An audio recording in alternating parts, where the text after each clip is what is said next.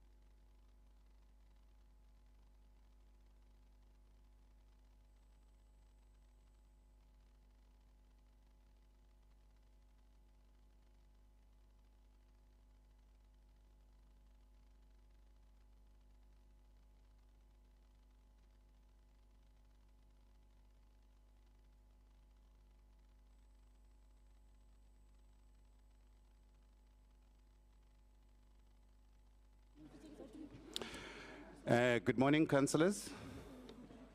It is hereby notified that the continuation of the 30th ordinary meeting of the City of Johannesburg Municipality to debate the budget speech and consideration of reports will be held on Thursday, the 29th of May, 2025 at 12 at the Constance, Conny, Bapela Council Chamber in Metropolitan Centre, Braamfontein. And the first item of the agenda is open.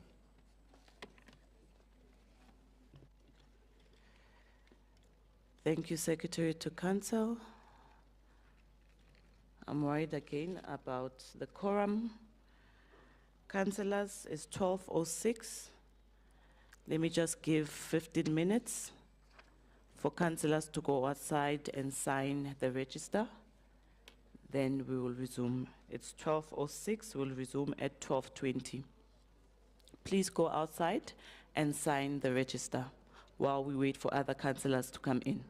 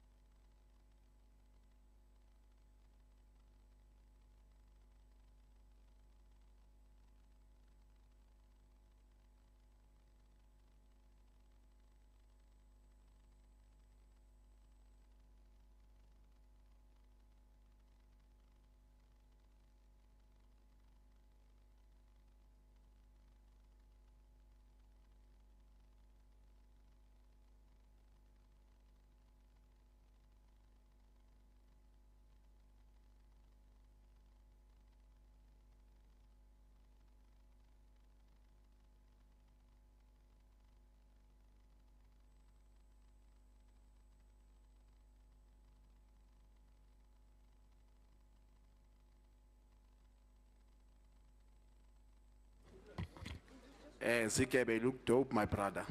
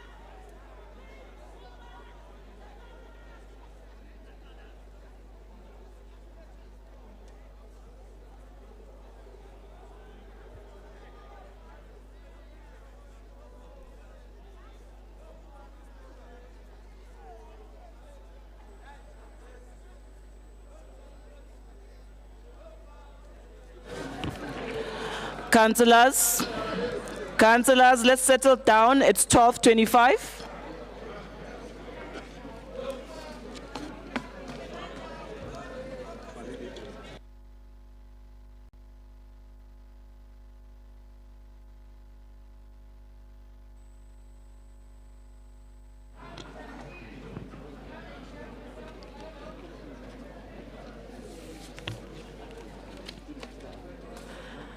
Councillors, we are resuming with business of the day. To the Executive Mayor of the City of Johannesburg, Councillor Silo Dada Morero. To the Whip of Council, Councillor Nkosipayo Zungu, in his absentia. To the Chair of Chair, Councillor Vonani Marema. All political party leaders and whips, members of the Mayoral Committee, Chairperson of the Section 79 committees, fellow councillors, Acting City Manager, Mr. Tepo Makola, Secretary to Council, Mr. Andile Kobinga, officials of the City of Johannesburg, residents of the City of Johannesburg, members of the media, ladies and gentlemen, I welcome you all to the continuation of the 30th Ordinary Council meeting of the City of Johannesburg Municipality, where councillors will be debating the budget speech and the budget reports.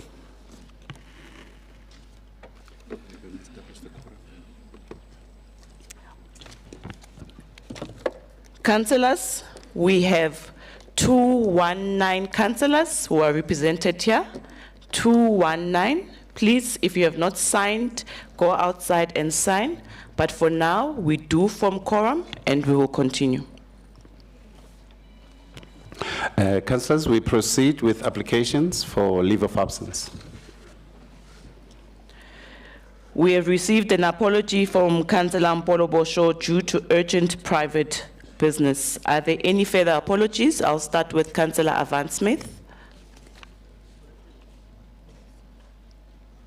Good morning, Speaker. Good morning, colleagues. We have Councillor Landis, Councillor Harmon, Councillor Mohammed, Councillor Stuart Murray, Councillor Roberts, Councillor Dews, Councillor Sadiq B, and Councillor Maru off today. And then for late arrival, we have Councillor Shame and Councillor Crichton. Thank you. Noted. Councillor Mohapi, followed by Councillor Mposula. Greetings, Speaker. Greetings, everyone. From the EFF, we've got Councillor Makafula, who's ill health, and we've got late arrivals. It's Councillor Serrani and Councillor Rasarute. Thank you. Noted. Councillor Mposula. Thank you, Speaker. Good morning. Councillor Shadrach Mkonto, family bereavement. Councillor Genevieve Durant, ill health. Councillor Mandla Nyakela, running late. Thank you so much. Noted. Councillor Simonse. Good morning, Madam Speaker. Oh, good afternoon. Late arrivals will be Councillor Ponsonby, Councillor May, Councillor Cherry. MMC Kunen is off with ill health. Councillor Mokwena, Councillor Volskutz is away on party business, and then Councillor Kabelo Pitso is on study leave. Thank you. Noted. Councillor Dami. We have one from MMC Masugu, a late arrival.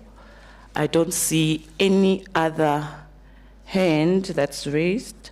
Are there apologies noted, councillors? Thank you, councillors. Councillors, we proceed with the third item, which is then the debate on the budget speech. The first speaker on our speakers list is from Action SA, Councillor Mudukanene.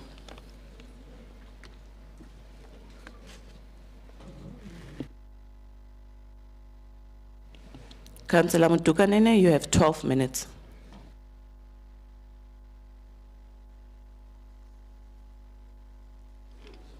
Thank you, Speaker. Madam Speaker, fellow councillors, and the residents of our beloved city of Johannesburg. We are not gathered here today to discuss numbers in a spreadsheet. We are here to debate the soul of a city at the crossroads. The budget may be legally balanced, but morally it is bankrupt. We are told this is a people's budget, but let us not be deceived.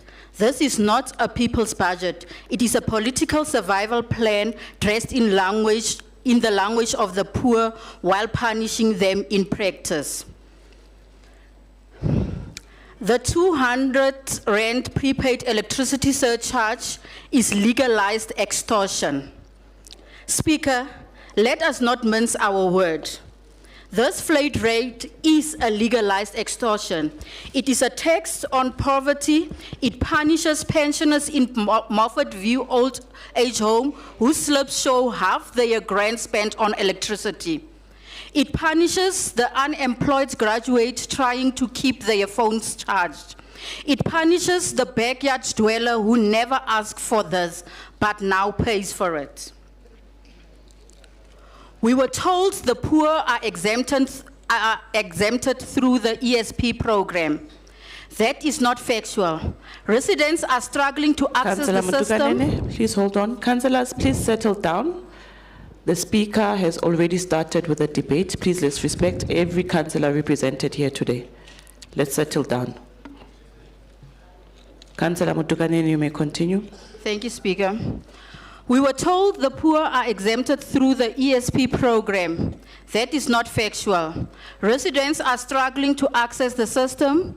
The indigent register is broken. The most vulnerable are not exempt, they are exploited. We submitted a costed evidence-based alternative that would raise up to 4.4 billion without punishing the poor. A tiered surcharge based on income and usage. Aggressive revenue recovery from illegal connections and chronic defaulters. A solar and wheeling monetization model. A rationalization of non-core spending. We gave you the tools to do better. You chose not to, because the truth does not fit into your patronage spreadsheet. Insourcing, a betrayal with a smile. Let us talk about insourcing, not as a debate point, but as a moral test. Yes, the first phase of insourcing was implemented, but that's where it stopped. The challenges we saw were not with insourcing itself, but with how it was implemented. Poor planning, a lack of transitional support, and a deliberate sabotage by those who profit from outsourcing disrupted what should have been a groundbreaking reform. Insourcing, when done right, restores dignity, strengthens accountability, and ensures long-term saving for the city. The problem is not the model, it is the will. We are now told that National Treasury does not support insourcing, but let's be honest, Treasury guidance is not the Constitution, social justice is.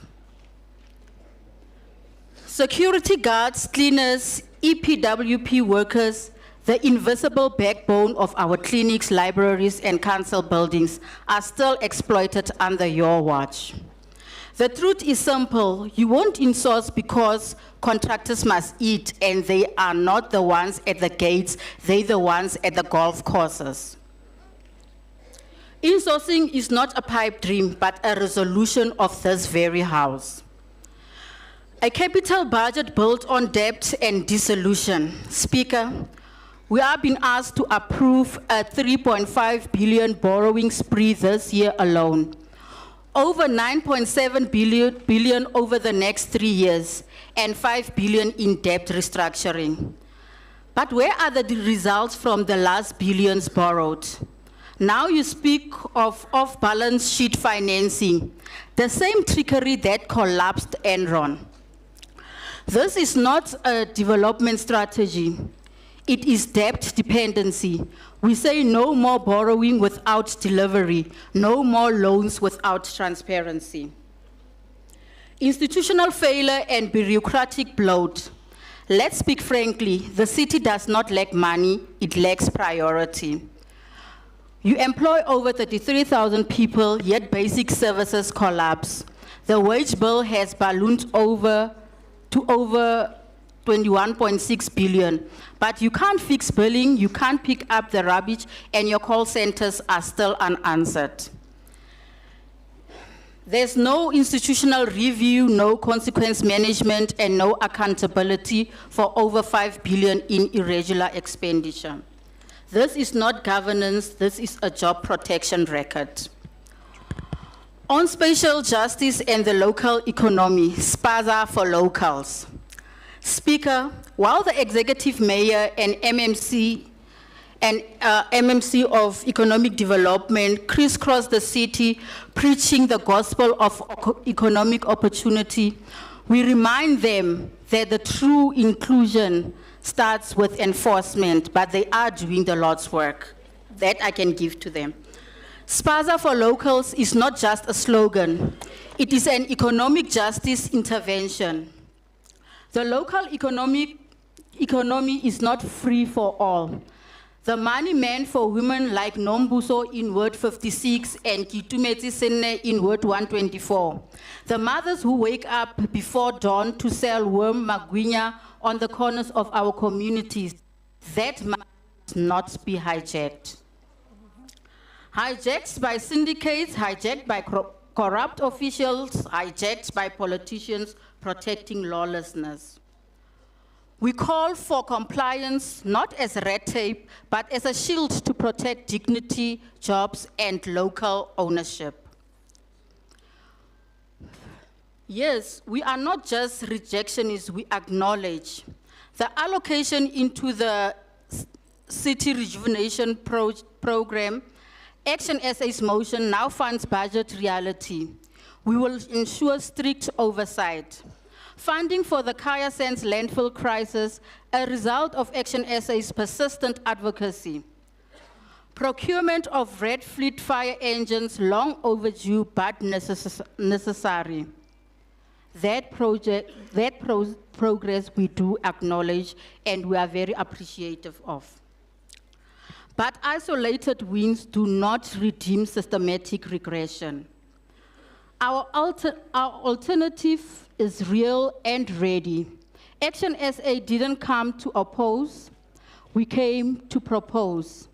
A progressive poor revenue model, a clear plan for infrastructure and investment driven by need, not optics, an institutional cleanup with a performance-based accountability, public participation that is real, not performative.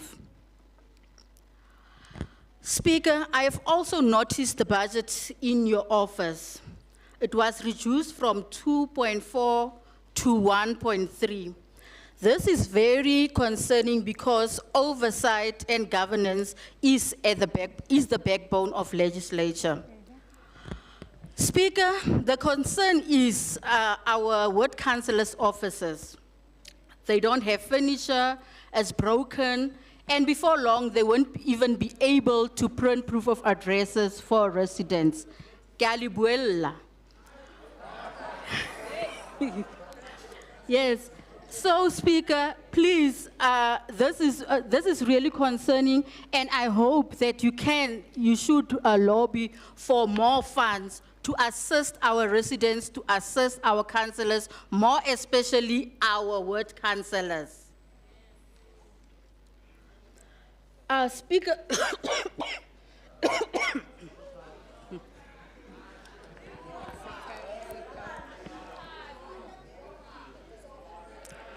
Speaker,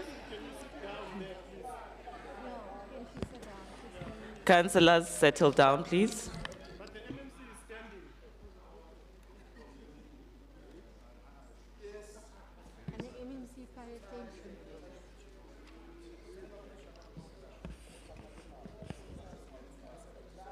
Speaker, this is not a protest vote.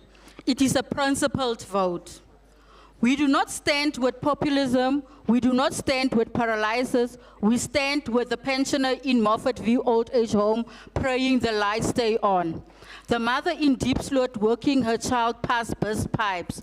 The informal trader in Yeovil now taxed before she earns. We vote for them and we vote against this budget. Because Johannesburg is not just a city, it is a promise of dignity, of African excellence, of fairness. And today, that promise needs defenders, not just approvers. We reject this budget, not in our name, not in yours, and finally, together with my caucus, we declare only action can fix Johannesburg. Thank you.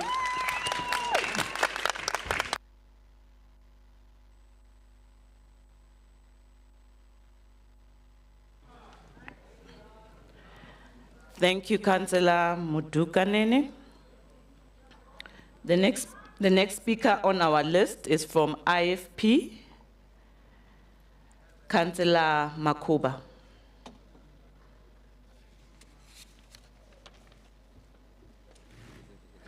Young recruit. Honorable Speaker of Council, Honorable Chief Whip of Council, the Executive Mayor, MMC for Finance, members of the Mayoral Committee, the IFP caucus led by MMC Mabaso, honorable councillors, distinguished guests, ladies and gentlemen, Sanbonani.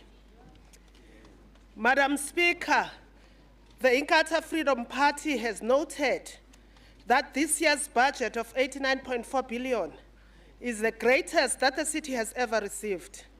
We welcome the fact that the city managed to raise its budget revenue despite the tough economic environment that it operated in. We can only hope that the additional financial resources will be used with a great sense of efficiency and diligence. I say this because it is also a fact that this city has often been found wanting when it comes to preventing its chronic issues of wasteful, irregular, and unapproved spending, which negatively impacts on service delivery and the well-being of Johannesburg citizens. This year's budget is suitably themed, a financially sustainable Joburg, and in addition to this, the MMC for Finance, Councillor Arnold, said that the presented budget is not merely a budget, but a vision forged in the fire of public participation, grounded in the demands of our people, and propelled by the spirit of renewal. The IFP is not opposed to any of these pronouncements, but we only urge that they must be followed through with a renewed spirit that is just as resolute when it comes to implementation. The truth is that people of Joburg are now weary and have grown impatient of tales about the city's vision that never materialize into visible outcomes of service delivery. This much was evident as we listened through their concerns voiced out during the IDP hearings in recent weeks. Across the city, residents expressed their yearning for this municipality to meet their needs like water and sanitation, electricity, shelter, municipal roads infrastructure repairs, which have been delayed. Such delays in service delivery are no better than a denial of services. I am raising this, Speaker, this budget does not also show much appreciation on intergovernmental relations. There is no proper alignment with other spheres of government, like the GNU, the GPU, particularly on their program called TISH, which speaks to your township, informal settlements, and hostels. I am raising this at the backdrop of the fact that the budget allocated for the Department of Human Settlements on a face value is sufficient to make a difference. However, a lion's share of it is ring-fenced for 10 key projects, which make it difficult to make a difference on long-forgotten areas. BFI is a necessary funding method to support infrastructure development, linking with new major projects, but it does create financial risk for other major projects. It is a method that should be replicated in all mega developments to secure and ring-fence funding. it would have been prudent if this budget was explicit on how much has been allocated to hostels, retirement villages, and the revamping of flats for greater accountability. We are, however, optimistic that the increased budget for capital projects that will address deep infrastructure backlogs, where Joburg Water is allocated 5.6 billion and 4.6 billion allocated to City Power over the next 3 years. These allocations will certainly go a long way to address the urgent need to maintain the deteriorating water and electricity infrastructure and add on more of it, particularly in underserved areas of the city. We also welcome the prioritization of the battle against potholes in the city, noting particularly the announcement to fund the resurfacing of municipal roads in the city, which will help a great deal to commuters and businesses that heavily rely on the use of the road infrastructure and public transportation. The IFP also commends the efforts made by the city with regards to ring-fencing the resources that cater for indigent and poor members of our great city. In conclusion, Madam Speaker, the IFP remains committed to serving the people of Johannesburg, and we are always prepared to put the interest of the citizens first above all else. Our vision is clear. We are determined to ensuring that this city remains the prosperous metro with an accountable government of local unity that truly works for its people. The IFP supports this budget. I thank you.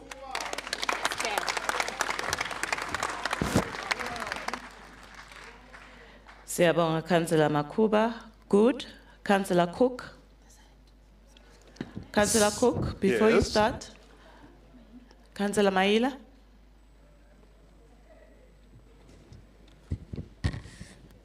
Thank you very much, Madam Speaker. I am rising to express my concern that I do not see any member of the senior management team in front of us, especially the acting city manager and the group chief financial officer. I thought it was important for them to be in the House so that they take note of the comments and the contributions from members. Thanks very much.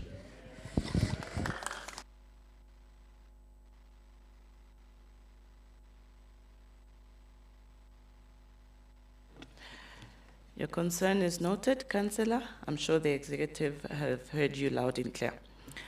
Good. Councillor Cook. Speaker, yesterday the MMC of Finance delivered the 2025-2026 City of Joburg budget speech. As good, we had hoped that the MMC would deliver a positive and optimistic budget which would assure the residents of Joburg that their voices were being considered and that the city was addressing the litany of pressing issues which face Joburg residents daily. Instead, we received what only could be considered as an angry campaign speech that delivered regurgitated buzzwords and highlighted that overburdened residents will have to cough up more while the city continues to deteriorate. Speaker, the residents of Joburg know that budgets are about numbers, not about fancy words. However, instead of delivering a budget that was full of numbers and the details to back those numbers up, residents had hundreds of lofty hyperbole and promises strung together in an unappetizing word salad which passed blame on Joburg's chaos back to the residents like a hot potato. Speaker, when numbers were mentioned, they were rattled off in quick succession with no justification and plan on how these numbers will be achieved before heading back to more waffle. Speaker, the MMC noted that the city's degradation is caused by illegal dumping, informal invasions, vandalism, cable theft, and bylaw non-compliance, and that this erodes dignity, drives away investment, and costs the municipality millions of rand. If the MMC was honest, she would have noted that while these issues do contribute to the problems the city is facing, the biggest problems the city is facing is political bickering, financial mismanagement, a complete breakdown in service delivery, and corruption which steals directly from the poor and brings Joburg to its knees. The city writes off hundreds of millions of rands every year due to irregular and wasteful expenditure and corruption. How is it that the MMC of Finance can spin it to blame residents for Joburg's degradation?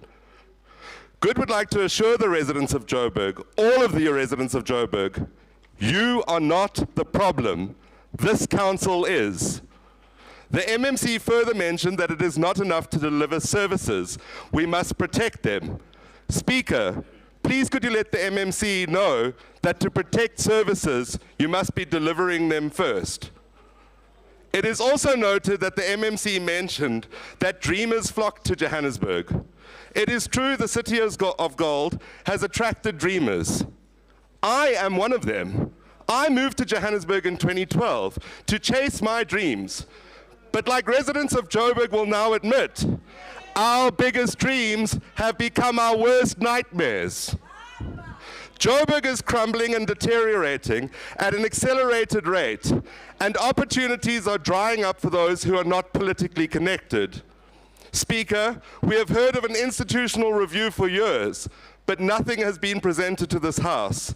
Instead, in yesterday's speech, we learned that employee-related costs are now at 25% of the city's budget, exceeding 21.6 billion rand.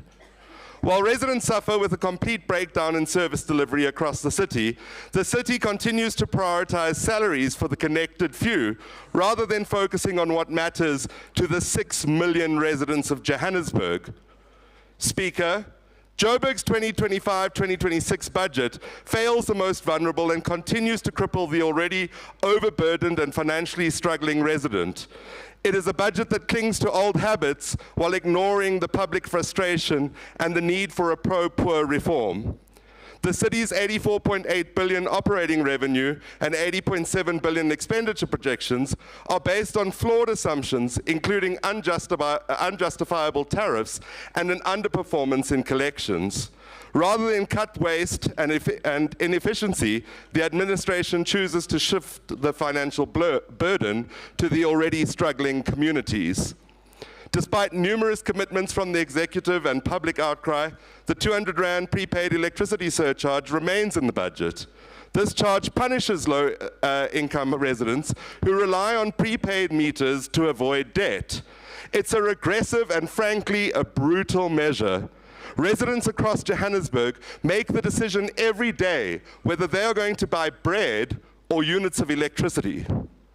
We are aware of major infrastructure backlogs. Water and electricity infrastructure is crumbling. Potholes are getting bigger, traffic lights are not working across the city, and Joburg Water has a backlog of 27 billion in infrastructure backlogs. This budget does not address this and continues to underfund the most critical issues. How can we justify cutting 2.5 million in road infrastructure when the number of potholes and traffic light issues are increasing? Speaker, Good has raised concerns about the mayor's bomb squad, which is now being referred to as the inner city war room. Yesterday we heard that this war room is operational. In fact, we heard there are multiple war rooms. Where are these war rooms? What are they costing? Who is operating them? And why are we as councillors still not able to see these plans? Speaker, the mayor showed us in Isoka that he can send an email. Perhaps him or the MMC of Finance could send an email to all of us as councillors indicating what are these war room plans and what it's costing. In closing, Speaker, we've heard of many issues, but the real issues of the people of Johannesburg have not been addressed. What about the concerns of residents of Westbury, Coronationville, Riverlea, Westdean, Brixton, Melville, Ennerdale, Lawley? The list goes on. You have exhausted your 6 minutes. Thank you. Makos.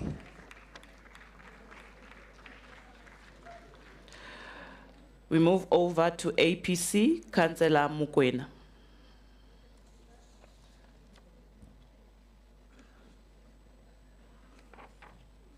Councillor Mukwena. Thank you very much, Speaker. Ngiyabonga kakhulu. And also greetings to you, the executive mayor. Councillor Mkwena, maybe yimi ngiyasogola ukukuzwa. Mawungasondela phakathi phambi kwe-mic. Okay, it's ngime so. I think yeah. Ingcono nyana. Ingcono kakhulu. I'm sure ngiyazwakala. Ingcono. Okay. Bengisasho ngithi greetings to you, Speaker, the executive mayor, MMCs, chief whip in his absentia, chair of chairs, fellow councillors, our guests and residents. Speaker, as the APC, we want to take this opportunity to really appreciate and thank the group finance team, the MMC of Finance under the leadership of the executive mayor for crafting this budget under difficult conditions. It's extremely difficult because, for example, Speaker, it's a situation where you need to spend 50 rands of revenue to cover 100 rands of expenditure. So a strong balancing act was required, and they did that. So we understand and also appreciate for that. So just back to MMC for finance. MMC, the budget process is one side of the coin. It's done now. You presented very well. We have seen the synopsis and extract of the budget and give us a net surplus of 4.1 billion. Now, the other side of the coin is the implementation of the budget. That will then give us the actual financial performance and financial position. The net surplus that we're showing now, it might change into a deficit or shortage position. So that must be avoided by a combination of the following. On the revenue side, we really need to think deep and consider to establish a finance company like a city bank. And I raised this before. That finance company will take advantage of the flow of money and generate interest revenue for the city.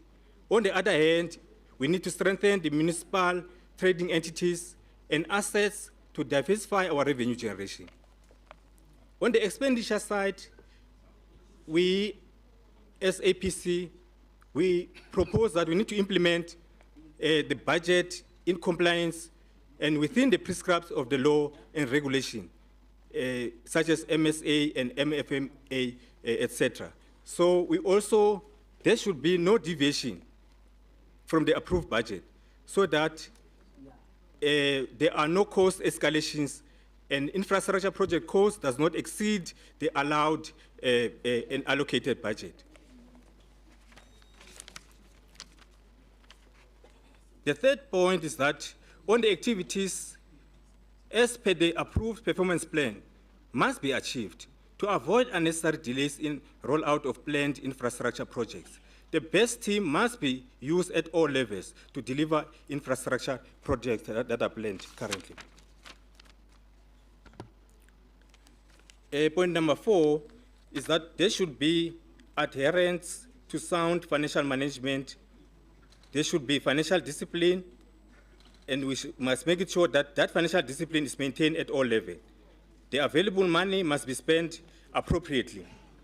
Speaker, you see, in the past, myself and Afrika Mkongkong will have said each bullet must take us forward. But now times have changed. We are saying that each rand must take us forward. So, as APC, we further recommend that we should move as close as possible to ward-based budgeting so that most of the key priorities are budgeted for in all the wards. The ward-based budgeting that we are saying, we are referring to that it should be a combination of equitable allocation and also proportional allocation of budget to all the wards.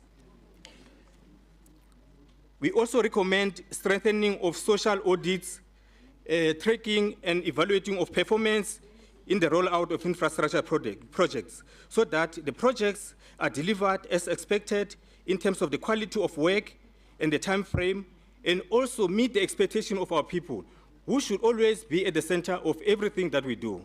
So lastly, Speaker, in terms of the overall financial performance and position of the city, we must strive to retain the surplus position so that we always maintain a positive liquidity position to avoid a situation where we fail to meet our short-term commitments and obligations.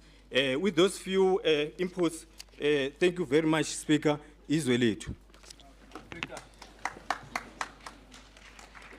Thank you, Councillor Mokoena. DA, Councillor Santana.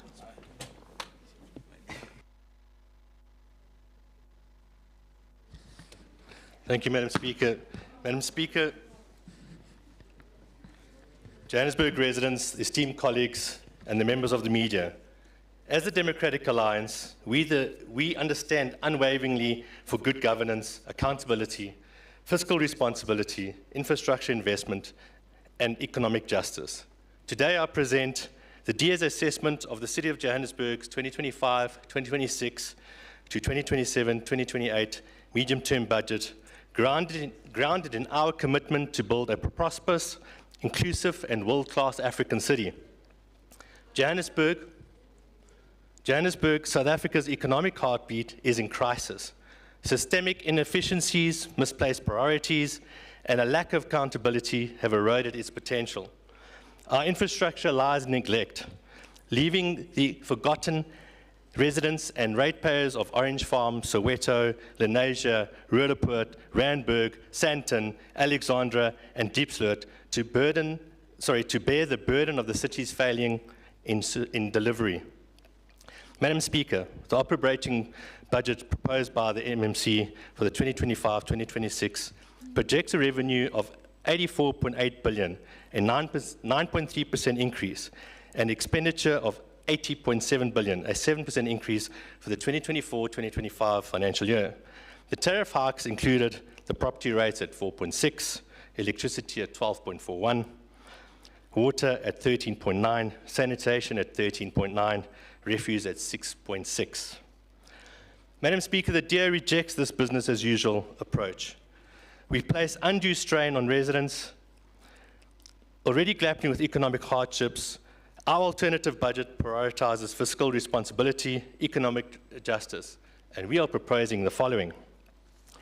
A revenue of 83.6 billion, which represents 7.9% increase, an expenditure of 79.9 billion, an increase of only 6%, aligning with inflation to ease the financial burden. The tariff adjustments that we are proposing is as follows. Property rates, 0% increase, reflecting stagnant or declining property values due to infrastructure decay. Electricity, 12.41%, aligned with the pass-through costs. Waters, 13.9%, aligned with the pass-through costs. Sanitation, 4.6%, linked to property rates for the residential users as it is a flat based on property size. Refuse, 4.6%, balancing affordability and service delivery. Madam Speaker, we also propose target adjustments to the revenue and expenditure line items. Revenue enhancement, increase the fines and penalties and forfeits by 150% through rigorous bylaw enforcement, boosting compliance and revenue without burdening residents. Sweat the city's assets to unlock untapped revenue streams, reducing reliance on tariff hikes as well. Expenditure savings, cap employee-related costs at 4.6%, in line with inflation, and dissolve non-performing municipal-owned entities' boards to curb wasteful expenditure. Reduce council remuneration, increase to 3%, reflecting fiscal restraint. Maintain debt impairment at 0% increase by enhancing revenue collection strategies. Cap other losses at 0% by addressing technical and non-technical losses at City Power and Joburg Water. Madam Speaker, on that basis, we still landed up with a surplus of 3.7 billion rand before capital transfers and taxation. Additionally, we reject the network capacity charge for customers not directly supplied by City Power for reliant on its network. This charge, ranging from 70 Rand to 280 Rand and 30 cents, excluding VAT, requires clarity and public consultation to ensure fairness.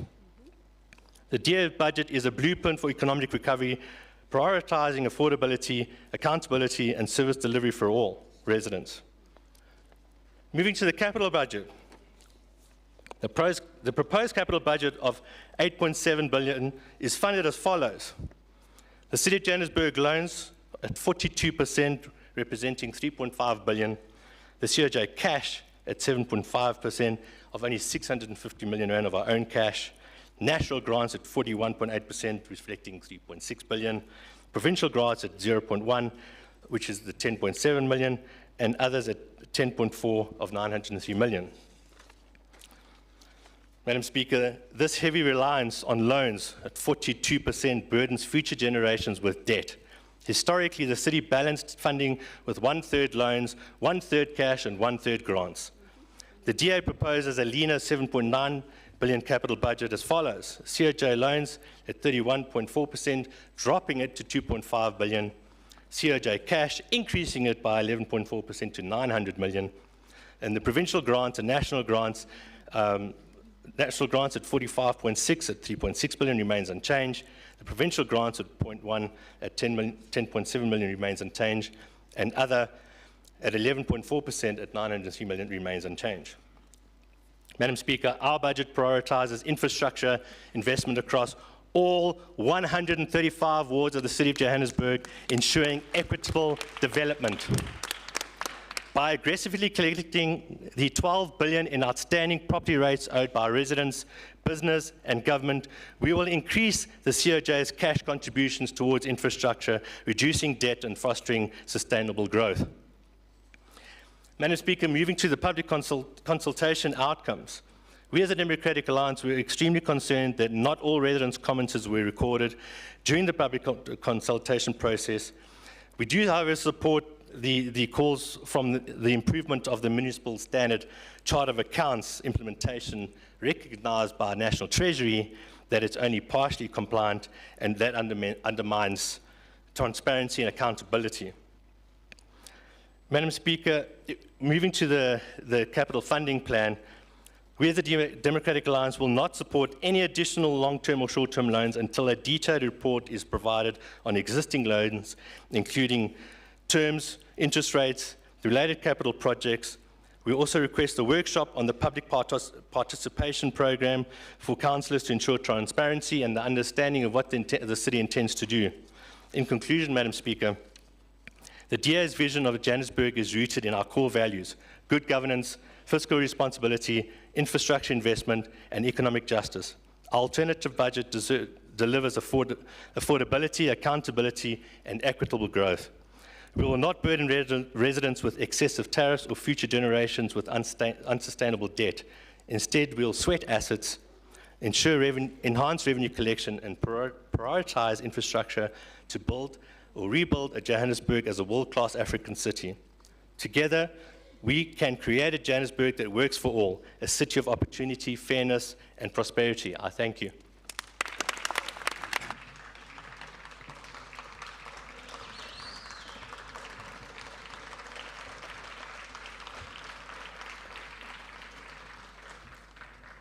Thank you, Councillor Santana. Cope, Councillor Mukome.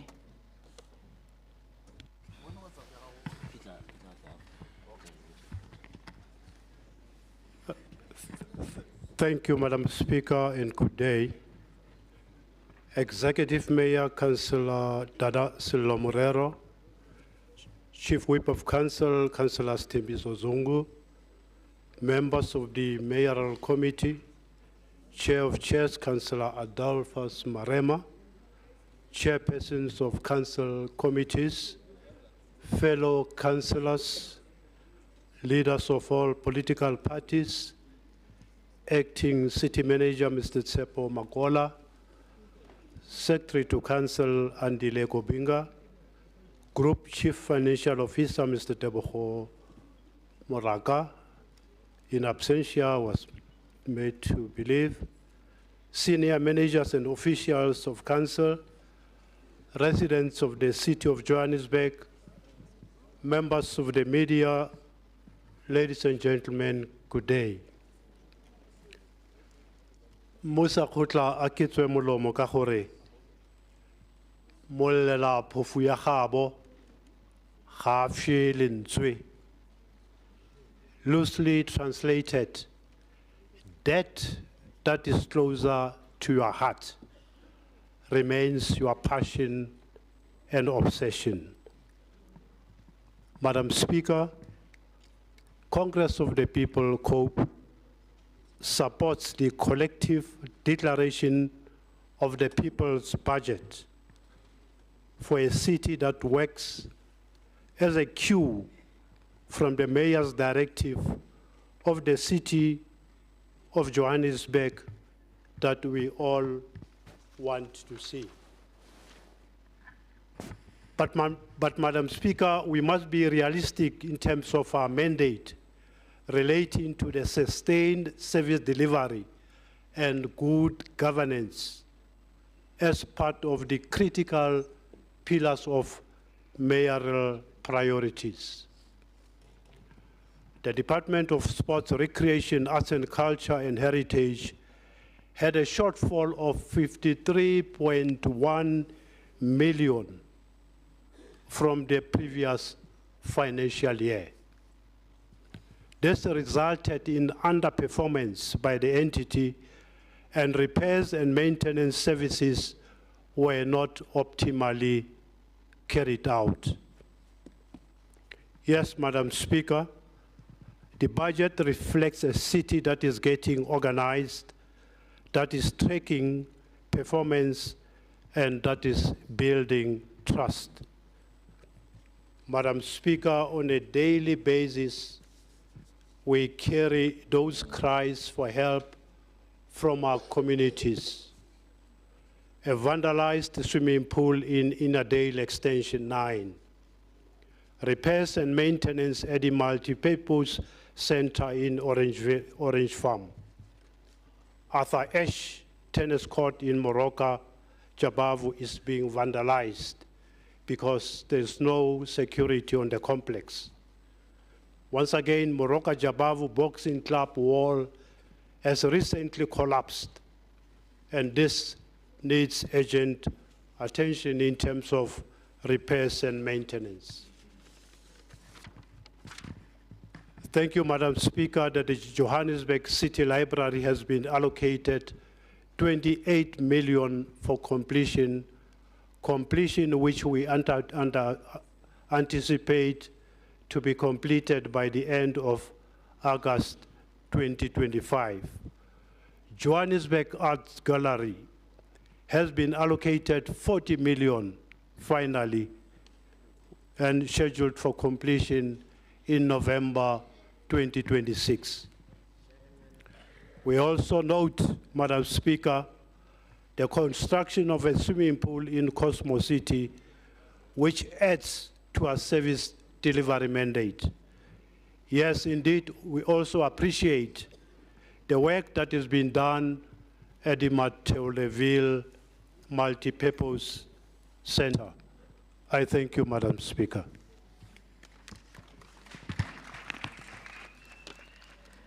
Alebua, Councillor Mugome.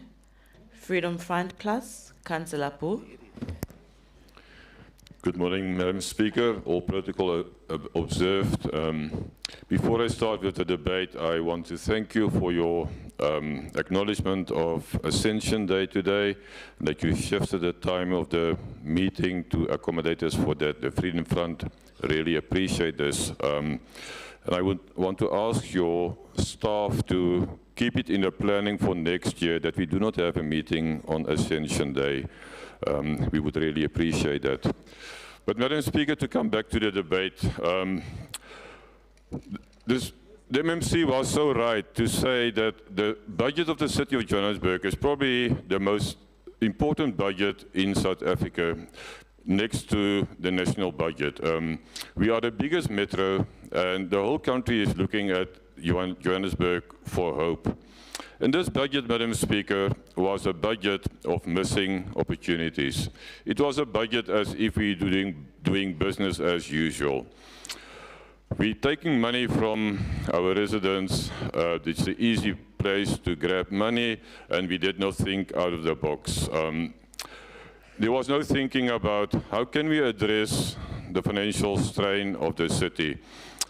We did not address non-revenue water. We did not address infrastructure decay. We did not address the non-payment of services by many of our residents. We did not address, thinking back that 3 years ago we were collecting R1 billion a year on traffic fines. This has reduced to 150,000 because RTO is not working, post office is not working, and we do nothing about it. Madam Speaker, this budget does not create hope for any of our residents. It does not create investor confidence. It does not create employment. In fact, it will make the unemployment rate in our city higher. There is no confidence from any investor to come and invest in this city. A city with infrastructure falling apart, a city where charges are so high, it is not just workable for any business to come and invest in our city and create employment for our workers. What does this budget do? It does create further financial strain.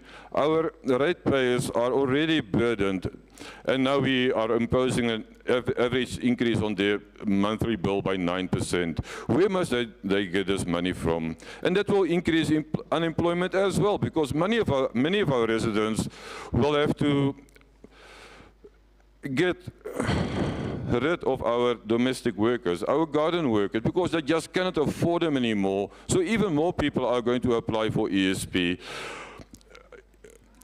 Madam Speaker, where are we going to? The MMC said in her budget speech, the city is still bearing the scars of apartheid. And Madam Speaker, with all respect, I am not insensitive about the wrongdoings of apartheid, but we must tell ourselves, before 1994, Johannesburg had no informal settlements. We are blaming apartheid on spatial planning. Councillor Bo, please hold on.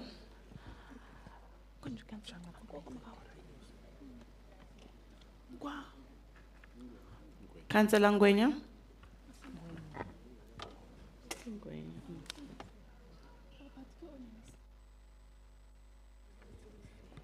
Madam Speaker, today here we're talking about budget speech.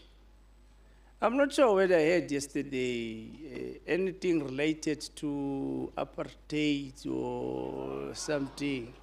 So I just want to get an understanding from you, Madam Speaker, to then say, is it then allowed for a continuation of Councillor to continue and allowed to talk of such?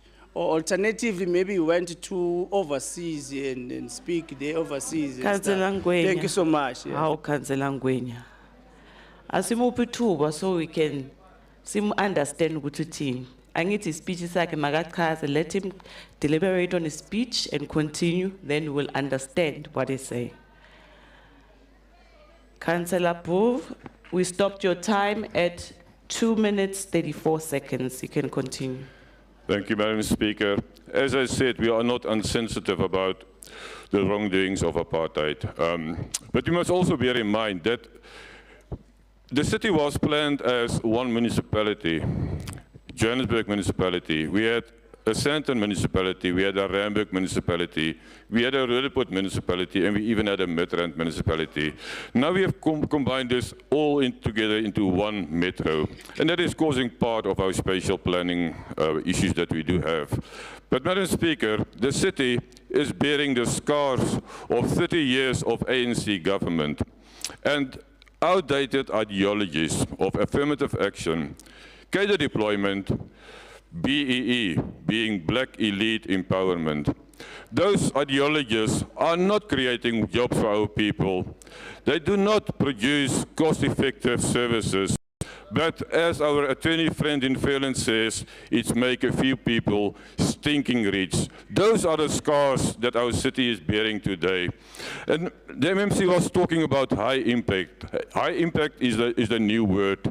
Yes, this budget will have a high impact on already suffering residents who have to deal with broken infrastructure, potholes, no water, no electricity, and now they are expected to cough up additional funds.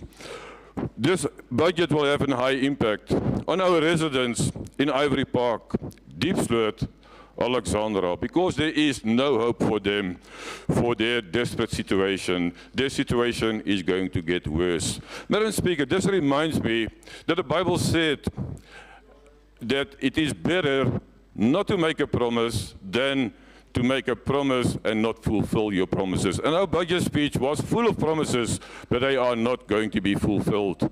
This MMC referred to a political contract. The budget is a political contract between the GLU and the residents. 80 seconds remaining. And what does the GLU offer? No hope, no improvement in our desperate situation. They promise further financial strain on residents. They promise increased poverty. They promise increase in unemployment. They promise decrease in service levels. And they promise further infrastructure. And to the residents of our city, do you want to accept this contract? No. The Freedom Front rejects this. Unacceptable. Thank you, Madam Speaker.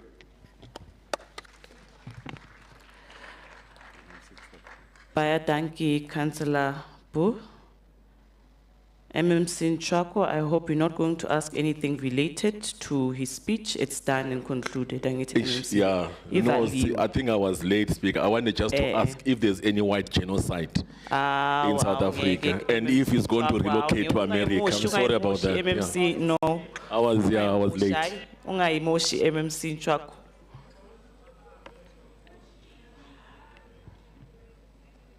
The next speaker is from ACDP, Councillor Mkonza, and I've been notified that yesterday was your birthday. You didn't tell us before we started with our budget speech, but I hope you had a very pleasant day and many more blessed years ahead. Councillor Mkonza, you have 6 minutes. Yeah, thank you very much, Madam Speaker. Shalom, shalom.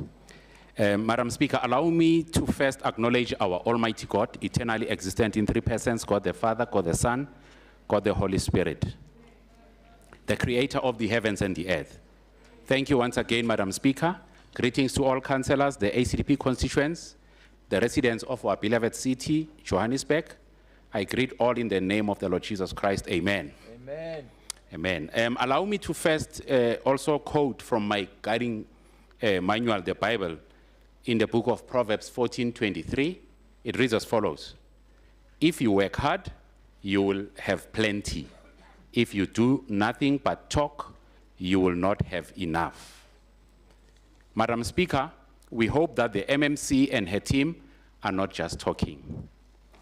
Congratulations, MMC Arnolds, on your maiden budget speech. All the right words were said, the revolutionary phrases were dotted around, and the obligatory reference to apartheid was not forgotten.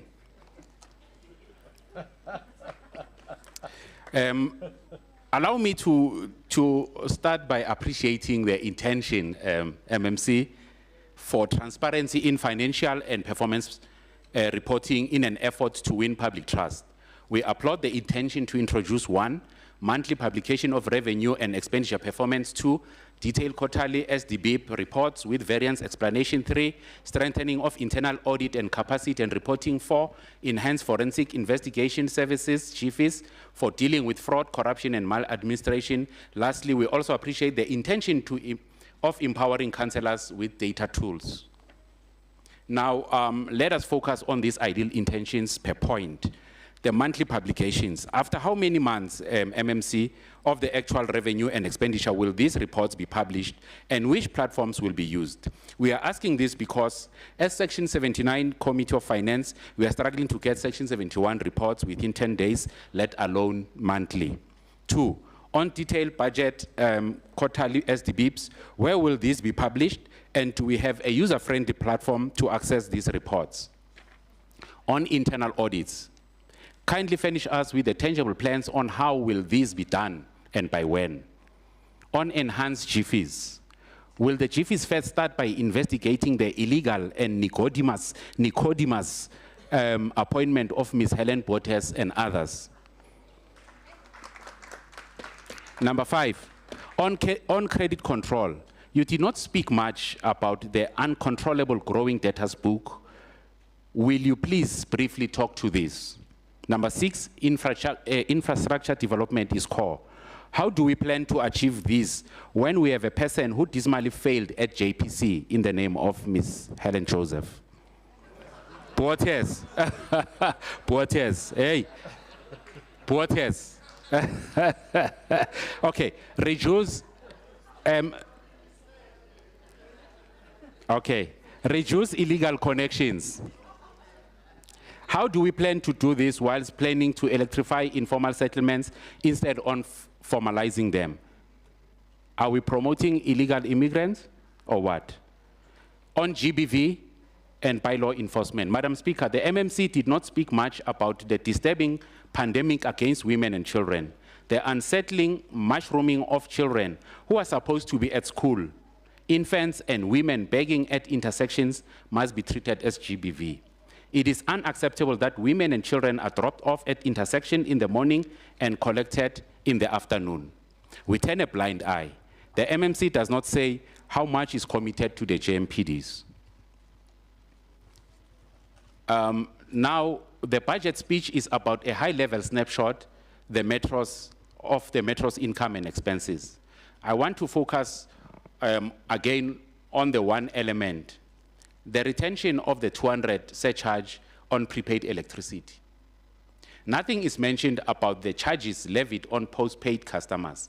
Currently, the average charges are as follows. On electricity, service charge is 235 Rand 79 cents, network charge of 763 Rand 77 cents. On water, demand management levy 322 and 97 cents. On refuse, removal bin of 139 Rand. The average home pays an average of 1,460 Rands in surcharges. Add this to the cost of electricity, water, refuse and removal and VAT. Then the average household has to pay nearly 6,000 per month.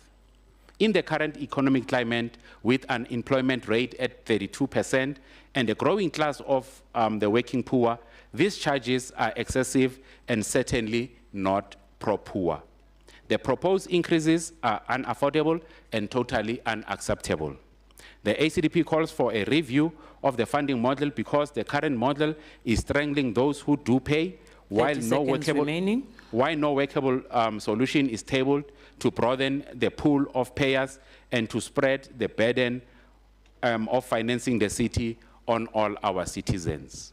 The ACDP does not support the so-called people's budget. I thank you.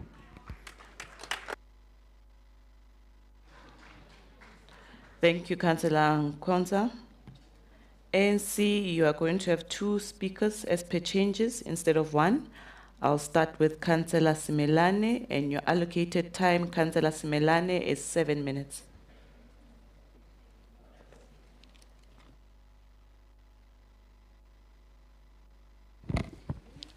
Thank you, Speaker. I greet you, Speaker, Mayor Brasilo Dada Morero. Speaker, a budget of progress, not promises. Honourable Speaker, Executive Mayor, members of Council, I rise today not only as a councillor, but as the voice of the youthful township constituents. A community that knows the hardship of realities of broken systems and the cost of being overlooked. Today we are resolute to support the 2025-2026 budget because we see a budget that recognizes our daily struggles and is intentional about confronting them. This budget does not exist in isolation. It reflects the heart of our city. The 2025-2026 IDP, what we see is a budget aligned with ambition. From the IDP's strategic focus on sustainable service delivery, inclusive economic growth, and infrastructure-led development. This budget takes a significant step in operationalizing that vision. Speaker, 5.6 billion for water infrastructure and 4.6 billion for electricity signals more than numbers. It is a direct intervention in our township where water tanks have become the norm, and candlelight is not a romantic choice, but a survival tactic. The focus on infrastructure development as a committed in both the IDP and the budget provides mechanism to accelerate backlog, eradicating and improving turnaround in high-risk areas like ours. Speaker, the IDP is clear. Service delivery must be reliable, predictable, and measurable. The budget follows suit with expandable performance-based services contract, which we welcome. But I urge the Council to ensure local contractors and cooperatives are empowered, especially in township-based maintenance. Introduction of real-time tracking of service complaints is commendable, but this tool must be not locked behind bureaucracy. It must be ward accessible, enabling councillors to monitor turnaround times, escalate unresolved issues, and rebuild trust. Let's close the gap between allocation and application. Speaker, I commend the emphasis on grid resilience and pipeline upgrades, but there is a caution. Our township must not only benefit from this investment, they must be prioritized. We must provide clarity where, when, and how these billions will reach us.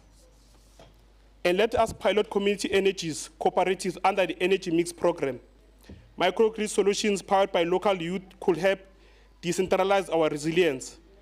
The budget reflects the ID promises, but delivery must reflect agents.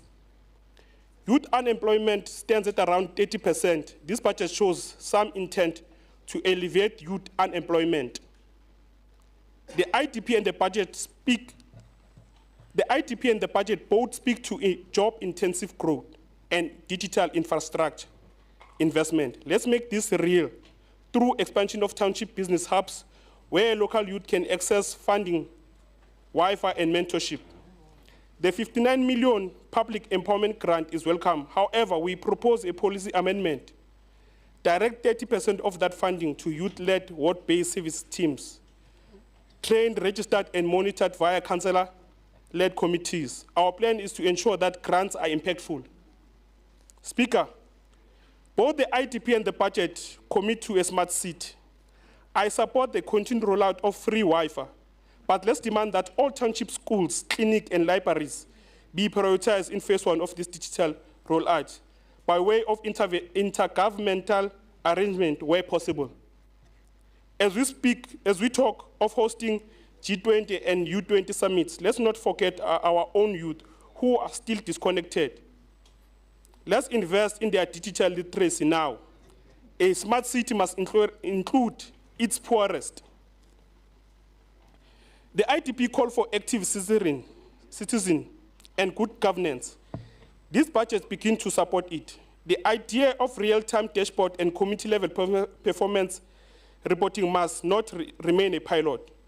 I call for ward-based IDP feedback platforms, a monthly opportunity where residents score the city delivery.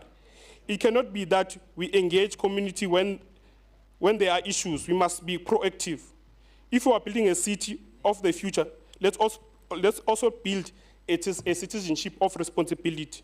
In closing, Honorable Speaker, we support this budget, not out of blind loyalty, but because it genuinely speaks the language of the IDP.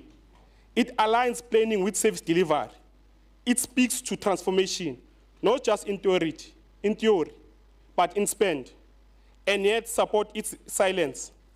Our job is to ensure this budget reaches the informal settlement, the unemployed graduate, the small business, ko Soweto, ko Orange Farm, Alex, Estuetla, kanjalo, Speaker. And the child who does homework under a candle. We support this budget because we believe in Johannesburg. But ANC support it on one condition, that we deliver not just services, but hope to our people. Speaker, as the ANC, we support this budget. Thank you.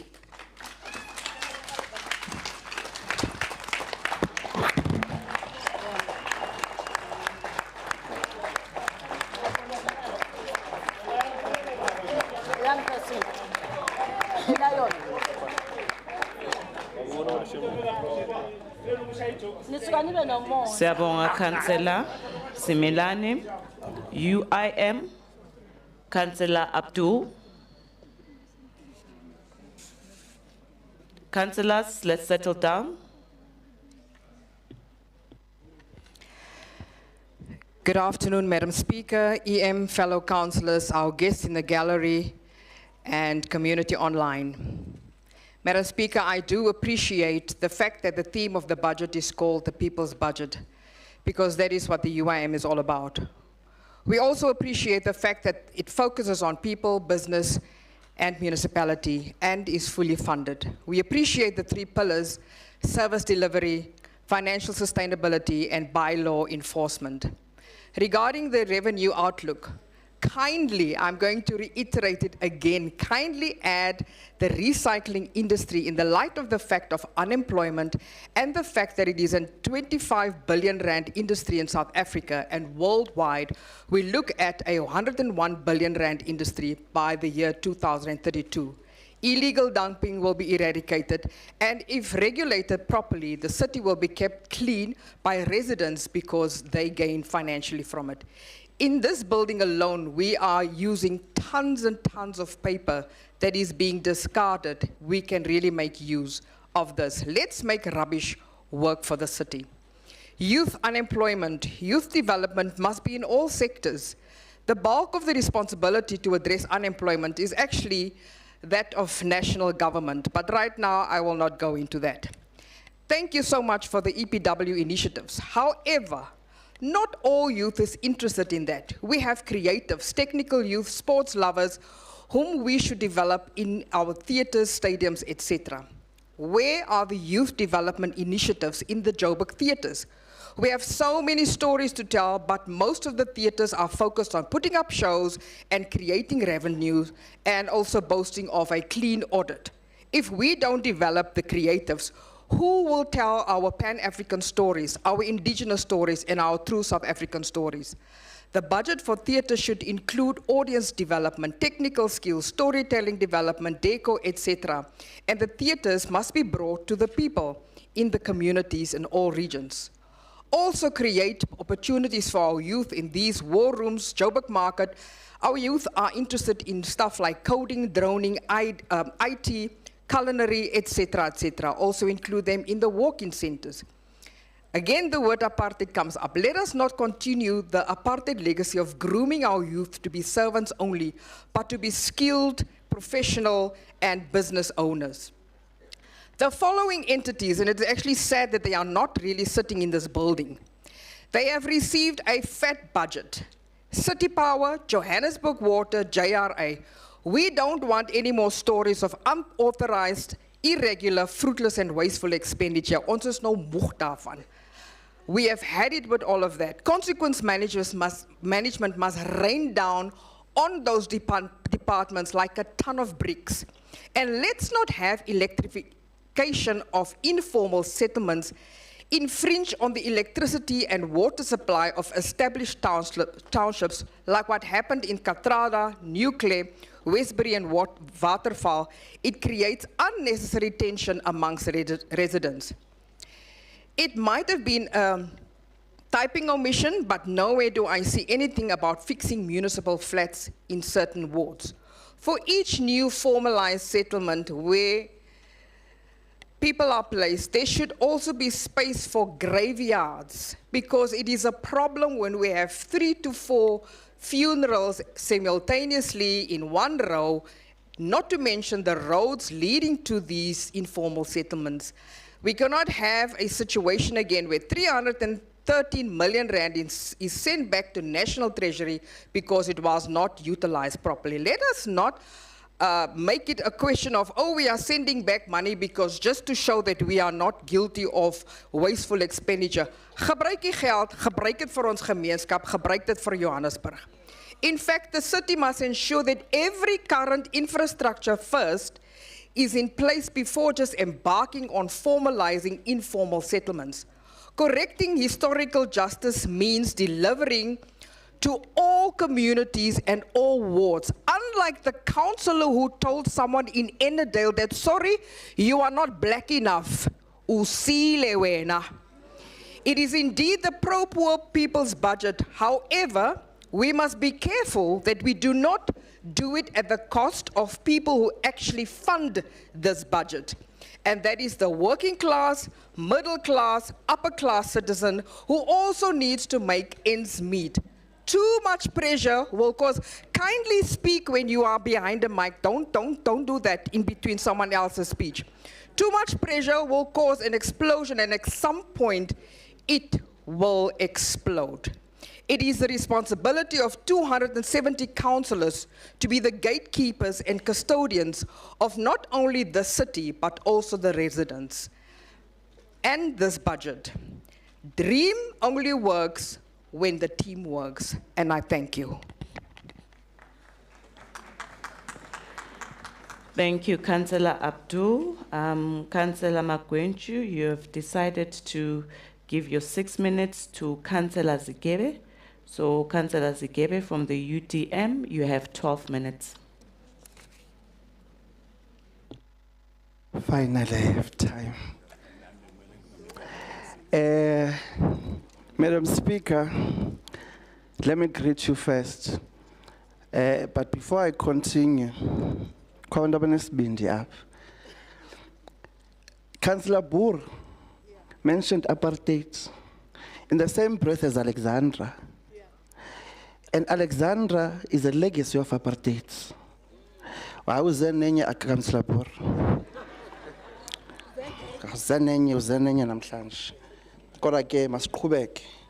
Madam Speaker, the Executive Mayor, Mayoral Committee, Chief Whip, Chair of Chairs, Section 79 committees, chairpersons, councillors, Secretary to Council, okay, others are not here, I'm not going to greet them. Fellow Africans, residents of the city of Johannesburg, members of the media, distinguished guests, I greet you all. Madam Speaker, before we speak of budgets and plans, allow us to first pause to honor Africa Day. We gather just days after the 25th of May, a date that holds sacred meaning for this continent. It marks the birth of the Organization of African Unity in 1963, forged by the courage of Pan-African visionaries such as Kwame Nkrumah, Haile Selassie, and Julius Nyerere, who declared that Africa would no longer be the footstool of empires, but the foundation of its own freedom.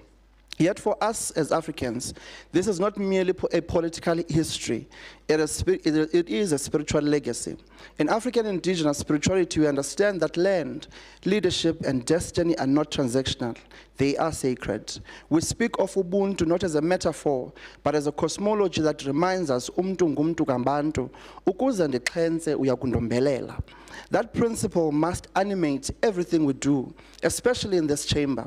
Africa Day is therefore not just an annual ritual, it is a call to memory, to humility, to courage, and most importantly, restoration of the 9 ethers, Africans, to their spiritual hierarchy.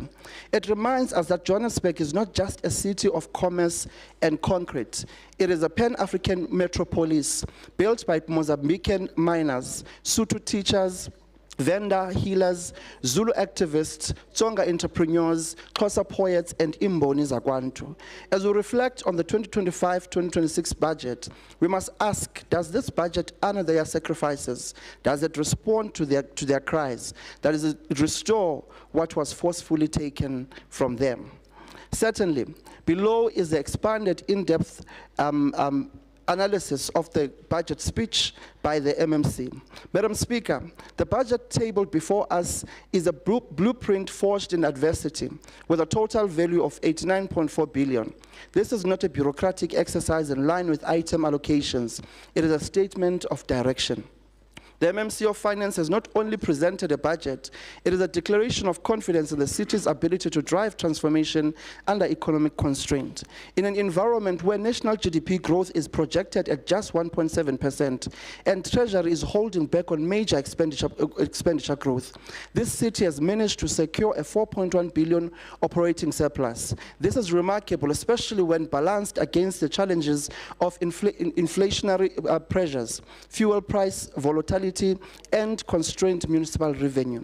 But beyond the numbers, what truly matters is the alignment of this budget with developmental intent. It is rooted in the National Development Plan, which demands inclusive economic growth, the district development model, which insists on cross-sphere cooperation, and the Joburg 2040 Growth and Development Strategy, which locates us firmly in a long-term vision of resilience, equity, and smart urbanism. This is not just a numbers exercise. It is a public intent made visible.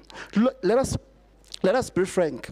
Johannesburg is in pain, and our residents feel it in the most basic of ways. When electricity cuts out during an exam season, when roads become rivers every first rain, when a job application requires Wi-Fi you do not have, when refuse piles up for days and service complaints are met with silence, and yet in the same budget we find the beginning of solutions. For instance, the 6.4 billion is allocated to repairs and maintenance, 7% of the total property, plant and equipment base. That is above the national benchmark and signals a pivot that assert sustainability. The projected reduction of non-technical electricity losses from 28% to 25.8% shows a serious attempt to recover hundreds of millions lost to illegal connections and aged transformers.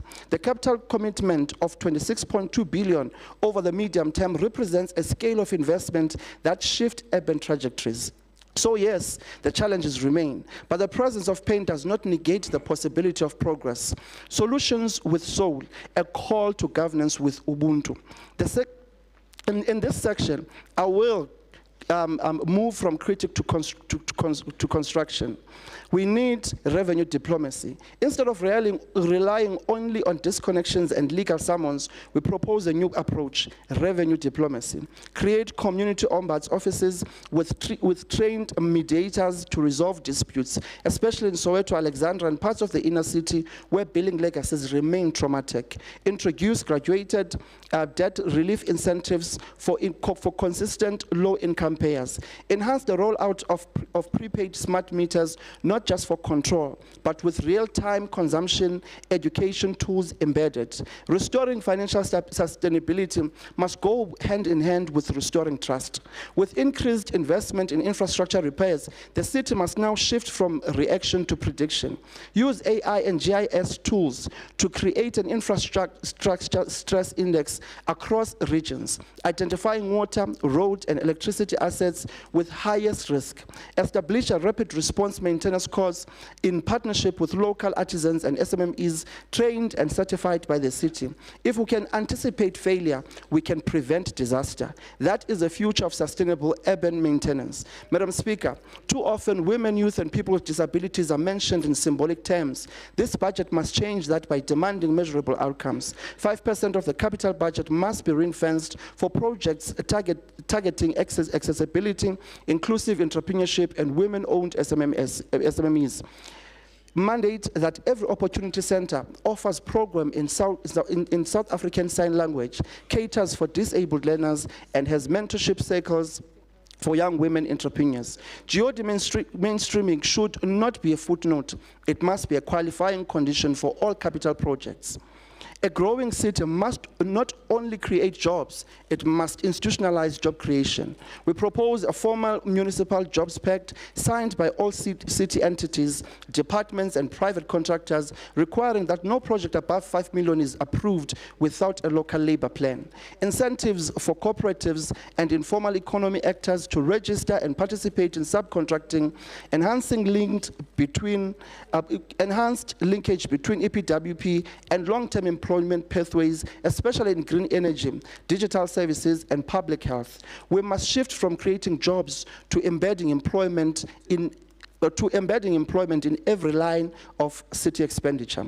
The 2025 budget rightly celebrates the role of the war room, but centralized intelligence must be democratized. Establishing regional people's oversight forums, as some regions have begun, chaired by ward councillors and composed of community organizations, youth reps, and technocrats. These forums should monitor each capital project, receive monthly progress reports from contractors engaged in participatory budgeting ahead of the next cycle. Additionally, the IDP dashboard currently being piloted should be expanded into a civic-facing app where residents can track project milestones, complete resolution rates, ward-specific capital and operational allocations. This is how we move from consultation to governance, the highest form of democracy. Madam Speaker, in a society where institutions are fragile, corruption is rampant, and delivery is uneven, the most valuable currency is trust. The budget makes strides towards rebuilding that trust through a 2.3 billion urban settlements development grant that is tied to clear delivery frameworks. By publishing monthly revenue and expenditure reports, a victory for transparency. Through alignment with the 10-year financial development plan, ensuring debt, liquidity, and investment patterns are not left to chance. But now we must go further. We must publicly name and sanction underperforming contractors, enforce budget-linked performance bonuses for senior managers based on SDBIP delivery, publish quarterly public delivery scorecards so that trust is earned, not assumed. Trust in government must move from rhetoric to measurable reliability. Madam Speaker and honorable members, Johannesburg is not just another city. It is a bellwether of our national future. If Johannesburg works, South Africa has a chance. If Johannesburg leads, Africa can rise. Let us then pass this budget with both sobriety and hope. Let us affirm its potential. Even as we strengthen its accountability mechanisms, let us move beyond promises to implementation and beyond policies into performance. Let this budget not just fix the past, but it must build the future. Because the Africa we deserve does not begin in Addis Ababa, in Abuja, or Abidjan. It begins here on the streets of Joburg with the choices we make today. Ashe. Thank you, ATM, for the extra minutes. Siyabonga Councillor Zikebe. AIC, Councillor Mhlongo.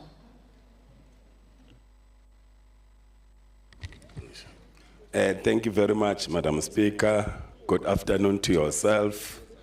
Good afternoon to the Executive Mayor, Councillor Tata Morero, the Chief Whip of Council, Councillor Nyamagaishi Zungu, COC Chair of Chairs, Councillor Marema, members of the Mayoral Committee, chairpersons of all Section 79, fellow councillors, esteemed residents of the city of Johannesburg. Good afternoon to all of you. Madam Speaker, I rise today with pride, not only as a councillor of this esteemed chamber, but as a proud member of the African Independent Congress. I rise in support of the 2025-2026 budget as tabled by our very own MMC for Finance, Councillor Margaret Arnolds. Good afternoon to you, my Treasurer General. A leader who has demonstrated not only technical competence, but political courage and clarity of vision. Honorable Speaker, this is a budget that does not flinch in the face of complexity. It is a budget that confronts our city's challenges directly with honesty, data, discipline, and most importantly, hope. It is grounded in the political realities our people face every day, while lifting their eyes to a more just, sustainable, and inclusive Johannesburg. Madam Speaker, we in the AIC welcomes the 89.4 billion budget as a progressive, balanced, and forward-looking response to the intersecting crisis of service delivery backlogs, infrastructure decay, economic stress, and community frustration. But more than that, we recognize this as a people-centered instrument of transformation. We are particularly encouraged by the Strategic Capital Investment Program, with 26.2 billion committed over 3 years, prioritizing electricity, water, roads, housing, and smart infrastructure. These are not just budget line items. They are building blocks of dignity.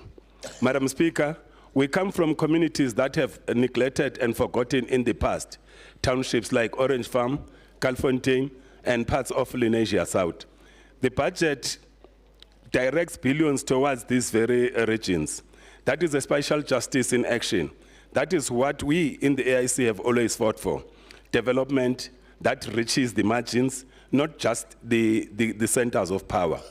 We also support decisive infrastructure interventions to stabilize the city power and Johannesburg water. A city without stable electricity and clean water cannot function. The 4.6 billion for energy and 5.6 billion for water infrastructure is not a cost. It is an investment in economic growth, safety, and human development. The budget also responds to the cries of our people for better accountability. Through smart meters, improving billing systems, the war room, and new service charters, the city is sending a clear message delivery with no longer be an optional. It will be monitored, measured, and enforced.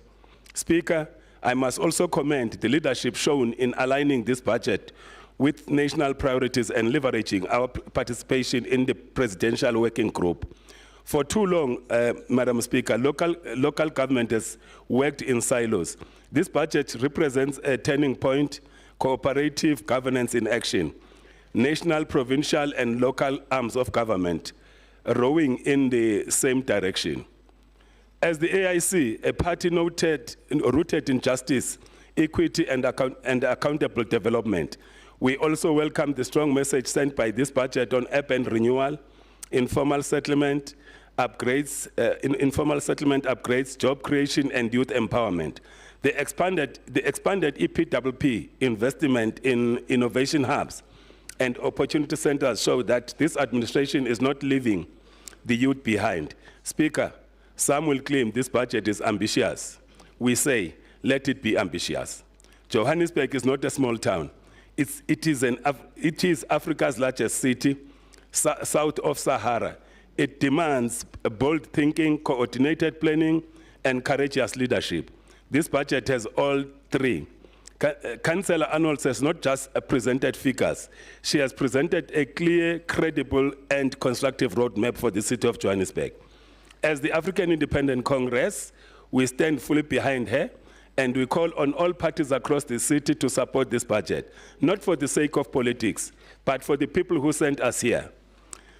In conclusion, Madam Speaker, let me just take this opportunity to thank Team South Africa and the President of the Republic of South Africa for their visit in Washington. 30 seconds remaining. Madam Speaker, South Africans need, Madam Speaker, South Africa needs jobs, not political statements that don't put bread on their tables. We need investment in this country. Without that visit to reset our relationship with Washington, that was not going to be easy or possible, Madam Speaker. Councillors, Ita there at the back. Madam Speaker, in those words, Madam Speaker, let this budget be the start of new chapter, a chapter defined by integrity, inclusion, and implementation. The AIC supports the 2025-2026 budget in full. We say enough delays. Let's deliver now. I thank you. Thank you so much.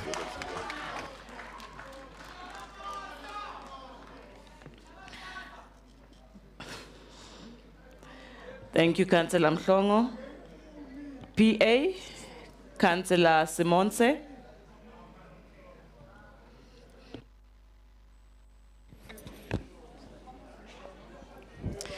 Greetings, Madam Speaker.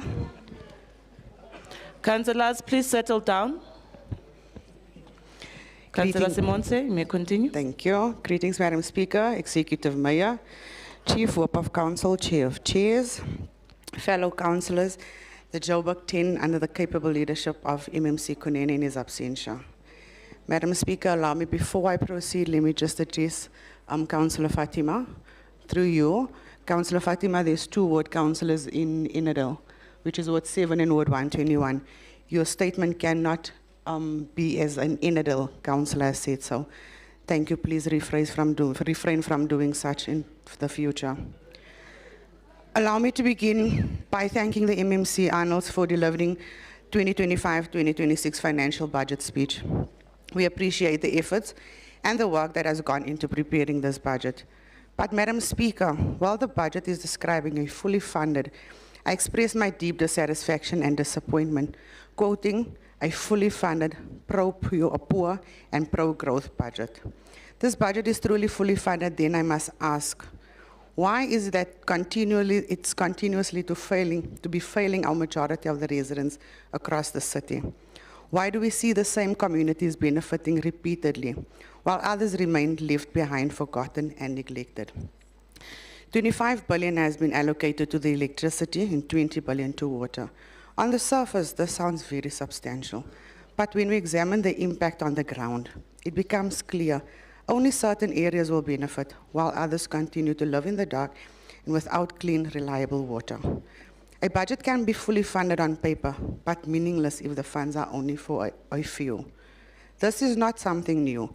This is a pattern of selective service delivery that has plunged us for years. Every budget promises changes, but for the communities on the outskirts, that changes never arrives. The promises is made and broken year after year. Madam Speaker, this budget feels more like a public relation tool than a roadmap for equitable development. It's a pacifier designed to calm the frustrated, or rather not to fix the root problem. Let's speak plainly. Communities such as Enedale, Meriteng, Finetown, Davidsonville, Cosmo City, Ivory Park, Alexandra, Westbury, Rabbridge, we are once ignored. Once again, these communities are forgotten and excluded from both plans and progress.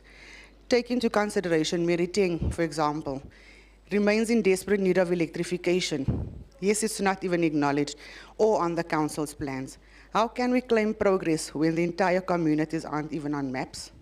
So I ask again, are we going to decide, are we going to be making decisions based on what is best for the city of Johannesburg, or are we going to prioritize visibility, popularity, and political optics? That being said, I must commend MMC Conny for his hand-on leadership. With limited resources, he has managed to achieve visible impact. He did not sit behind his desk. He went out from Region A to Region G, ensuring that JRA is doing their work. We've seen the difference, fewer flooded roads as the rainy season approached, and immediate intervention in areas like Rabbridge and Diepsloot, places that has been neglected for far too long. This is the kind of leadership we should expect from everyone seated in this chamber. Result-driven, not rhetoric-driven. But one man cannot fix the city on its own. The entire council must act with the same urgency and accountability. We must ensure all entities are equipped and empowered to serve every corner of Johannesburg, not just selected wards or favored constituents. We can no longer hide behind the excuse that the city doesn't have money, not when we are told that it's a fully funded budget. This is not resourced. It is how we choose to allocate and prioritize them. To this end, we propose the future allocations, including communities auditing, to ensure no region is left behind of the service delivery matrix. We need data-backed, fairness-focused planning that truly serves all. As the Patriotic Alliance, we acknowledge this budget, but let's make it clear, we do not offer blind support. We will be watching closely, demanding transparency, and holding each and every MMC and department accountable. Promises made must be promises delivered. As the PA caucus, we are not here to just clap hands for speeches, we are here to deliver results. And we will not rest until every Johannesburg resident is seen and heard. Let the people of Johannesburg get what they deserve. Let's not fail them once again. Salute ons baizane. Salute. Thank you, Councillor Simonse. Al-Jama, Councillor Guamanda.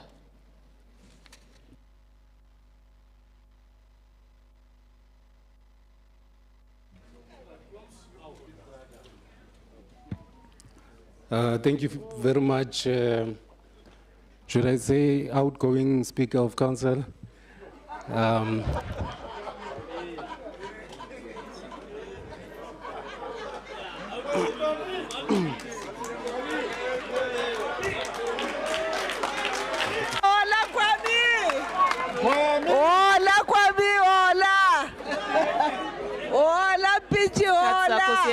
kuzohamba njalo.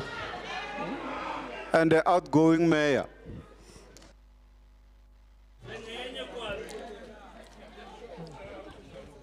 And let me take the opportunity to acknowledge the executive mayor in the city of Johannesburg and his members of the mayoral committee, chairpersons of Section 79 oversight committees, the chair of chairs, the chief whip of council, the head of administration in his acting role, and administrators, the residents in the city of Johannesburg, and all councillors. Good afternoon.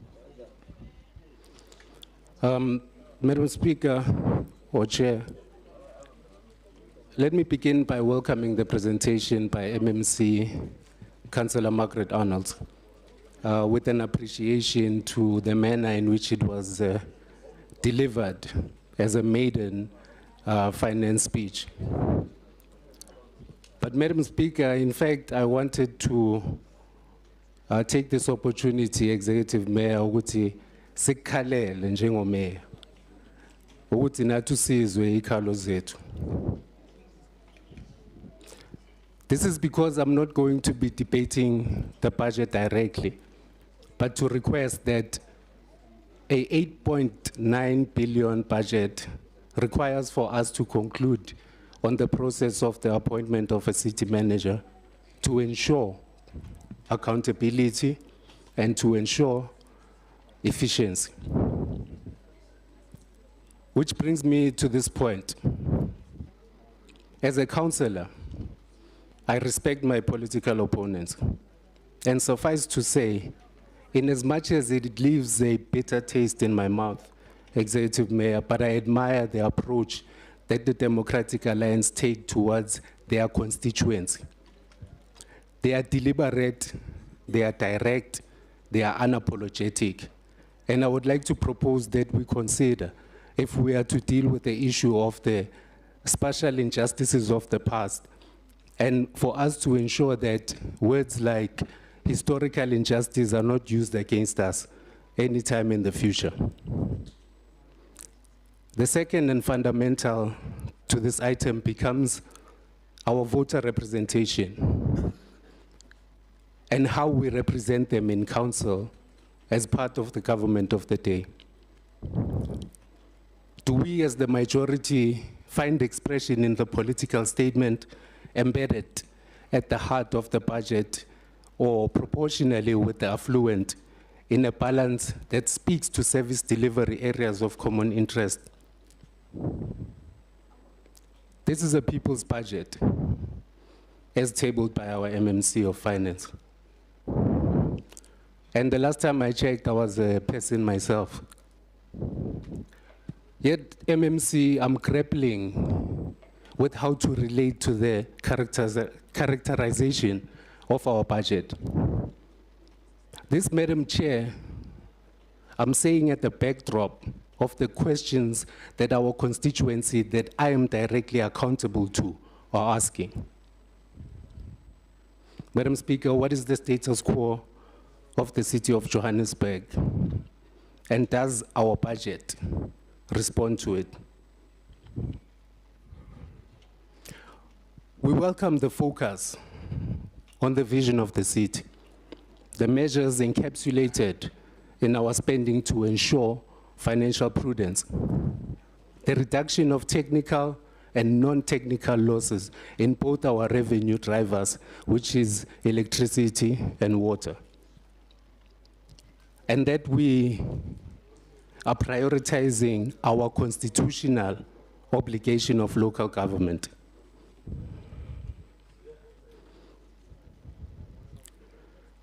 Madam Chair, I'm deeply concerned, in particular, about our youth, our mothers, our sisters, and children who are all victims of the circumstances that this cruel world has chosen for them. We are deemed a murder capital in the world. Gangsterism is rife, with our streets depicting a scene from a zombie apocalypse. And this is due to substance and drug abuse in our townships. The future of young people looks bleak. Yet the Department of Health and Public Safety are allocated a combined budget that is less than that of ITC in the city.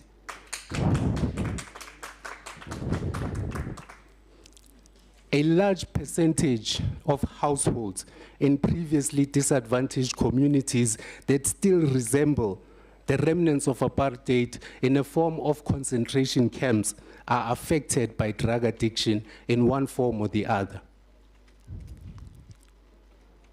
The city of Johannesburg, Madam Chair, with its 89.4 billion rands budget and 17% contribution to the GDP of the country, is in itself an enabler. But we need to ask ourselves the question of what is the city or government enabling? Is it enabling an environment for our residents and business to thrive?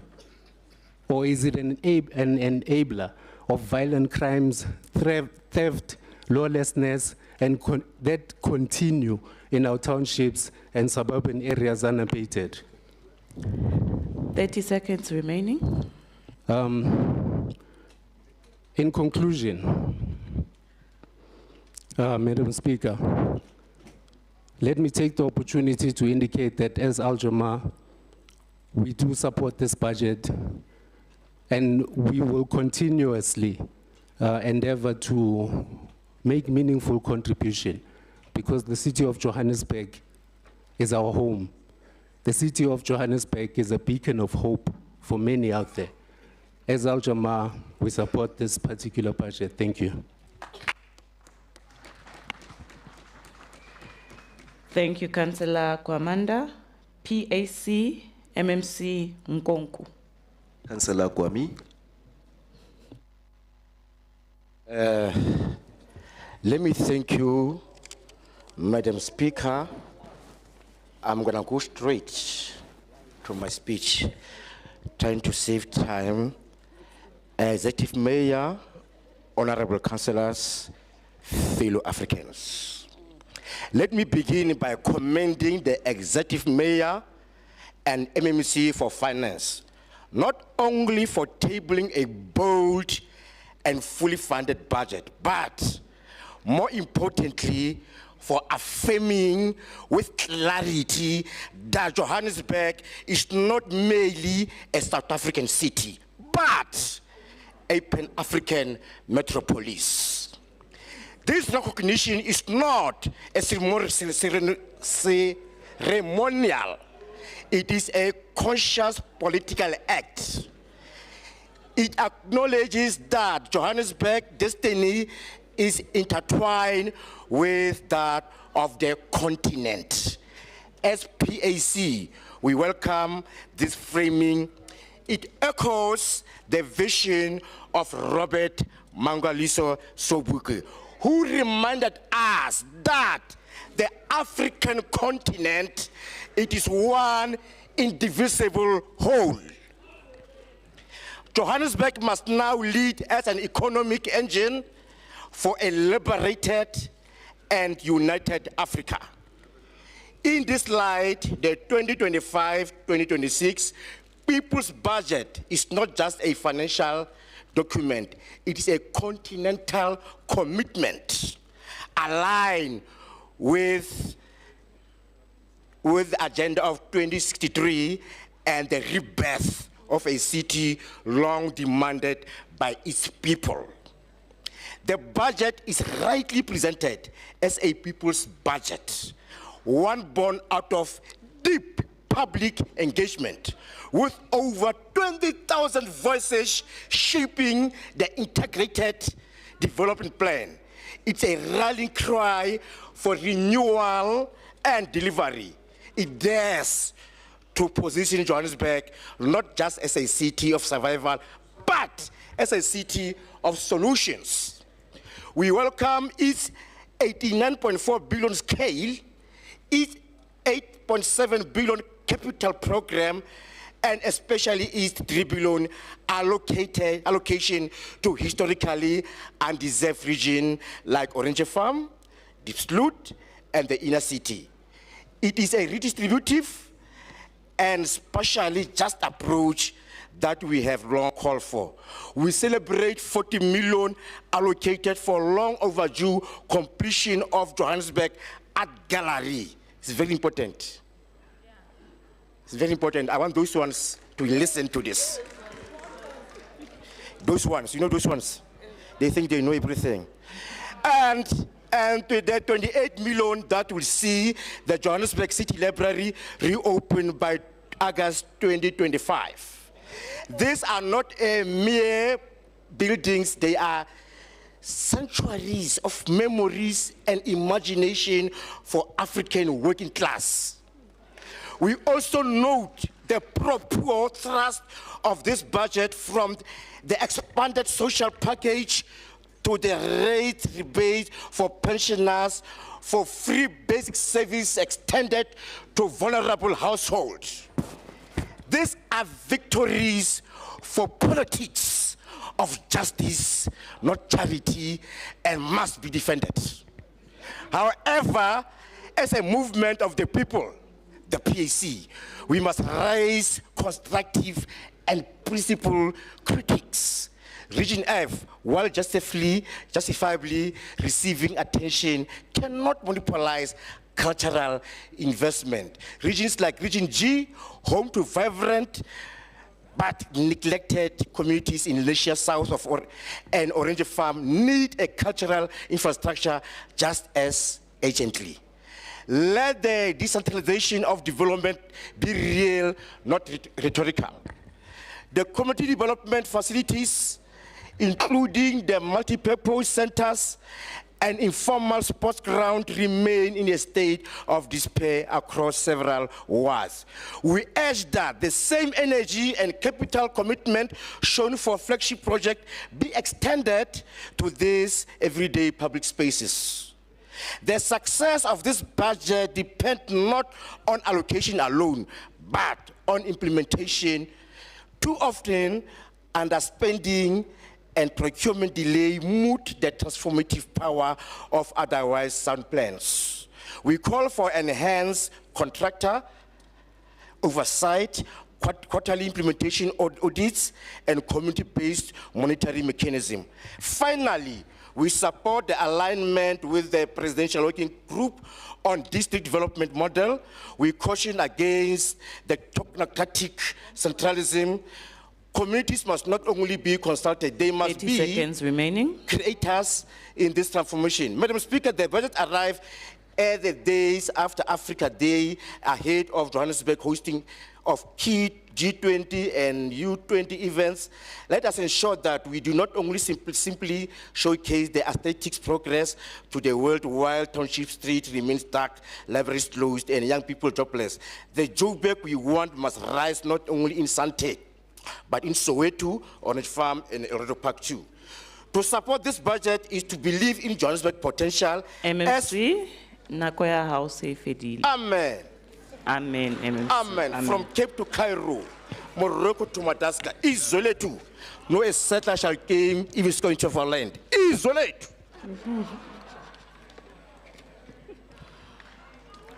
Thank you, MMC. EFF, Councillor Nkosi.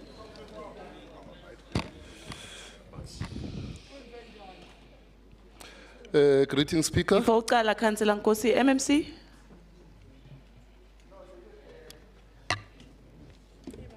Councillor Nkosi, No, we forget, Madam Speaker, to mention Councillor Mtsina, MMC. Unfile 2 minutes to finish my statement. You forgot to mention that. MMC, Yes. did you give him 2 minutes? You donated you 2 minutes. MMC, usabatla 2 minutes how then? Councillor Nkosi, xa uhlale phansi akakudisclosanga ukuthi u-MMC Mgcina umuphi 2 minutes, which means MMC Mgcina you've got 13 instead of 15. Please time the 2 minutes. Hey, okay, MMC.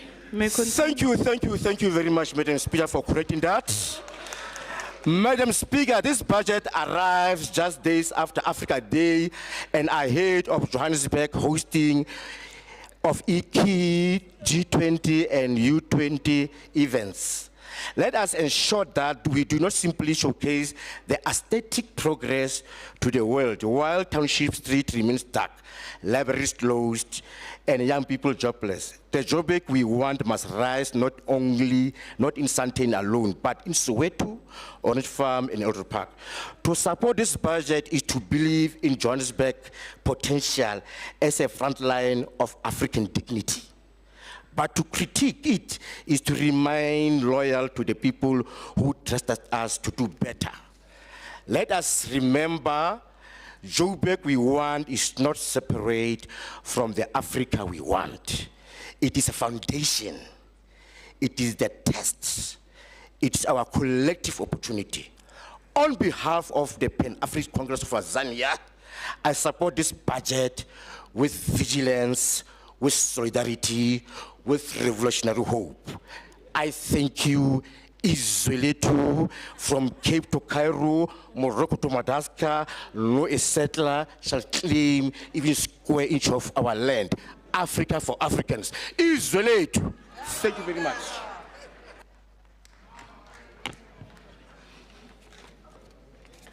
Thank you, MMC. EFF, Councillor Nkosi. Greetings, Speaker. And Speaker, we saw you at the soccer with your red dress. And yesterday you look ravishing in that black and red dress. We see you, Speaker. I'm not recruiting you, Speaker.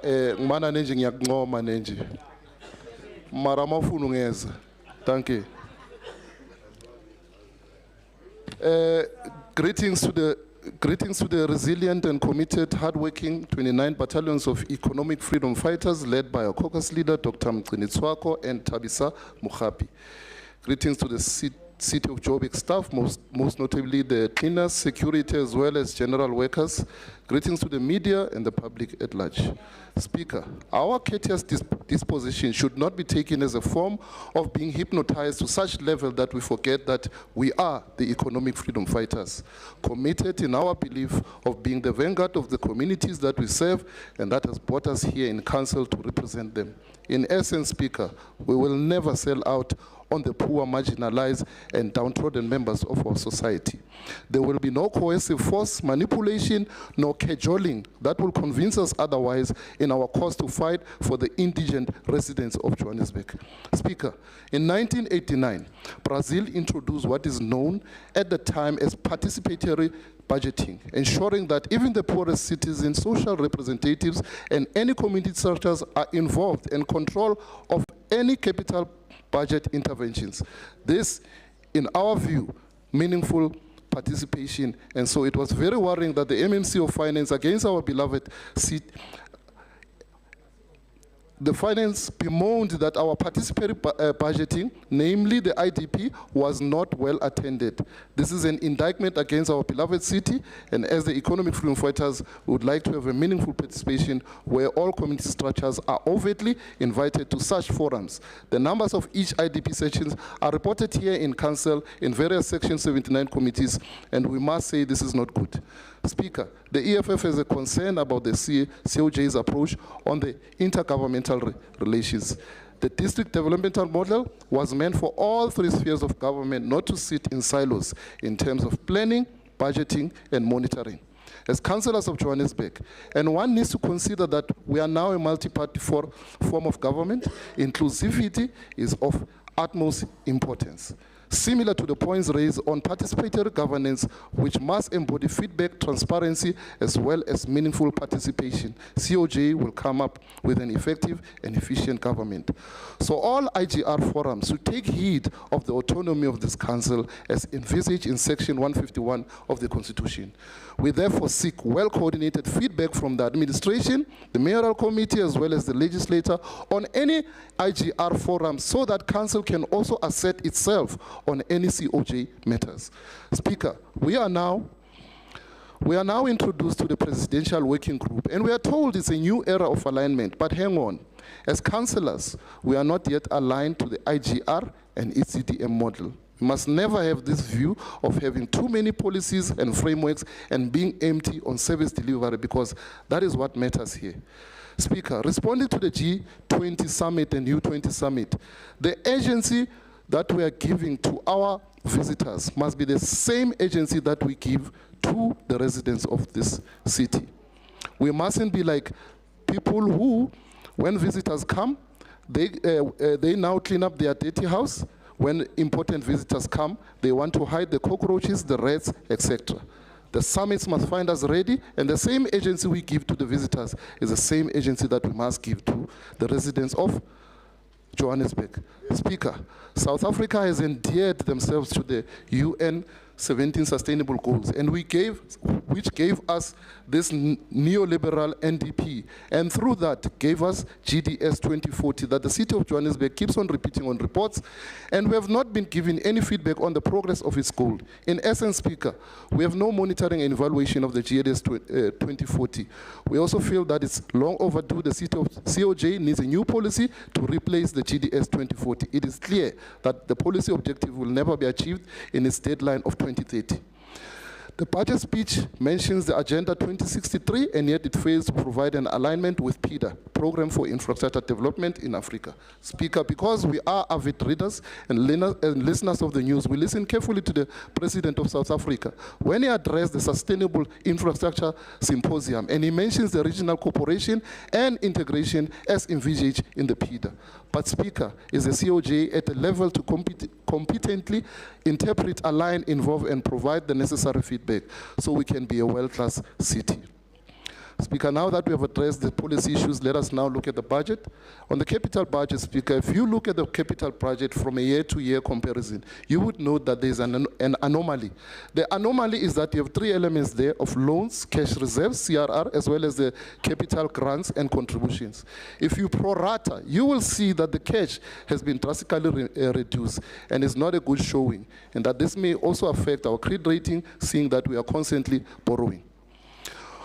On the safety and health and social development, Speaker, safety and health and social development portfolios remain very important within the COJ. We therefore raise concerns on the budget it has been allocated. The safety department is not only labor-driven, it is also intelligence-driven as well as technologically driven. The IOC is sitting at 165 million in terms of cost, and yet we're allocated 17 million.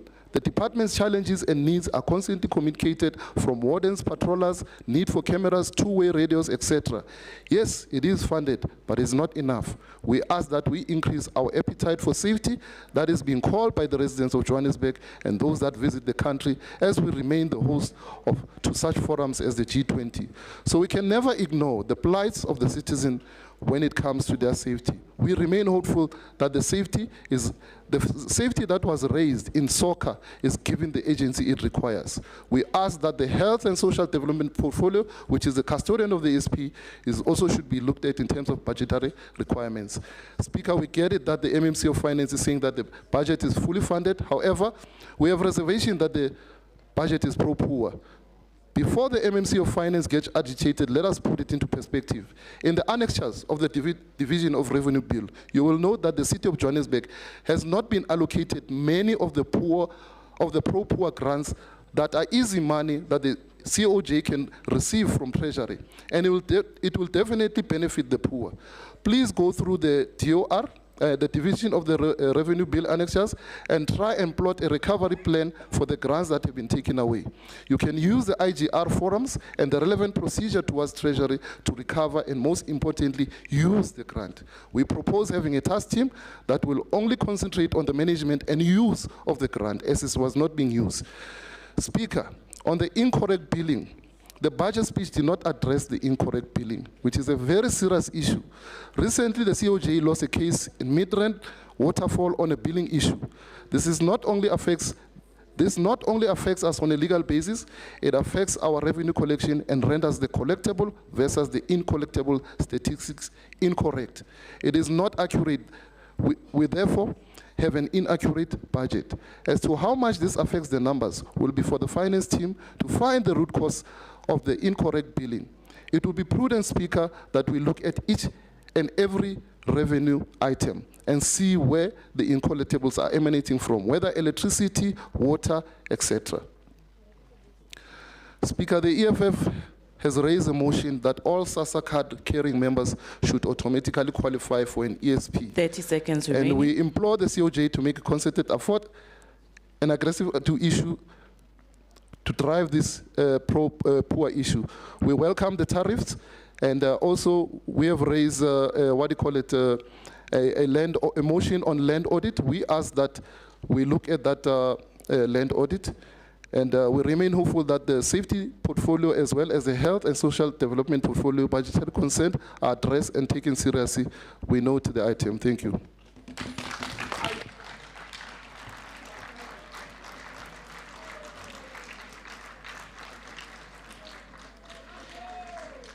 Siyabonga, Councillor Nkosi, ANC, MMC Mgcina.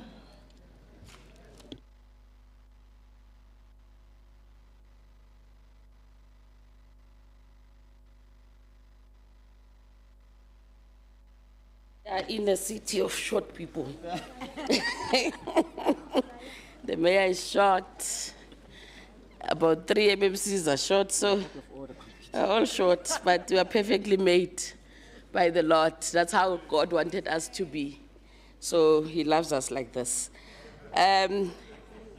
Greetings, Madam Speaker, Councillor Mthembu, Honorable Executive Mayor of the City of Johannesburg, Councillor Inoxilo Murero, Honorable Chief Whip of Council, Councillor Stembi So Zungu, Honorable Chair of Chairs, Adolphus Marema, Honorable fellow MMCs in the Government of Local Unity, Honorable fellow councillors who are in this chamber, leaders of all political parties in council, the acting city manager, he was here but he left, the esteemed guests, members of the media, residents of our great and vibrant city of Johannesburg, ladies and gentlemen, Sanbonani,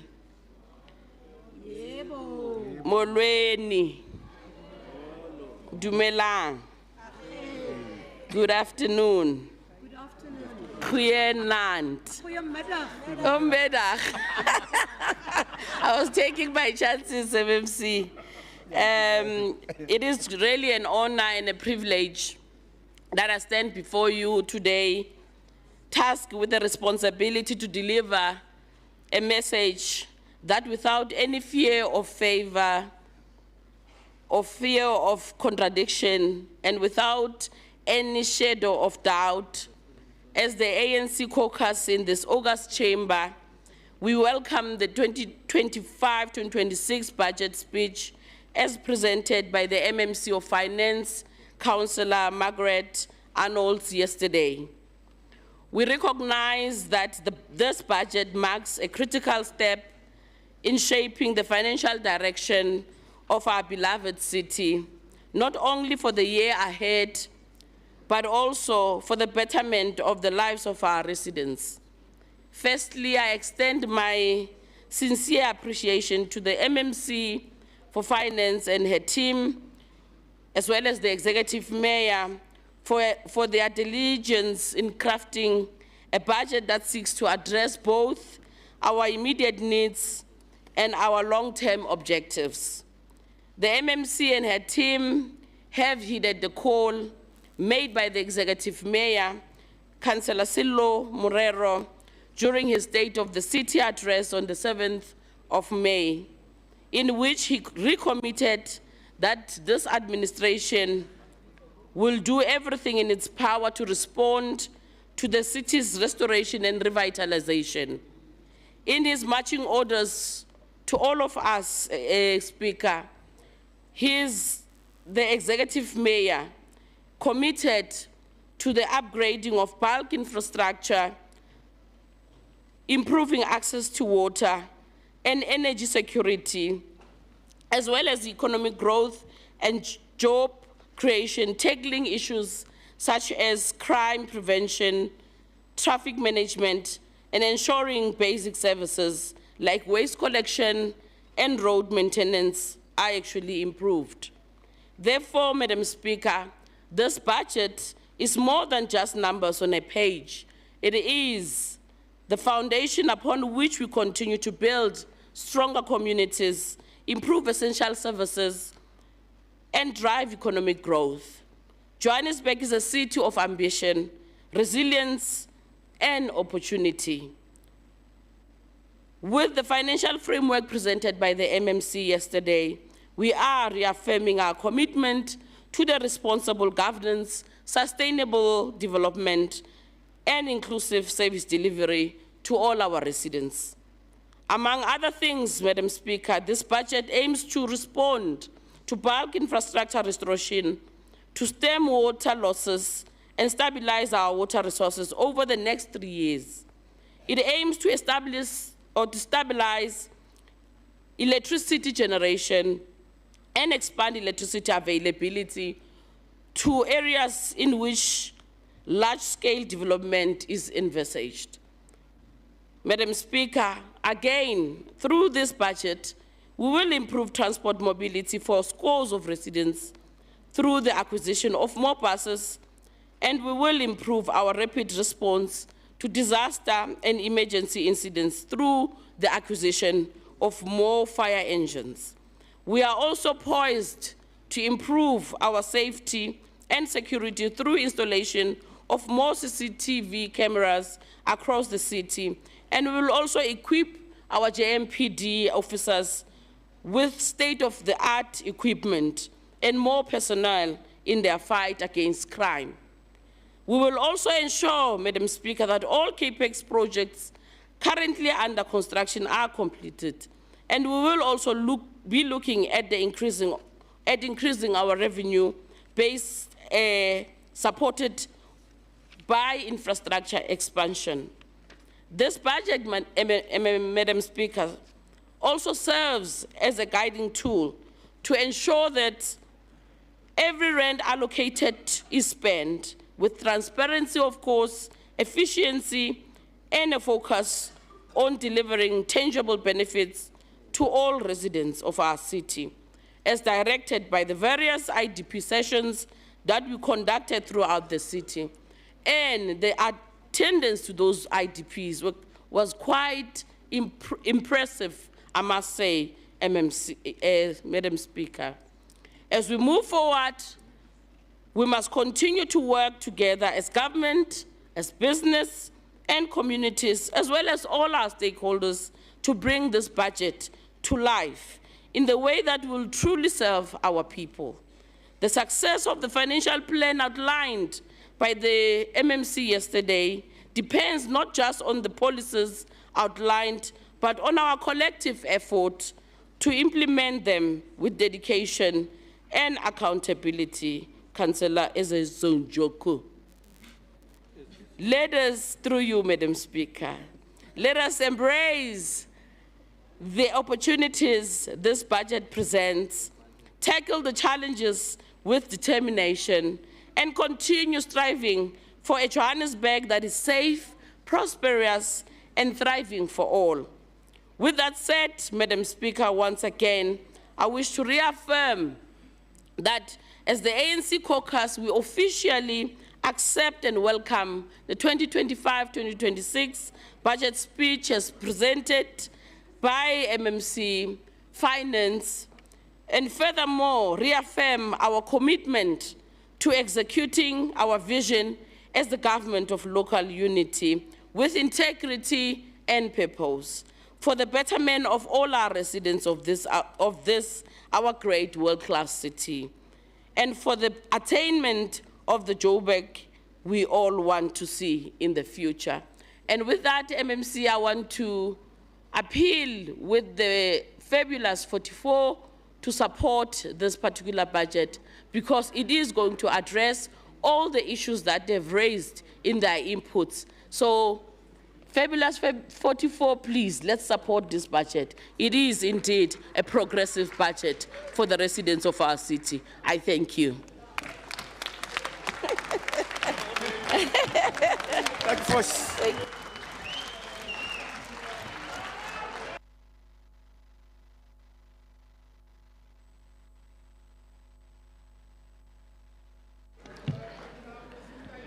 Siyabonga MMC Mgcina.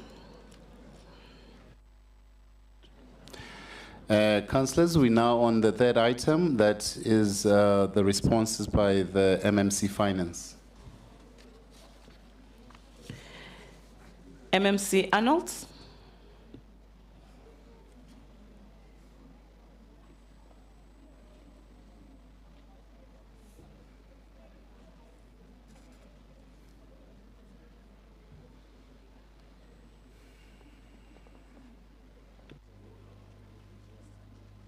Yo.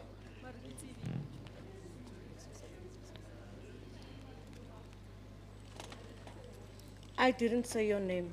I said yo. I didn't say your name. Speaker, please protect me from the opposition leader. I can't say her surname, but it's Belinda.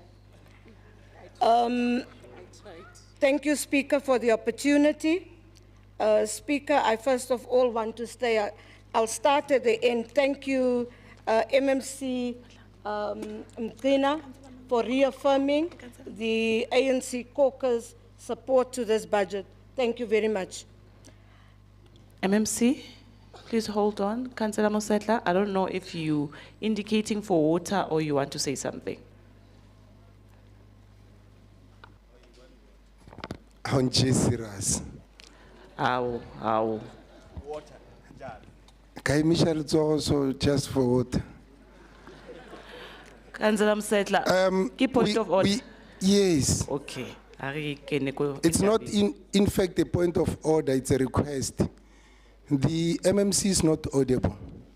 I think there's a problem with the mic. Thank you. Okay, thank you, Councillor Mosetla. MMC Arnold, don't you want to use this one here?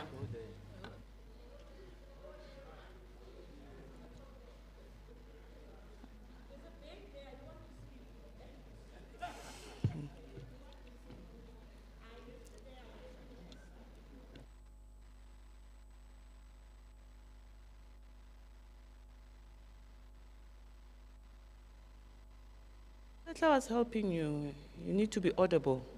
Okay, thank you, Speaker. I think I've got a voice that doesn't even need a mic, but now I'm audible and Mosetla is not even looking at me. Ons kom van een plek af, so it's okay. Madam Speaker, let me start off with the 200 Rand surcharge, which was labeled a legalized extortion. Tax on poverty, the surcharge is not unique to Johannesburg. It is not unique to Johannesburg and has been implemented by other metros. In line with NERSA requirement of cost of supply study to inform tariff structure. The amount levied by Joburg has not changed from prior and remains lower than other metros. When I came into council, there was a mayor that ensured that we don't do what we are doing now. And he withdrew the surcharge and it slept over until 2020 when COVID caught us and we could not implement it, and we are implementing it now. It is also meant to bring equity, as those conventional meters are contributing, Councillor Mkonza, more to the network maintenance than the prepaid meters, customers. The indigent register not working, as mentioned yesterday. I don't think it's so far away. Yesterday, it's not even 48 hours. We are reviewing, emphasis on the word reviewing, the indigent policy to be more inclusive and expand eligible customers. GICT is also working on upgrading the system for registering of ESP. 3.5 billion borrowing, it has been clearly articulated in the speech that the borrowings are based on engagement already quite advanced with development finance institutions, committed to funding our water, ons klamos as nie water nie, electricity, ons sê dis donker, infrastructure which will drive security of supply and reduce losses. Reference of off-balance sheet funding acknowledges that we cannot do it alone, but we have to partner with the private sector. We have an interest in the city to drive economic growth. Ons wil groei. Salaries, the percentage is good. The percentage is well within the National Treasury benchmark of between 25% and 40%. Good. The inner city war rooms are not the bomb squads. JRA has been allocated 915 million for CAPEX, which is higher than the 807 million for 2024-2025, but precisely to ensure increased allocation to resurfacing and to address potholes. Thank you very much to the IFP for your positive input. But I also want to say we didn't elevate the BFI funding for Liforeng. In the current year, 2024-2025 allocation is 654 million. 2025-2026 allocation 963 million. 2026 and 7 allocation 1.2 billion, and the allocation for the next outer year is 270 million. To the APC, thank you so much, Councillor. And if everybody understands from where you are speaking, I think you should give them your business card when you walk out here. We appreciate your constructive input and will commit to ensuring tight oversight on the implementation of the budget program and consequence management for all the underperformed areas. I'm not going to respond to the DA, Madam Speaker, because the DA unveiled their own speech. The DA gave us a DA budget speech.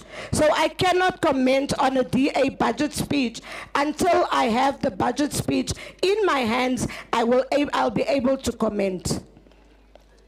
The response to Freedom Front Plus, Boer, jy is my maatjie, maar kom ek sê gou. There's been informal settlements before 1994. In Orlando, there was also a shanty town. It's not true that the first camp, this is not true, because in Soweto, the first camp was in 1986. Jare toe ek nog jong. And it was called Mshenguville. Ivory Park was in 1990. So it's not true if we say there were no informal settlements before. Sigebe, I must not use this thing. It is not correct to say the budget, Freedom Front Plus, does not focus on aging infrastructure and reducing non-revenue water. The budget is aligned to the trading services reform, and we will be voting for something this later today on the trading services. To ensure that we see turnaround in the trading services, a primary response of the reforms is to ensure the turnaround of city power, Joburg water, and from next year it will also be picked up. As part of the reforms, we table before this council today for approval. Today we have included in the council documents for approval also the performance of the PIAP that shows the plans to turn around in the next 6 years. So whoever comes into government will not be able to take it away from the table and say it is a vanity project. and I'm not certain if all of you went through your documents.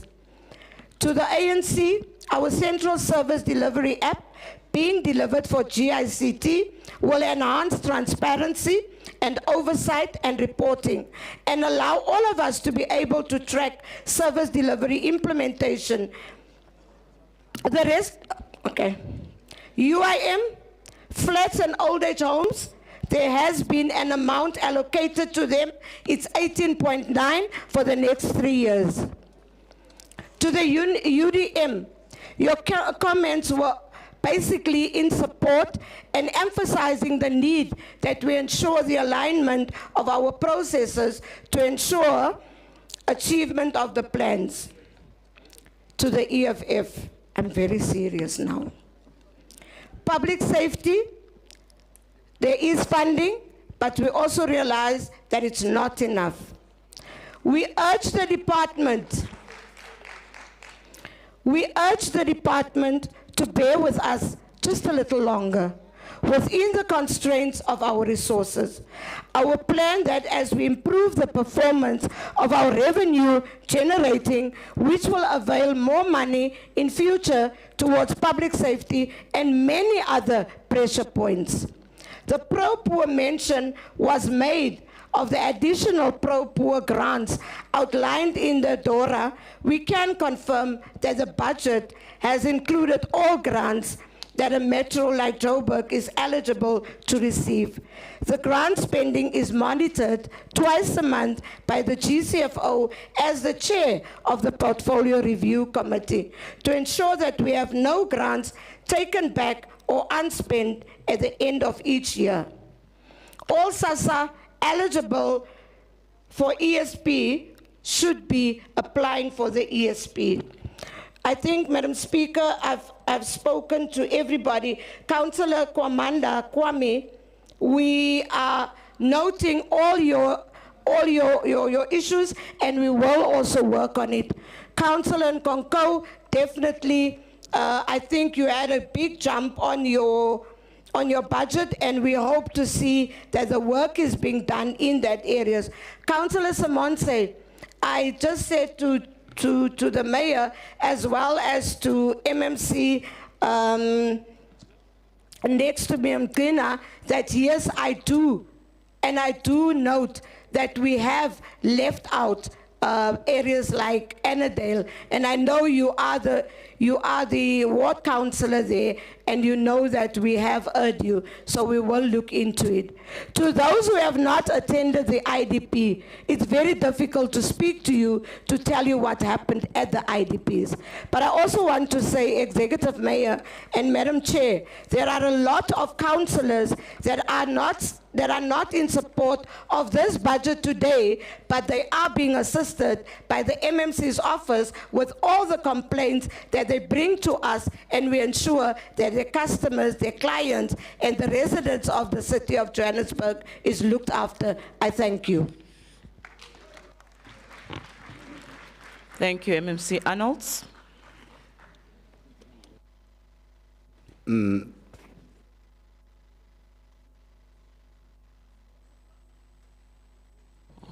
Councillor Ngwenya.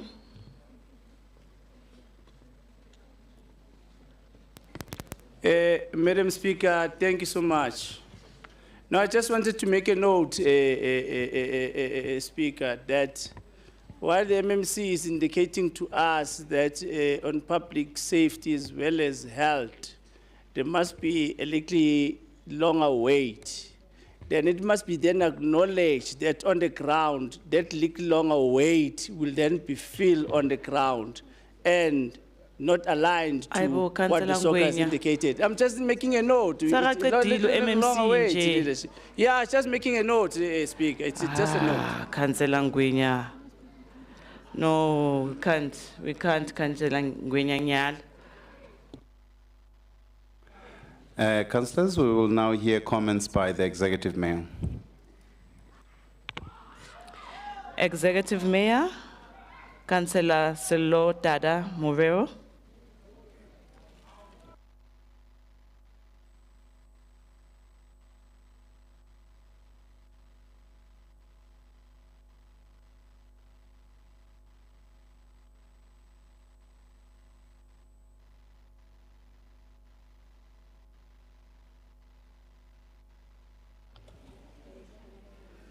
Thank you, Speaker of Council.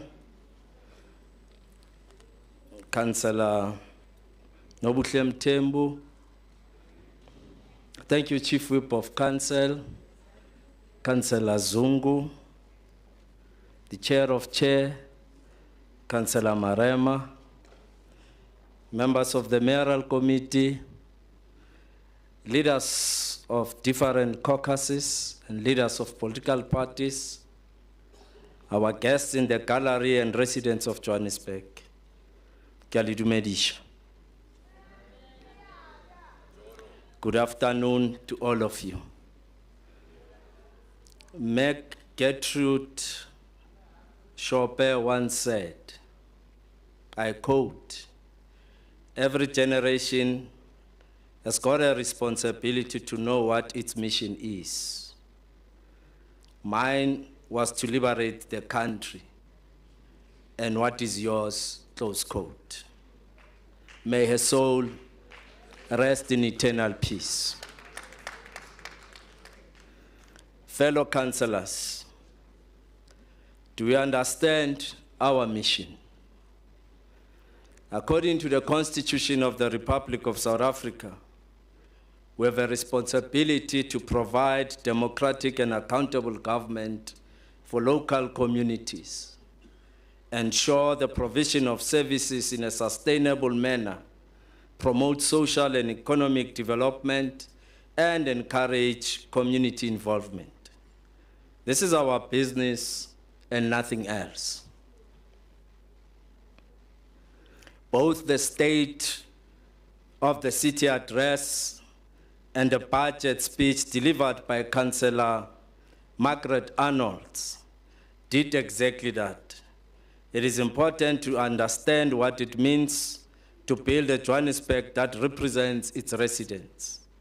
The planning and budget processes for the year under review 2025 to 2026 makes it clear what residents want to see. They want to see restoring of law and order through bylaw enforcement and crime prevention, traffic lights functioning, traffic fines given to offenders, opportunities created for young people, street lights kept on.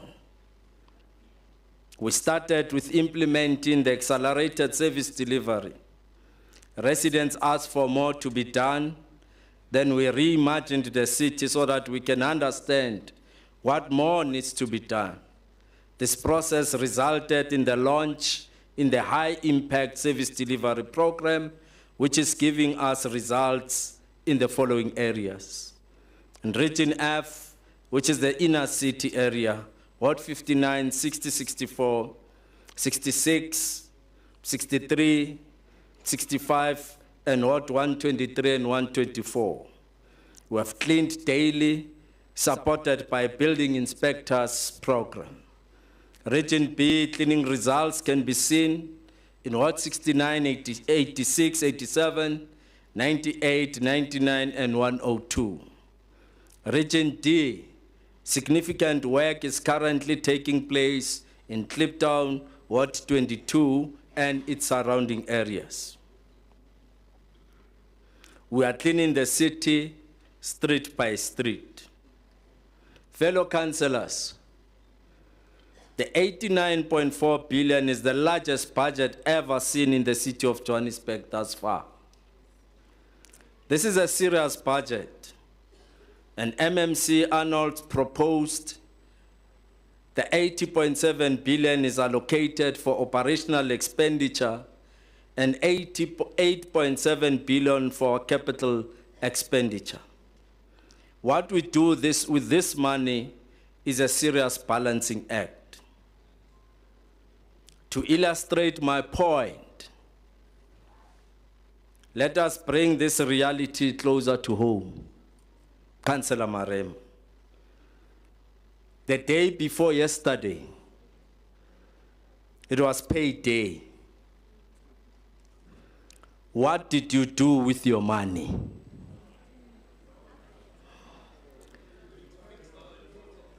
Madam Speaker, just for a second,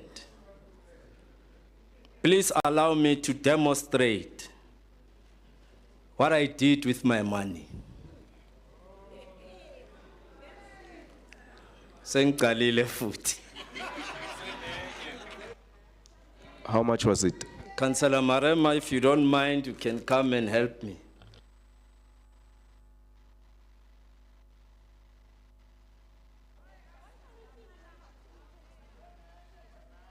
Soliciting bribes.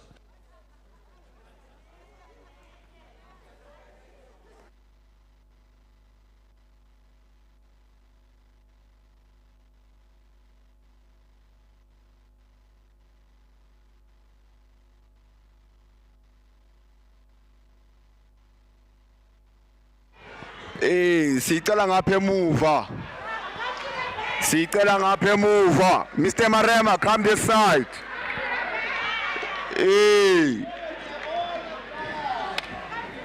When you're overpaid, that's what you can do. Come this The side. opposition should get more.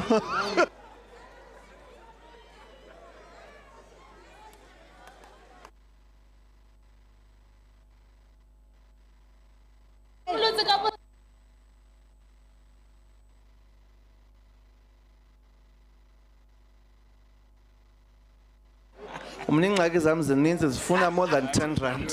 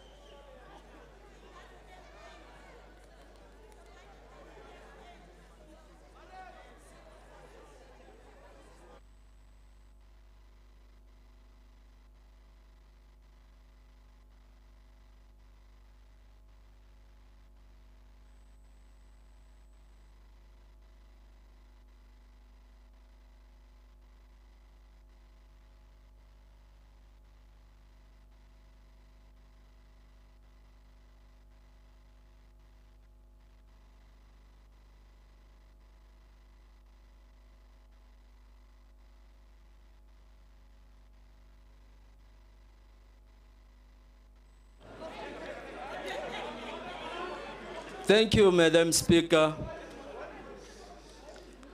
At this stage, I distributed 10 rands to each one of you.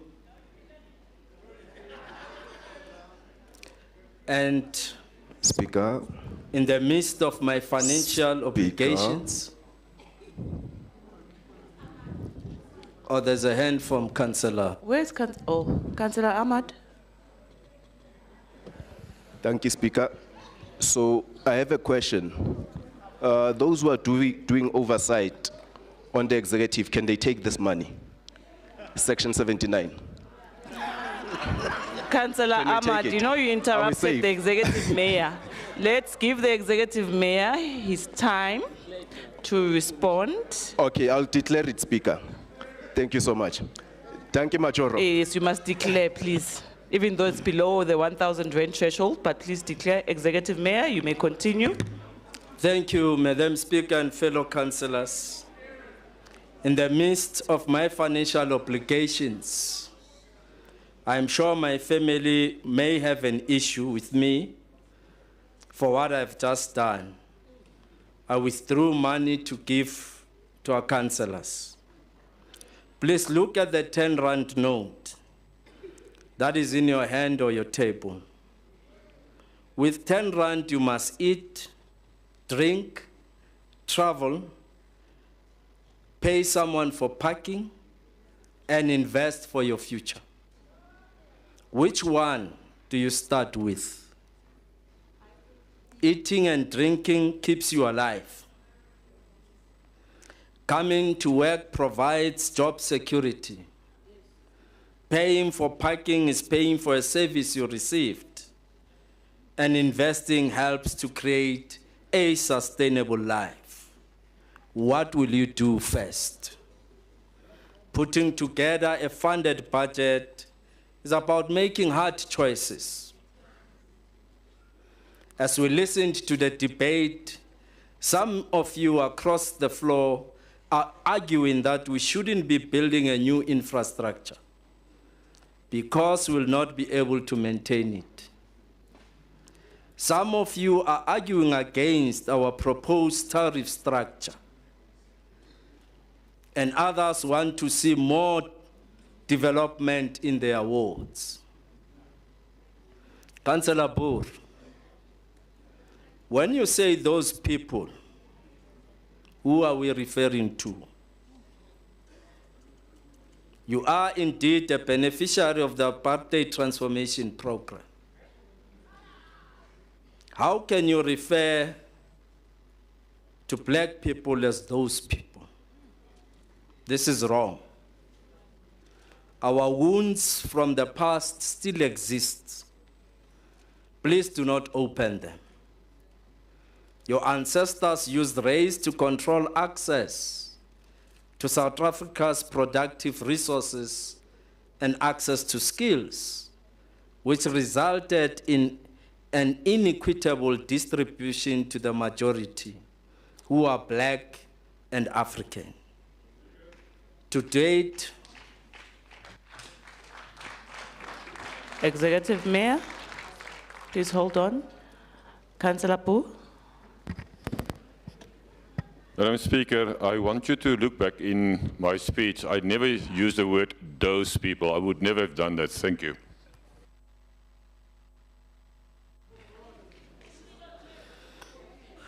Noted, Councillor Pooh.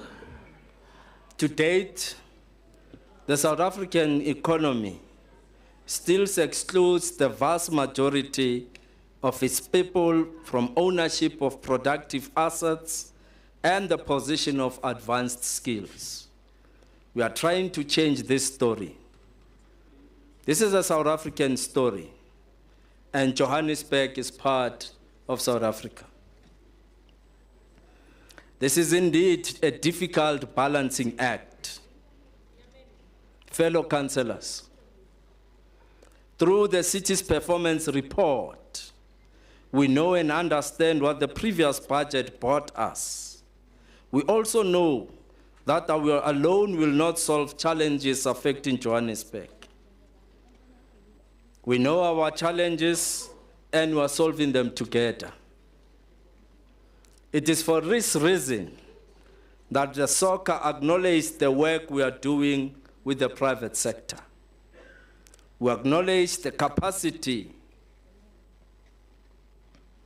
our workforce and reflected on aligning both our political and administrative capacity to deliver on the strategic direction of the city, known as the Integrated Development Plan. We welcomed the presidential support package, and we look forward to the additional support that will be provided by the bomb squad. Next week, I will be announcing the terms of reference of the bomb squad. Does this budget represent a Joburg we want to see? Well, let us unpack it further. The budget is buying us sustainable services, which is allocated 54.6 billion, aimed at distributing electricity, water, and providing shelter. Economic growth, which is allocated 9.2 billion, which is gearing us on growth path to achieve our 3% GDP target, which must include jobs, building a digital public infrastructure, bringing fresh produce to the market, supporting business and attracting investments into the city, and integrating our transport system. Social services, which is allocated 12 billion, aimed at helping us build safer, healthier, and cohesive city. Good governance, which is allocated 13.6 billion, which must help us to build a capable and developmental city that looks after its workforce, fights corruption, and keeps us on our toes to remain accountable and looks after our strategy and our balance sheet. The soccer to the media. The soccer reflected on some private sector commitments we have received as the City of Johannesburg, and these commitments directly respond to strategic objectives of the presidential package. As a responsible city, we must create an enabling environment so that we can benefit from the 1 billion partnership from the Johannesburg Parks Alliance. The 10 megaliter reservoir, estimated at the cost of 40.3 million, fully funded by the private sector, must become a reality. The 27,000 jobs created by the Stain City must become a reality. Lastly, our Lenseria Smart City District Development Model catalytic project must happen as in yesterday. The media is wondering if the budget is aligned to soccer. When I read and listened to our fellow councillor, also known or AKA Councillor Sharon, I could see the city. I could see the city implementing our energy sustainable strategy that tries to ensure the delivery of conventional power and integrate new distributed energy generation and energy storage facilities into our energy mix. Investing in deprived and marginalized areas with the goal of addressing deep infrastructure backlogs and transform these settlements into livable, connected and economically viable communities. Revitalizing the inner city by restoring Joburg's urban core, implementing the Liferrain mixed-use development is the flagship human settlement intervention in the city. The city delivering at least 43,000 subsidized housing opportunities to residents of Johannesburg. Electrifying informal settlements led by City Power, the electrification of informal settlements remains a top priority with 296 million allocated to be focused on connecting to the grid areas such as Deep Slot, Orange Farm, Ivory Park, and Kaesens. Building resilience and reliability of water security through Joburg Water, which commands the largest average capital allocation. This program is delivering a series of large-scale interventions aimed at securing Joburg's water future. Implementing Johannesburg Roads Agency's multi-year infrastructure program. JRA is tasked with preserving and upgrading the backbone of the city's mobility network. This includes concluding the reconstruction of the phase 1 of Lillian Goyi Road by August 2025, tarring of gravel roads in township areas, and the rehabilitation of stormwater infrastructure. These interventions will reduce flooding, enhance connectivity, and ensure that residents in underserved areas are better integrated into the city's transport grid. Upgrading picket-ups, landfills, rehabilitation and waste infrastructure to support Joburg's transition toward a circular economy. The city's social and community capital strategy is coming to life. Upgrading the Jabulani precinct, which is a cultural and civic repositioning program. Implementing the Orange Farm Renewal Program.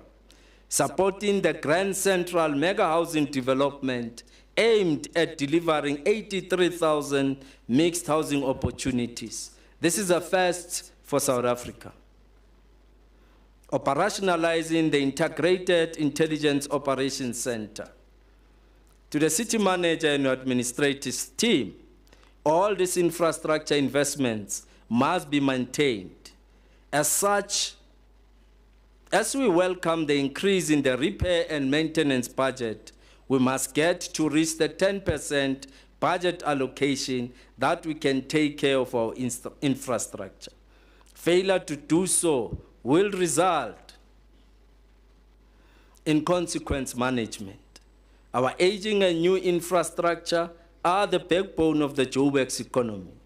The economy of Africa depends on us, and we shall not fail. Our deepest, to the residents of Johannesburg, our deepest condolences go to the family of our beloved Koprizi. After winning the Oscar for the Best International Feature Film in 2006, Presley Chweneyagaye said, I quote, "Us communicating and wanting to be South African each and every day give us pride for our country, close quote. We must be proud of who we are. Our space and surroundings are a reflection of our pride. It is for this reason we must never tire and we must always communicate. Through communication, we will eventually see the Joburg we all want to see. Fellow councillors, as we celebrate and recognize Africa, let us pay our final respect to one of our giants of African literature, Professor Ngugi wa Thiong'o, who passed on yesterday. Your literature liberated the minds of many Africans, and for this we thank you. In conclusion, whilst we'll take care of the IDP and budget as entrusted by the Municipal System Act 32 of 2000, which guides us to establish a simple and enabling framework for the core process of planning, performance management, resource mobilization, and organizational change, which underpin the notion of developmental local government. For you as voting councillors, let us support the budget and please use your 10 rand wisely. I thank you, Madam Speaker.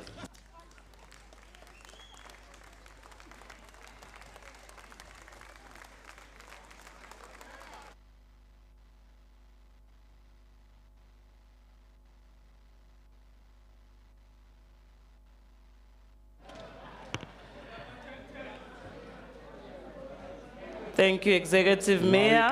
I think the color of the day today is green. Seeing that the 10 rand is green, you're giving out. Speaker. I've noted the hand from Councillor Mutukanene and Councillor Mohapi.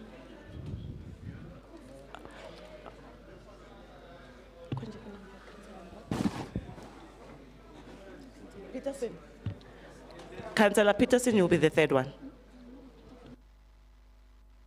Councillor Mutukanene, we'll start with you. Thanks, Speaker. Executive Mayor, are you still handing out money in council?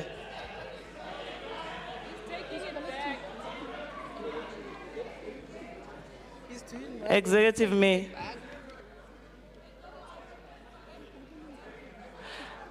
Let's hear our colleagues, then you collect the money afterwards. Councillor Mutukanene. Thank you, Speaker. Speaker, Action SA is asking for a 15 minutes caucus break. None of your business. I'll get back to you, Councillor Mutukanene. Councillor Mohapi? Okay. Councillor Peterson? Thank you, Speaker. I just wanted to be noted on record that thanks for the Mayor's gesture, but these bros did not get that 10 rand. Hopefully that's not a reflection of the budget's intentions. He's Thank taking you. it back, so everyone who received it, the Executive Mayor is taking it back.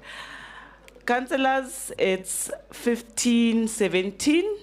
I will grant that 15 minutes caucus break. Then people who want to grab food, lunch is ready. You can go grab food.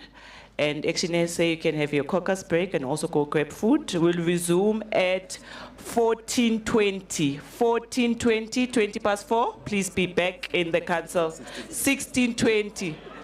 Asia, no, 16:20. Please be back in the council chambers.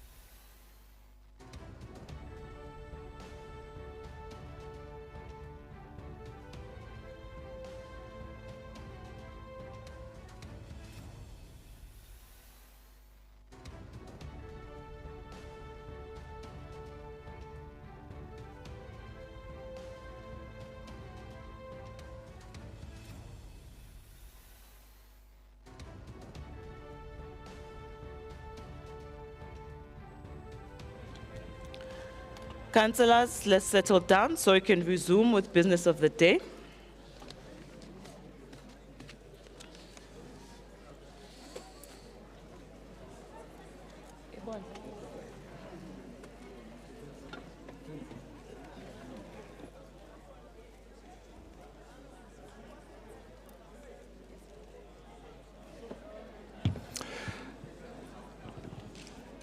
Welcome back, councillors. We resume with recommendations to council, and that is our fourth item.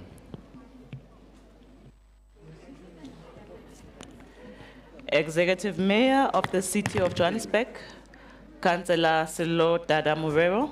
Madam Speaker. My hand is up. My hand is up, Madam Speaker. Please table. Thank you, Speaker. I hereby stand to table items for council consideration and approval. Thank you. Thank you, Executive Mayor. On recommendations to Council, the first item is the 2025-26 Integrated Development Plan Review and the 2025-26 Departmental and Municipal Entities Business Plans. Councillors, can you please settle down? We have resumed with business of the day. Please settle down at the back there.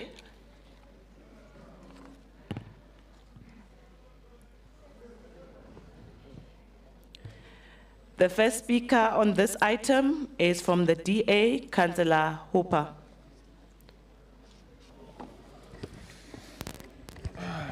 Good day, Speaker. Good day, Speaker. I rise to speak on item 1. We do support... Please hold on, Councillor. Councillors, can you please settle down? We are about to table very important items. Please settle down. Councillor, you can continue. Thank you, Speaker. Speaker, we do support some aspects of the proposed IDP and the business plans for the city's departments and municipal entities. But we are concerned about the significant obstacles to enacting and implementing these plans across the city. Speaker, how can these plans be effectively implemented when the city's revenue streams are affected by resident flight, irate, rate-paying residents leaving the city? They deserve basic services, but don't get them, because there's no single online performance management system unlike other metros in our country. As we know, some employees are not effectively monitored and don't have performance scorecards. Residents must understand that while their own businesses and large firms, small businesses and large firms, implement company-wide performance management and employees have scorecards that they're measured on, many departmental and MOE employees in the city of Joburg are not managed and monitored effectively, and if they are, it is often a tick box exercise. Managers and directors cannot determine where coaching, mentoring, and training is desperately required for themselves or their subordinates. There is no citywide system for performance management linked to the new SAP system and Microsoft's Power BI system. This is very worrying when it comes to monitoring and evaluating these business plans and also ensuring employees are actually looked after and cared for. Speaker, the other main issue with the IDP itself is the horrendous public participation processes. This is yet another tick box exercise. Residents were not notified in advance, and the advertising is often insufficient to ensure sufficient inputs from residents and various stakeholders, whether through online submissions or in-person submissions at the IDP sessions, which are actually often poorly recorded at those public IDP sessions. Some submissions disappear or are merely ignored. For example, many residents submitted lengthy arguments on how and why fluctuations in rates negatively affect their standard of living.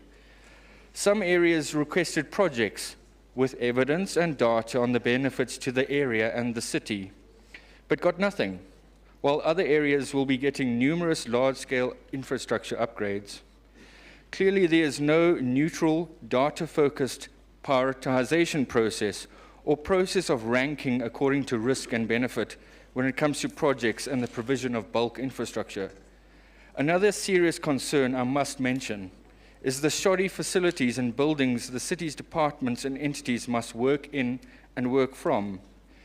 They are unmaintained, and JPC's auditing and management of the city's properties and buildings is absolutely shocking and appalling. Investigations and serious consequence management is required. How can these business plans be implemented and actioned on the ground when the employees of the city are being neglected and abused? Speaker, we note the item with the above-mentioned reservations. I thank you. Thank you, Councillor. Action SA, Councillor Afane.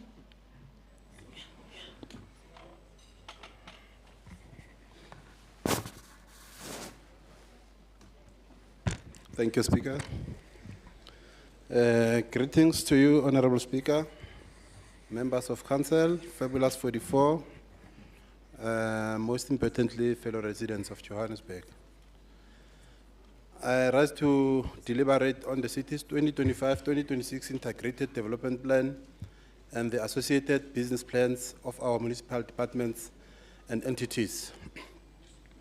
As Action SA, we recognize the significance of the IDP, not just as a statutory document, but as a blueprint of the city's intentions, its priorities, and its promise to the people of Johannesburg. We have resolved to note and support this report, but let me be clear, our support is conditional. It is critical, watchful, and deeply rooted in the lived realities of our communities. Speaker, Action SA's manifesto is clear.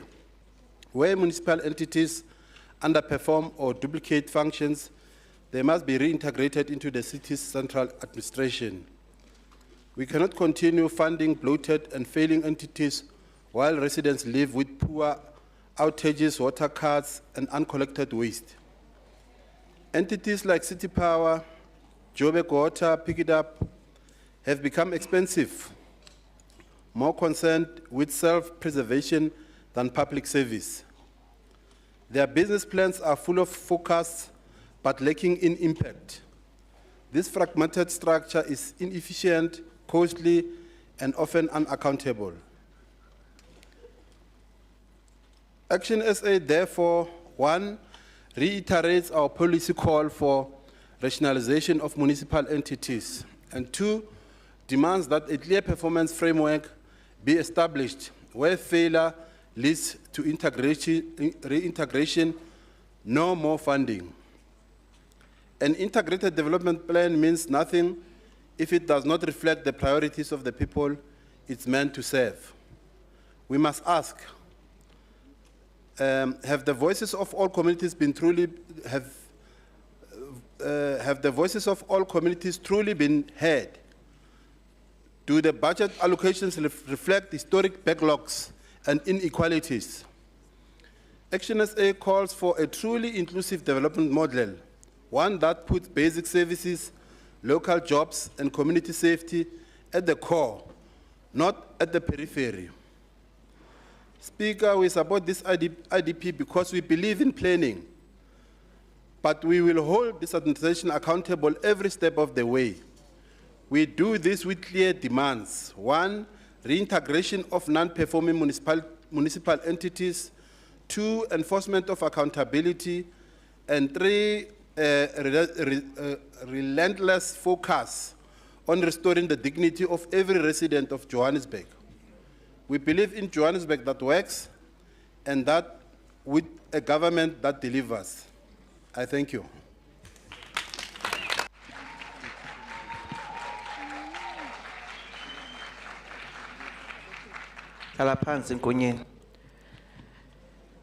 Thank you, Councillor. IFP, Councillor Mangai.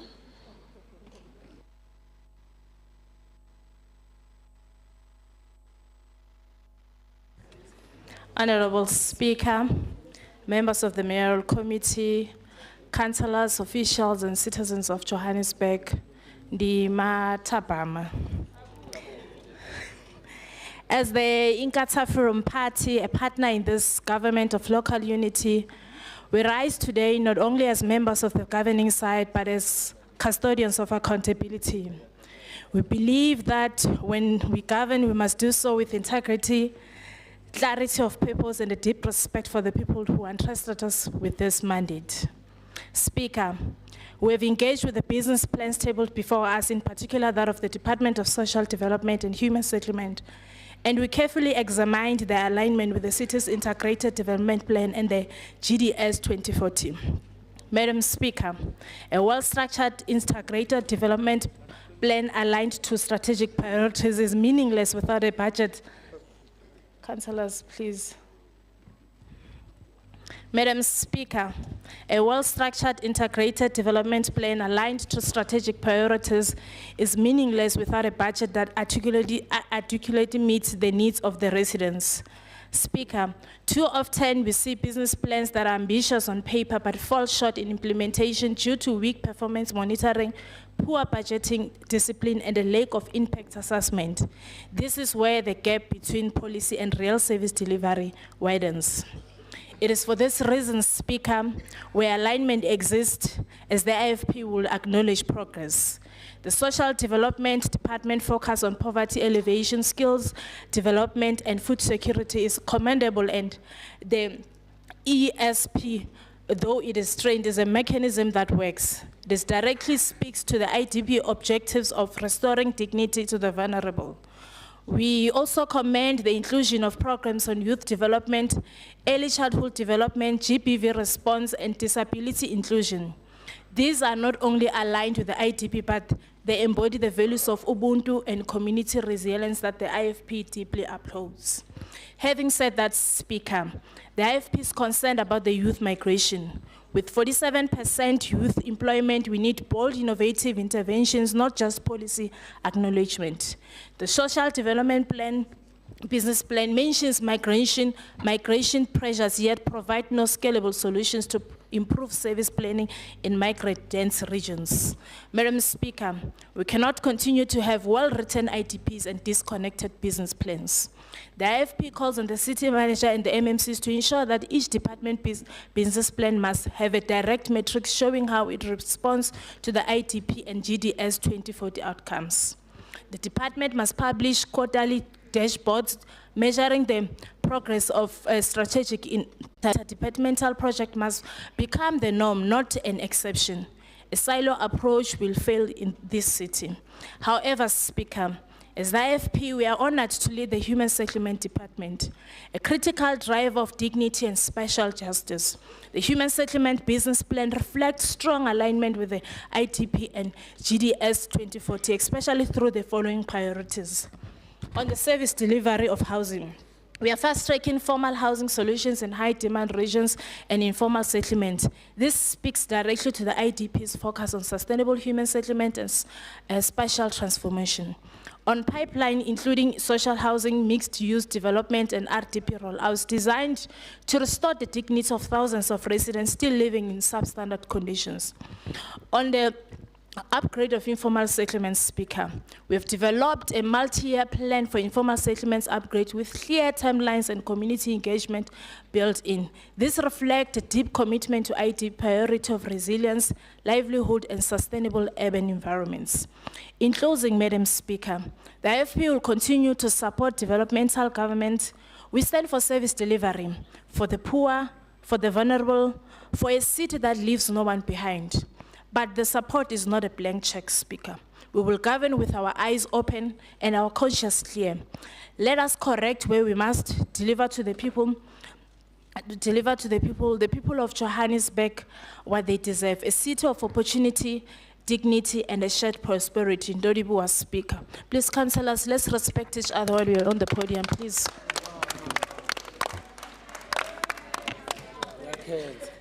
Siyabonga, Councillor. ACDP, Councillor Rolson.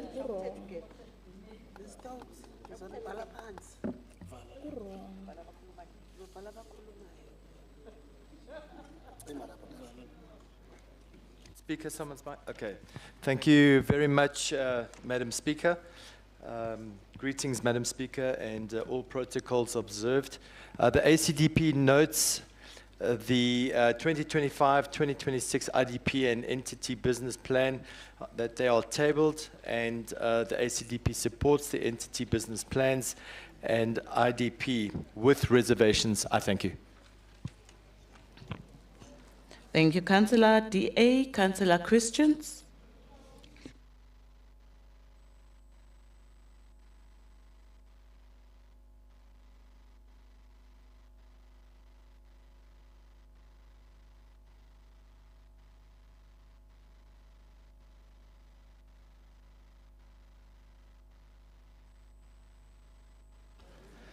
Thank you, Speaker. Good afternoon, everybody. I hope you're all awake after that very huge finger lunch we had. Madam Speaker, today's debates are around the budget of 2025, and I want to start off with the words used by the MMC for Finance. Fully funded, pro-poor, and pro-growth. She then went on to say that this budget was born from listening, shaped by nearly 20,000 voices through one of the most comprehensive integrated development plans, IDP. 20,000. That's the figure that was used. Madam Speaker, 20,000 of 6 million is nothing more than 0.3333%. Now, how is that the voices of the people in a comprehensive public participation process? Madam Speaker, the other words used by our MMC is also words such as good governance, accountability, and credibility. Now, credibility from 0.333% is not that credible, is it? Also, when we look at the data given to us, because it was said this is a data-driven budget, we are coming to these conclusions because of the data we are given. The data in the reports does not show 20,000. It shows first round of 5,342, a second round of 4,768. That, unfortunately, and I was hoping that the MMC on Finance could have had a people audited, it only gives you 10,110, which still does not read around 20,000, unless around 20,000 could mean anything from 1 to 19,999. But that is not credible at all, Madam Speaker. And I think this then puts a whole lot of different perspective on the entire budget in terms of credibility. Accountability. I'm glad that in the actual speech it says we do not have systems in place to monitor, to track. But there are systems in place. But usually they fall down because we do not pay for it because we don't have money. Yet we are saying we have a fully funded budget. A fully funded budget just means that. It's a budget. Does not mean we have the money. And we can't go in increasing budgets when we don't have money, which we've seen in the previous financial year. So when it comes to tech, I'm glad that you are now catching up with the City of Cape Town, because there's already apps in place where councillors can monitor the day-to-day service delivery. So if you want a technology hub, just go to the City of Cape Town. It's not bad governance. It's actually good governance to ask for help. There's no problem there at all. So we're very happy to share what we have there. So when it comes to the service delivery app, are we going to pay service providers once again, or do we actually have in-house capacity? The grant performance dashboard, isn't it a bit too late? Because you're already saying we couldn't spend the grant, it's going back. But now we're saying, hey, let's put a dashboard in place. You should have had that already. Service failure tracking system.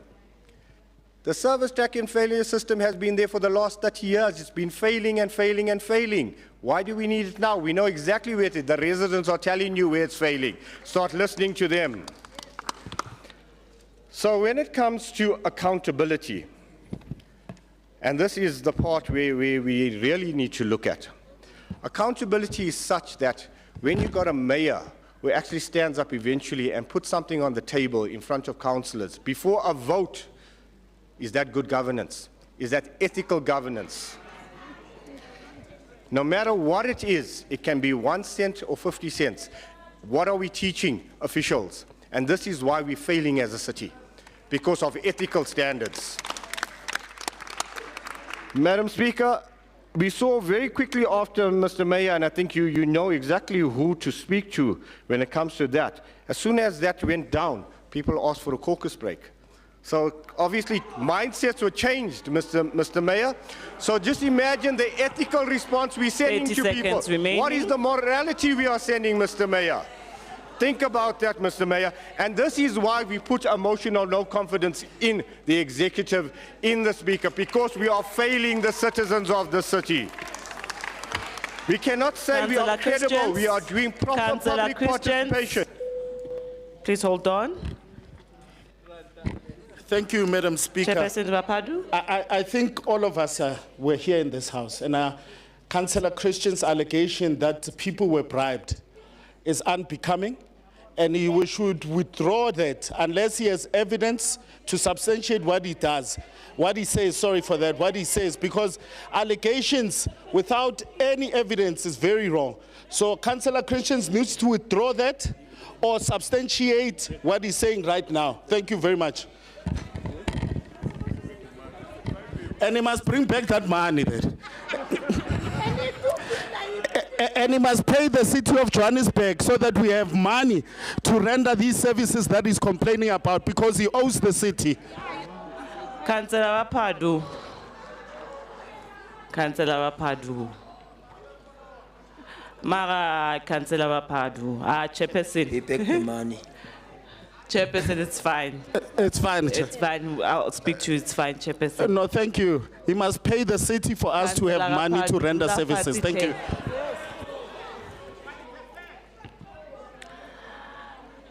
Councillor Christians, you have 5 seconds. Thank you, Madam Speaker. Madam Speaker, it's very simple. Words such as accountability, credibility, and integrity do not fall within this budget. That's why we cannot support this process. I thank you. Thank you.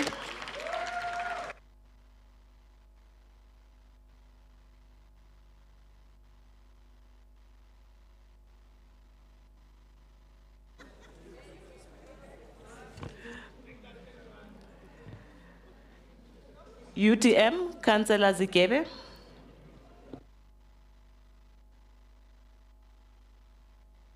Madam Speaker, you know, Councillors, DA councillors, Chairperson Wapadu, between the two of you, caucus leader. Councillor Zikebe, you can continue. Madam Speaker, you know, when you're an ancestor, some of the things you just lose them on the way. Because kalokushiwa na technology nangamaxesha left behind. Tina, we are here because we are wildest dreams of our ancestors. We are Kondamos. And also, just to address one thing, 20,000 on against 6 million people when you did not even attend one IDP session. Who will rally the community to attend when you are not there. But you are speaking for, hold on. for the people. Only one. One from the Democratic Alliance. Point of order, Madam Speaker. We have the attendance registers. You must bring it to this council about the attendance of councillors. 80% of DA councillors attended. All of it. So he must provide the proof.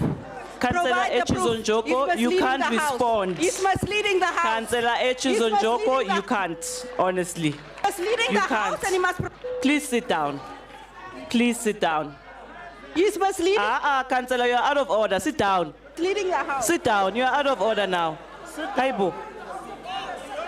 Sit down. Sit down. Councillor Zikebe. No. No, Batung. Crying from the trench. I was sharing the sessions. I was the chairperson of those sessions, Speaker. It's fine, let me deal with this. I was a chairperson of those sessions. I attended all those sessions, and you were never there. So, we were there, we saw what happens. It's fine. Councillor Echizonjoko, should not even speak on this one. We will not go back and forth about this one. So please put your hand down. Councillor Zikebe, you have 4 minutes and 56 seconds. Speaker, you should take 1 minute instead of, because she was speaking. No, we stop the time. Can't. When there's a point of order, then you should we do stop the time. Replay it back and give me my 55 seconds. We do stop the time. The team here knows exactly what they are doing. The team is busy on the other side. Please continue and ignore the other side. I'll deal with them. Don't worry, your vote of no confidence is not going to pass. Madam Speaker, there are moments in a city's life when the choices before it are not just technical, but moral. Moments when the weight of budget tables, line items, and scorecards give way to a deeper question. What kind of city are we building and for whom? When you do not even attend IDP sessions. Madam Speaker, item 1 is a resolution that speaks to our core integrated development plan and the business plans of our municipal entities and departments for the 2025-2026 financial year. But let me say, this is not just a procedural vote. It reflects our collective conscience, not on the other side though. Colleagues, I begin by saluting the architects of this IDP. There is a clear and deliberate alignment between the GLU's 11 priorities and the GDS 2040 outcomes and the key focus areas of the National Development Plan. We see a strengthening of priorities such as basic service delivery, economic revitalization, smart city transition, and youth empowerment. The IDP rightly recognizes the need for integrated spatial transformation, particularly in Region G and Region A, which remained underserved. The budget also begins to shift funding away from maintenance-only models to productive infrastructure investment, something that was long overdue. However, alignment is not implementation, and we must have the humility to say we still fall short of turning intent into impact. Madam Speaker, from my in-depth analysis and studying of 38 documents, each page reviewed, each KPI assessed, I have found both progress and pain. 7 out of 12 entities still rely on more than 60% of their income from grants, which makes our delivery vulnerable and national fiscal shifts. City Power, responsible for a bulk of energy infrastructure, projects over 2.1 billion in capex, but continues to face a deficit due to cable theft and high non-technical losses, with a revenue recovery rate under 78%. Pick It Up, entrusted with citywide cleanliness, spends more than 65% of its OPEX on wage-related costs, leaving little room for innovation, technology adaptation, and recycle scale-up. Metrobus and Johannesburg Property Company received qualified audit outcomes and continue to operate in less than 60% of critical vacancies filled. The city's group governance unit, meant to ensure enterprise and wide performance, does not yet have a fully operational performance dashboard that integrates real-time metrics across entities. Some entities report strategic goals, yet lack KPIs with baselines and targets. This is not planning, this is wishful thinking dressed as work. 4 entities had unresolved issues from the AG's 2023-2024 audit findings. The Ombudsman Office, crucial to citizen redress, operates with just 1.5 million in capex, while dealing with more than 2,500 complaints per annum, over 13% of which are own initiative investigations. If we're serious about responsive governance, we cannot underfund accountability mechanisms. And yet, Speaker, let me be very clear. With all the challenges we are faced with, there is hope, not in vague optimism, but in visible progress. Development planning reports a 97% alignment with its KPIs and GDS 2040 indicators, and leads the city's urban densification in informal settlement regulation efforts. JoSCO is now targeting 4,500 new affordable housing units in the year, with 40% allocated to youth-headed households. The Johannesburg Roads Agency, once paralyzed by project rollovers, now reports a new project prioritization metrics and a 3-tier maintenance model to reduce downtime by 18% citywide. The city's smart city strategy through the group ICT office will roll out over 500 additional public Wi-Fi access points focused on underconnected areas in Ivory Park, Diepsloot, and Orange Farm. Hope, Speaker, is when departments like social development with limited resources manage to disburse over 1,500 million in poverty relief while maintaining compliance with treasury guidelines. Hope is when the EPWP program targets 35,000 job opportunities and transversal departments finally begin to integrate circular 88 indicators across portfolios. Hope is not the absence of problems. It is the presence of leadership. Hope is not running away from accountability and choose to identify as opposition and sowing confusion, even amongst one's caucus, but getting into the kitchen while hot and stay. Why can't better 30 minutes left. But again, Madam Speaker, so we need to But still, Madam Speaker, we rise. Let it be said that when Johannesburg stood at the brink of uncertainty, we chose not the path of despair, but the road of difficult progress. Let us rise today, not as politicians, but as custodians of the public good. Let us rise to support this item, because behind every line item is a household waiting, a worker hoping, and a child dreaming. And in the end, that is why we govern. Thank you.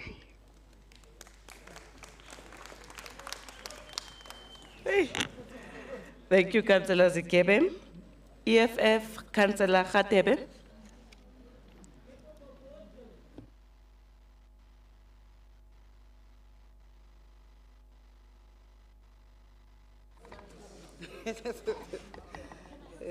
Thank you, Madam Speaker.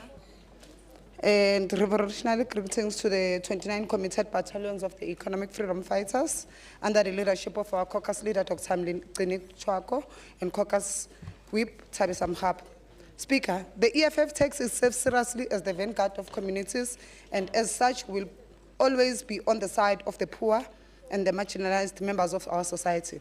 There are overt intentions to discredit the EFF, not only within the country, but it is now being taken to international arenas.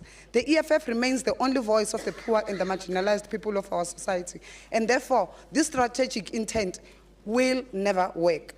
We say aluta to the only commander-in-chief that turned the Oval Office into the cinema, Baba Ambes Piti Pit. Speaker, the EFF receives the 2025-2026 Integrated Development Plan review as an opportunity for serious political reflection and bold planning, not just for compliance, but for transformation. As articulated in our 7 cardinal pillars and People's Manifesto, we believe that the development must be people's-led, redistributive, and driven by a revolutionary state that prioritizes the poor and the working class. The People's Plan, as this ITP is titled, must begin by accounting for the material conditions of Johannesburg residents. In Region G, informal settlements continue to mushroom. In the CBD, infrastructure is collapsing.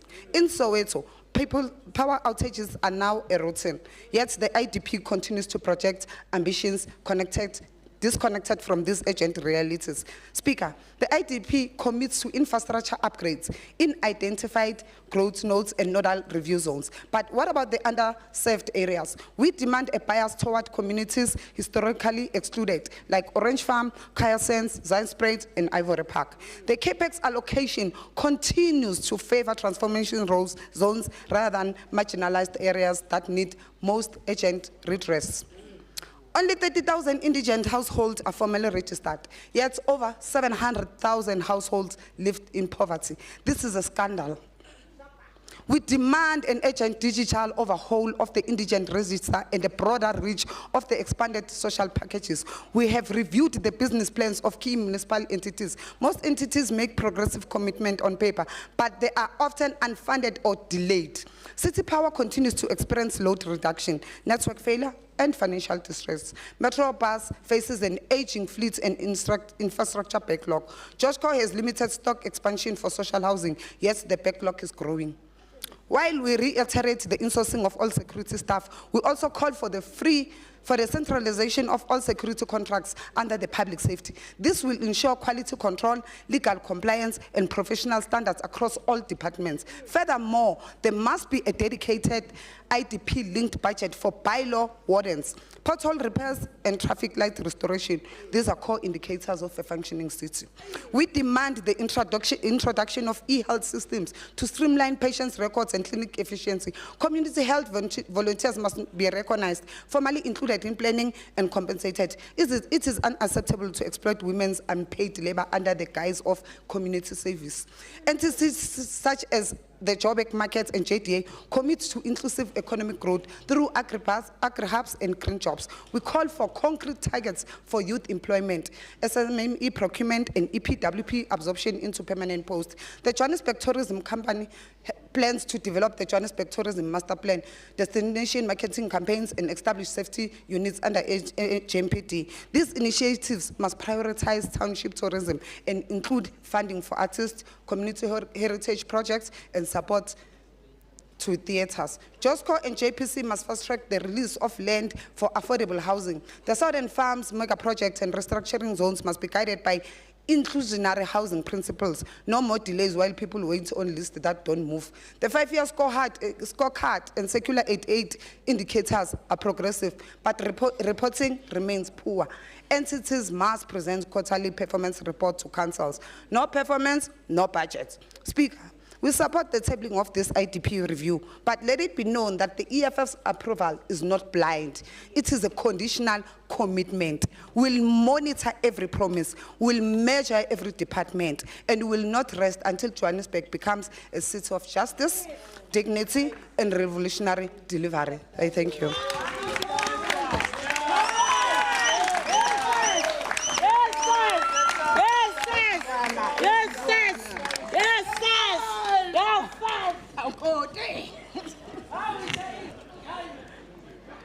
Thank you, Councillor.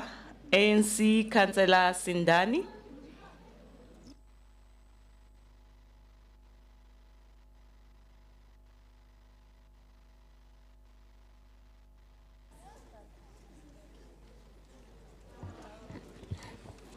Thank you very much, Speaker.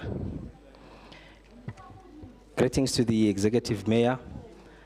Greetings to you, Honorable Speaker, Chief Whip of Council, Chair of Chairs, the citizens of Johannesburg, our visitors on the gallery, the ANC caucus, and the House at large. You are all greeted. Let me first thank you, Speaker, for allowing us to observe the Ascension Day. We really appreciate that.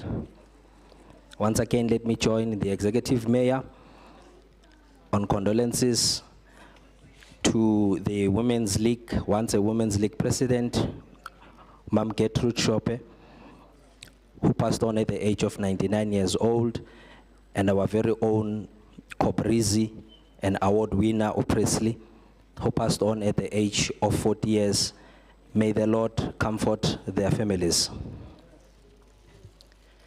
Yesterday, we have received the people-centered budget from the very progressive MMC of Finance, Councillor Arnolds. The city is led by progressive MMC, and that's such a budget that was tabled yesterday. To substantiate this progressiveness, from March 29th to 10th of May 2025, City conducted regional summits and targeted stakeholders' engagement from 16 April to the 6th of May to enable communities to submit their inputs into the budget and proposed tariffs. This budget is informed by consulting, and thus it becomes people's budget. The only reason you cannot support this budget, it will be because you don't want to be viewed as in support of the progressive MMCs, which might taint your political career. Considering that some political parties are a one-man show, so your job will be on the line, so that's why you might not want to support us. This budget creates confidence, it brings hope to the poor, and it also encourages those who are not sure if they should move from other cities to come to Johannesburg. The IDP is a roadmap to restoring Johannesburg, focusing on equity, inclusivity, and responsiveness. Here is a summary of key points. Key focus area: prioritizing historically underserved communities, ensuring no area is left behind. We are fostering accountability and empowering communities.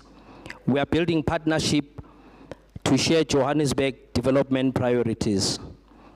Speaker, I have already heard the issue of about 20,000 and 6,000 and whatnot. Considering that the African National Congress has a number of ward councillors, it is our responsibility to go back to them and make sure that they still participate and make sure that they still understand why this IDP, it is important. But if you don't have a ward council, and then it will be difficult for you, if not impossible, to bring the community so that it becomes inclusive. Finally, Speaker, as the ANC, we note and support and ask the House to vote for this item. Thank you very much.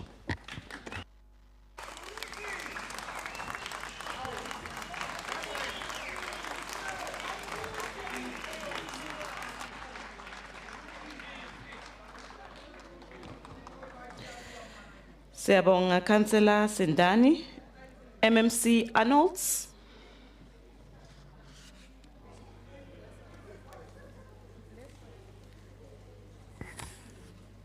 Thank you, Madam Speaker. Madam Speaker, I want to start off, and I greet everybody in the House once again. I want to start off with saying that this was the highest, the very highest that the IDP was attended. We had 10,000 people coming into halls. Madam Speaker, you were there. And we had people online, and that makes the 20,000.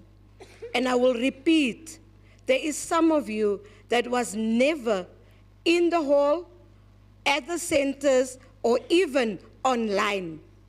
Because I know that, Madam Speaker, you are very well aware that I was part of the onlines, and I was part of those that were there. And I chaired almost 8 of those meetings. And I want to say that there was one area, I'm being intimidated, Madam Speaker. Councillors, please. It's her time now. It's the MMC's time. Madam Speaker, we can bring registers, and I can count, and I can tell you all the faces that were at the IDPs. Madam Speaker, I also want to say that not even the time when the DA led, did they even make 8,000. So I want to bring that to this House. Madam Speaker, I want to say to Councillor Alex, please go to page 306 and look at KPI 53, and then we can debate between the two of us. The IDP and business plans priorities are definitely looking at the marginalized areas, and so does the budget. I want to say to the UDM as well as to the EFF that your inputs were thoroughly engaged, because you read the documents and you gave constructive input that can only enrich the city of Johannesburg. I would also want to say to the IFP, thank you so much for your inputs, and we note your inputs. To Action SA, we note that you say you are supporting the budget, and we also note that it was not on the basis of a 10 rand that was handed out, because you returned your 10 rands.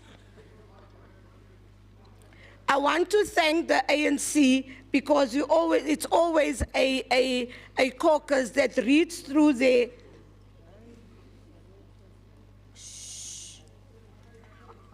I also want to say to you see, you've taken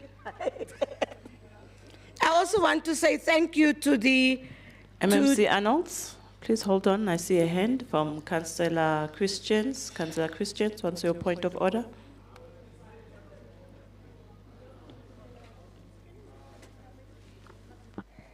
Thank you, Madam Speaker. Madam Speaker, just to get clarity, the MMC said page 353, because the document on next year A only goes to 343, then jumps to 390. There's no 353. Thank you. Listening is a skill. It's a big skill. I never said 353, Madam Speaker. I said 306, and I said go to KPI 53. 306 en 50. Luister as a skill. Your residents are watching you.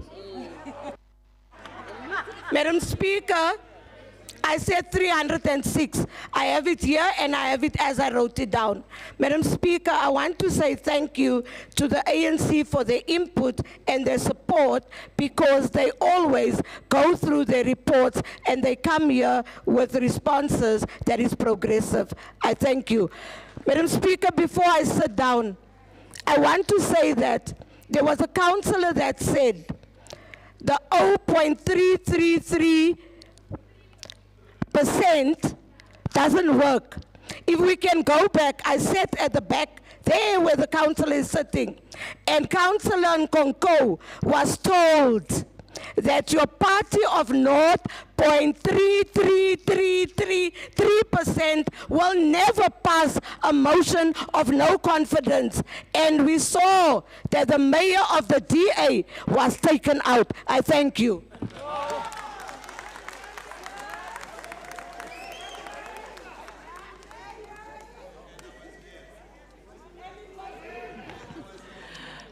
Thank you, MMC Arnolds. Councillors.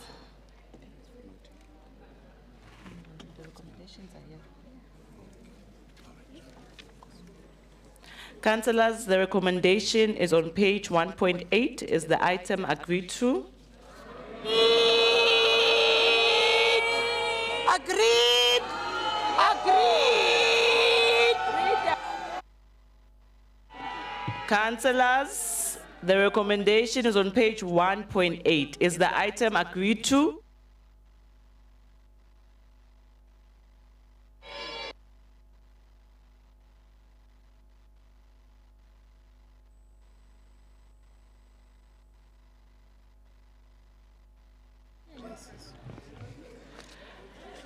Councillors, the yeses have it. Councillor Christians. Thank you, Madam Speaker. Our very own Takama. MMC Arnolds, please check. Okay. Thank you, Madam Speaker. Madam Speaker, in terms of Rule 84, can the dissent of the Democratic Alliance be noted? Thank you. It's noted. Councillor Christians. Padu Pezwaki.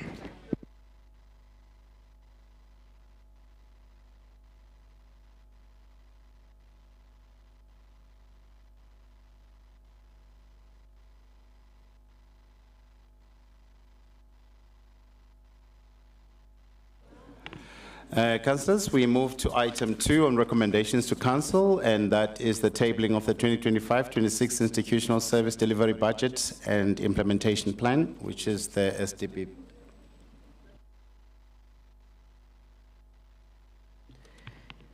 Thank you, Secretary of Council. The first speaker is from Action SA, Councillor Coverdale.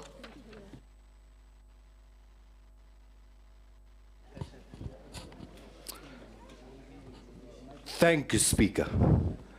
Good day, Madam Speaker, the formidable 44, distinguished guests, and the public at large. Madam Speaker, I was surprised by the antics of the mayor. He gave out 10 rands to councillors, but not all councillors received. This is exactly the state of our city. Only a selected few receive service delivery. When everybody doesn't receive, you just get allegations flying around loosely, as we have just witnessed. Madam Speaker, I've stood here a couple of months ago agreeing with the service delivery budget implementation plan. Item noted. It is positive and addresses some of the current challenges in the city of Johannesburg. How the transportation matter will be solved is a challenge, as their budget has been decreased. Our poor roads. Action SA has said that it will work with the GLU on a case-by-case basis, as we have. But even though we note this report, we must highlight the increased burden placed upon the residents with the electricity surcharge amount of 200 Rand.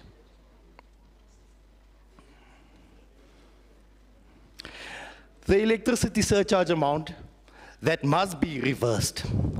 The big brother principle in the book 1984 is being applied, whereby you implement a surcharge and then make it look good by not increasing it.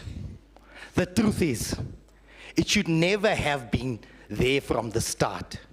Why should the citizens of Johannesburg be burdened with an extra cost to obtain services? It's preposterous. If we are such a world-class city, should we not be the first to remove this cost? Lead by example. We cannot continue saying that other cities are paying for it, so we should do the same. Instead, we should be saying that we have removed our surcharge, others should follow suit. That is real democracy. Only then can you call it the people's budget. Julle het blaatant gelieg.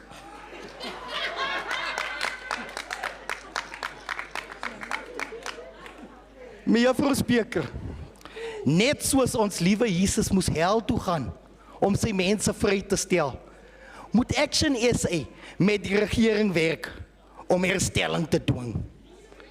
Dit is nie verandering of flip-flopping, maar dit is moedig. Wat verkeerd is, moet ons bloot lê, en wat reg is, sal ons ondersteun.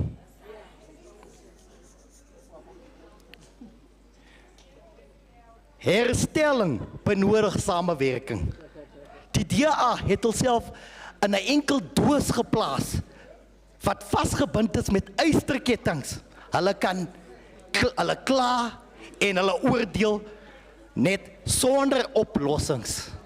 Action SA is gewillig om te help. As ons hulp sal ontvaar word.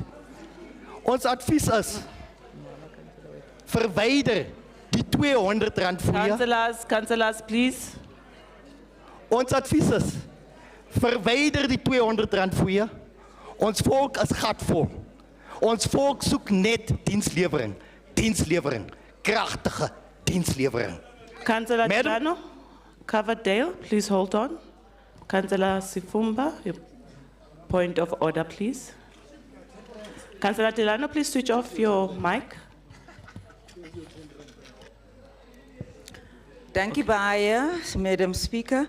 Madam Speaker, I stand to actually caution you because ek kan nie hoor wat die councillor het gesê nie. Can we have translation asseblief? Thank you. Noted, Councillor Sifumba, and we've explained this numerous times in the past. If someone stands up and speaks in Sotho, they are allowed to speak in that language.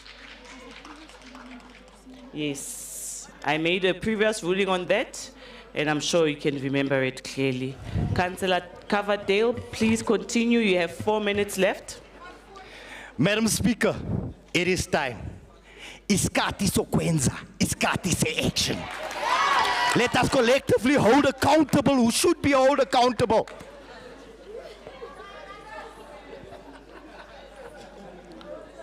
The service delivery budget implementation plan can work now. It could have worked previously in upgrading and maintaining the city if the governments of the day didn't sabotage themselves through corruption and derelict to duties. Also, if other parties didn't sabotage them through greed and jealousy. The key has always been management and implementation. Stop sabotaging, start implementing. Goedendag, siyabonga, and I thank you.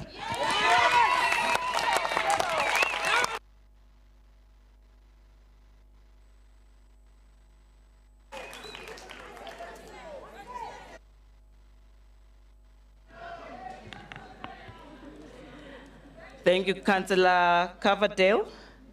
ACDP, Councillor Mkonza.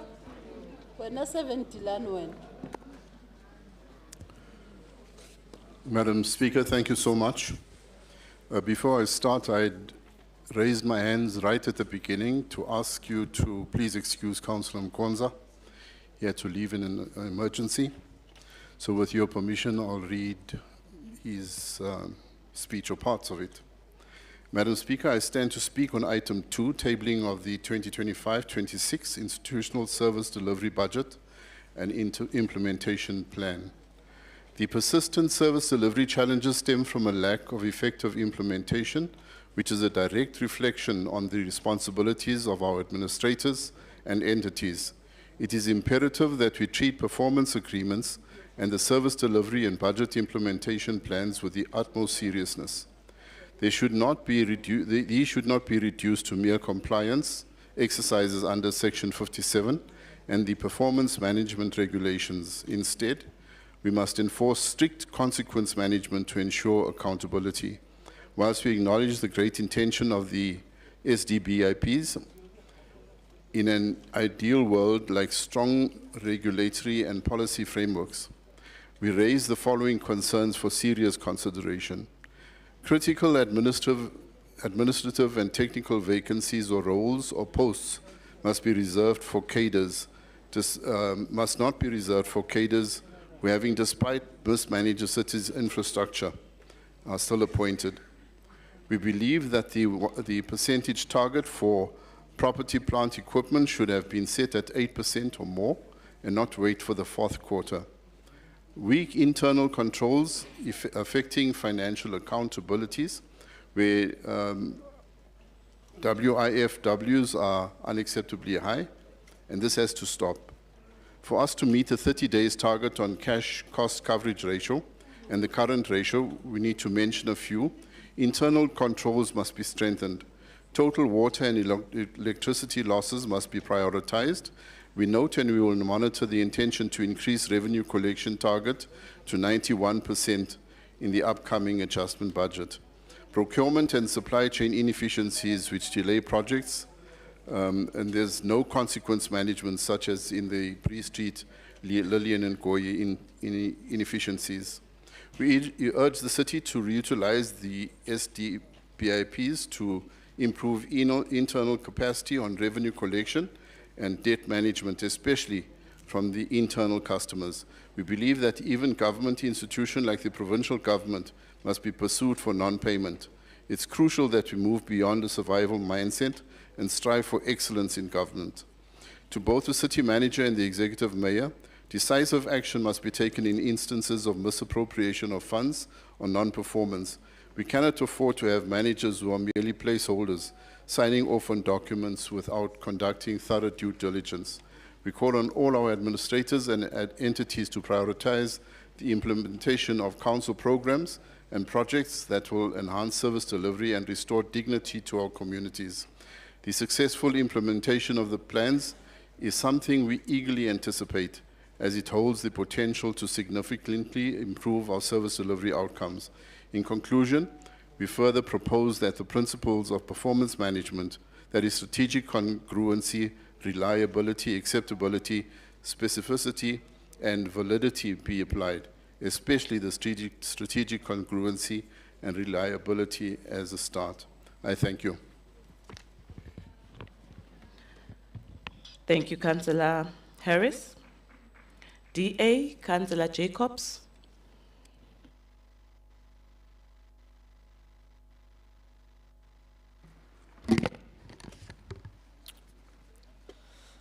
Madam Speaker, we gather here today to scrutinize the 2025-26 Service Delivery Budget Implementation Plan, a crucial document intended to operationalize our integrated development plan and annual budget. However, it is immediately clear that this SDBIP rests on a fundamentally flawed budget, misaligned with the genuine priorities and critical needs of our city's residents. Firstly, let us remind ourselves that a well-crafted SDBIP must clearly translate the IDP and budget into measurable outcomes-based service delivery targets. It should outline detailed monthly projections of revenue, operational capital, expenditure, and link these directly to strategic priorities. Priorities such as infrastructure upgrades, public safety, economic growth, and sustainable service delivery. Instead, this document, despite its glossy appearance, fails to provide the tangible, actionable indicators required for effective oversight and accountability. The overarching failure of this SDBIP lies in its reliance on vague and process-orientated KPIs, rather than clear outcomes-based indicators. For example, in critical areas where residents require, such as water supply, electricity supply, and infrastructure improvements, we find superficial performance measures. The SDBIP does not address chronic service delivery failure with meaningful targets and remedial actions. Instead, it sets vague goals like monthly reporting or conducting meetings, neither of which directly improve service delivery for our residents. Allow me to highlight specific flawed KPIs set out in this SDBIP. When we look at electricity infrastructure, they list percentage of completion of monthly meetings as a KPI. Madam Speaker, how does holding monthly meetings reduce power outages or stabilize electricity supply? This is not a performance outcome. Reducing power outages and stabilizing supply is. Then we look at water supply, which has monthly reporting on reservoir levels as a KPI. Madam Speaker, merely reporting on reservoir levels does not guarantee water supply and address systematic breakdowns at places like Commando, Midrand, Sandton, Soweto, and Deep South systems. Then we look at road maintenance, which has a number of potholes reported monthly as a KPI. Merely reporting potholes is meaningless if there is no correlated KPI that ensures actual repairs, quality assurance, or improved road conditions. We can go on to public safety, which has a monthly count of patrols as a KPI. However, counting patrols offers no assurance of actual crime reduction or improved public safety outcomes. This SDBIP does not articulate how these activities will translate into tangible improvements in service delivery. Councils and residents require real measures, such as actual percentage reduction in outages, the time frame for infrastructure upgrades, or clear commitments to restoring basic services swiftly and effectively. We can go on and on about KPIs that do not translate into clear improved service delivery outcomes for our residents. The fact remains that this SDBIP in its current form will result in current service delivery and infrastructure failures to persist within the city. This reinforces the need for the motion of no confidence, as the executive mayor and the executive that he leads has no plan, no political will to turn the city around. In stark contrast, let us consider municipalities governed by the Democratic Alliance. The city of Cape Town, Midvaal, and Umgeni serve as prime examples of well-governed municipalities where budgets align closely with community priorities and SDBIPs contain clear, measurable, outcomes-based indicators. These municipalities achieve high levels of service delivery precisely because the SDBIPs reflect genuine accountability and meticulous planning. In DA-governed municipalities, we see KPIs dealing with aspects such as water supply reliability, which measures the actual percentage of days of uninterrupted water supply. Electricity stability, which sets reduction targets in outage frequency and the duration of outages. Road infrastructure quality, which measures the percentage of roads resurfaced annually, coupled with quality assessments done. These KPIs reflect accountability for tangible service delivery improvements, ensuring residents experience meaningful and measurable enhancements in their quality of life. The Democratic Alliance is not merely pointing out flaws. We are presenting a proven good governance model where we govern, budgets are prioritized to address the most pressing community needs. Our SDBIPs serve as a genuine roadmap, clearly connecting budget decisions to tangible service delivery outcomes. Next year's local government elections offers Johannesburg residents a critical opportunity. It is an opportunity to demand real accountability, to prioritize infrastructure and service delivery, and to embrace governance that puts residents' lived experience at its core. The DA governs better, delivers reliable quality services, and prioritizes the needs of residents in a transparent manner. Only the DA can turn the city of Johannesburg around, ensuring our residents experience dignity, stability, prosperity that they deserve. The Democratic Alliance stands ready to rescue the city of Johannesburg. We have a plan, we have capable leadership, and we have the political will to save our city. I thank you.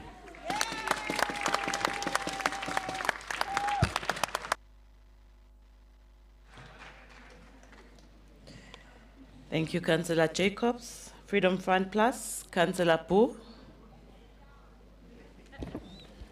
Madam Speaker, Councillor Boer had to withdraw due to religious responsibilities. We withdraw the speech. Thank you.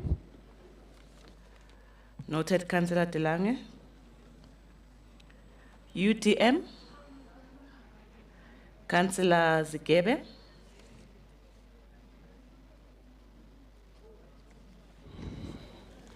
Madam Speaker, instead of going to the US, they must go to Cape Town. We are at a crossroad of responsibility and possibility. The tabling of the 25-26 Service Delivery and Budget Implementation Plan, as we are a city where over 30% of the population is under the age of 35, a city where over 50% of the households are women-headed, a city where thousands live with disabilities, often silenced by systems that were not built with them in mind. This year we recommit that no one gets left behind. The 2025-26 budget stands at a total revenue projection of 84.8 billion, with anticipated monthly collections ranging from 6.7 to 8.85 billion. Our fiscal discipline projects a healthy 8.2 billion surplus, creating room for meaningful reinvestment. Top revenue contributors remain electricity tariffs at 31.4%, water and sanitation at 23.6%, property rates at 20.6%. But this must come with accountability and affordability. We must not allow efficiency to come at the expense of the vulnerable. We must safeguard our indigent policies, social rebates, and ensure access to essential services without entrenching debt traps for the poor. We are making fiscal room, but it must translate to social return. The numbers are clear and we are sure of impact. EPW work opportunities will be created with quotas earmarked for youth, women, and persons with disabilities. The Human Settlements Directorate through JoSCO will deliver housing opportunities with a focus on family, special needs, and youth-friendly units. Public health targets include upgrading 15 clinics and launching 3 new mobile health outreach units for informal settlements. The Social Development Department will expand safe spaces, shelters, and substance abuse facilities with an earmarked 120 million investment. Madam Speaker, we have committed a 8.7 billion capital budget, which will power transport infrastructure at 573 million for safer roads and expanded BRT services. On city power, it's 1.36 billion for substation upgrades, smart metering, and ending energy insecurity in informal settlements. Johannesburg Water at 1.7 billion to address aging pipes, water losses, and sanitation. Digital infrastructure at 420 million to bridge the digital divide, because digital poverty is the new apartheid. And through the Urban Settlement Development Grant, we are co-financing inner city renewal projects that prioritize inclusivity and universal design. This capital investment must serve both Sandton and Soweto, Eldorado Park and Innerdale, Diepsloot and Doornfontein equally. That SDBIP is fully aligned with Section 53 of the Municipal Finance Management Act and guided by Circular 13. This year we commit to quarterly public reporting, monthly budget tracking, and performance-linked contracts for all Section 57 managers. But oversight must not be technical alone. It must be democratic. Finalizing a community monitoring dashboard open to the public where every ward can track delivery in real time. We govern not by decree, but by dialogue. Let me now speak directly to a matter I hold close to my heart, the inclusion of gender, youth, and people with disabilities. The SDBIP must not merely mention GOD, it must mainstream it. Finalize gender-responsive budgeting frameworks so allocations reflect the lived realities of women and LGBTQI residents. Work with SMMEs units to ensure 30% 50% procurement targets are accessible to youth and disability-owned enterprises. Expand the skills development centers, including Matolesville, to train young women and men in renewable energy, ICT, and artisan trades. Mapping accessibility of all new infrastructure, starting with our clinics, transport systems, and customer service centers. We cannot continue to build a city where a young person must beg at the robots instead of coding in a lab, where a wheelchair user must fight potholes just to reach a clinic, where survivors of GBV are re-traumatized by silence, stigma, or bureaucracy. Let this budget mark a turning point from tokenism to transformation. Let me be clear, this plan is not without risk. We still face revenue leakages and under collections. Aging infrastructure threatens service delivery and service delivery stability. Community unrest and criminality can derail even the best laid plans. And yes, bureaucratic inertia often delays implementation. But leadership is not about avoiding storms. It is about steering through them with resolve and unity. Madam Speaker, to lead is not to speak optimistically while ignoring pain. To lead is to name the pain but still chart a path forward. So I say this, the budget is sound, the plan is credible, the commitment must now be non-negotiable. The 2025-26 be the year that the people of Johannesburg see change, not just hear about it. In the words of Steve Biko, and I quote, "The most potent weapon in the hands of the oppressor is the mind of the oppressed," close quote. Let this SDBIP be the weapon of the empowered, not the oppressed, of those who build, not those who break. In closing, to every resident, this is your budget. To every department, this is your mandate. To every councillor, this is your moment. Let us govern as if history is watching, because history is watching. A city that works for all, let's deliver it. Ke a leboga.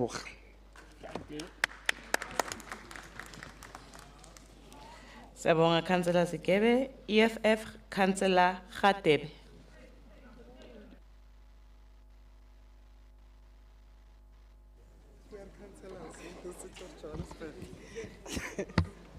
Thank you, Speaker.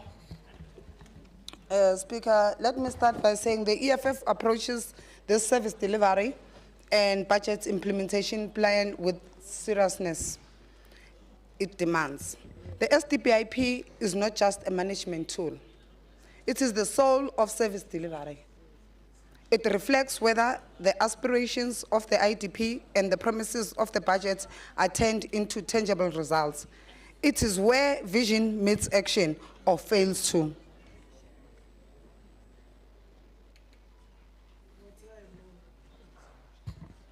Speaker, we are here today not simply to note a document, but to assess whether the city is capable of delivering a just and equitable and effective plan to serve the people of Johannesburg.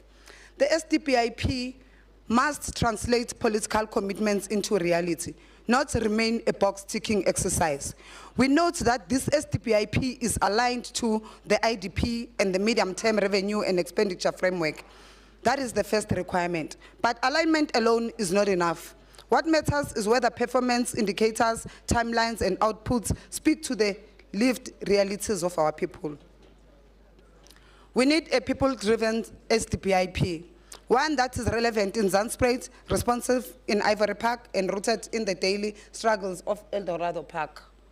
Speaker, this SDPIP projects revenue of 84.8 billion and an expenditure of 80.7 billion for the 2025-2026 year. But too often we hear of revenue targets being missed and departments failing to implement capital projects. What we need now is discipline. Discipline in spending, discipline in delivery, discipline in leadership. We are particularly concerned that some departments continue to underperform, especially where services are most needed. Infrastructure backlogs, delays in maintenance, and lack of coordination between core departments and entities results in disjointed service. It is unacceptable that departments still fail to meet their own key performance indicators. It is equally troubling that departments continue to chase the same annual targets without adapting or responding to new challenges. Speaker, we call for the following specific actions. Firstly, all service delivery targets for frontline services like clinics, waste removal, potholes repairs, electricity and water outages must be reviewed monthly and submitted to council for oversight.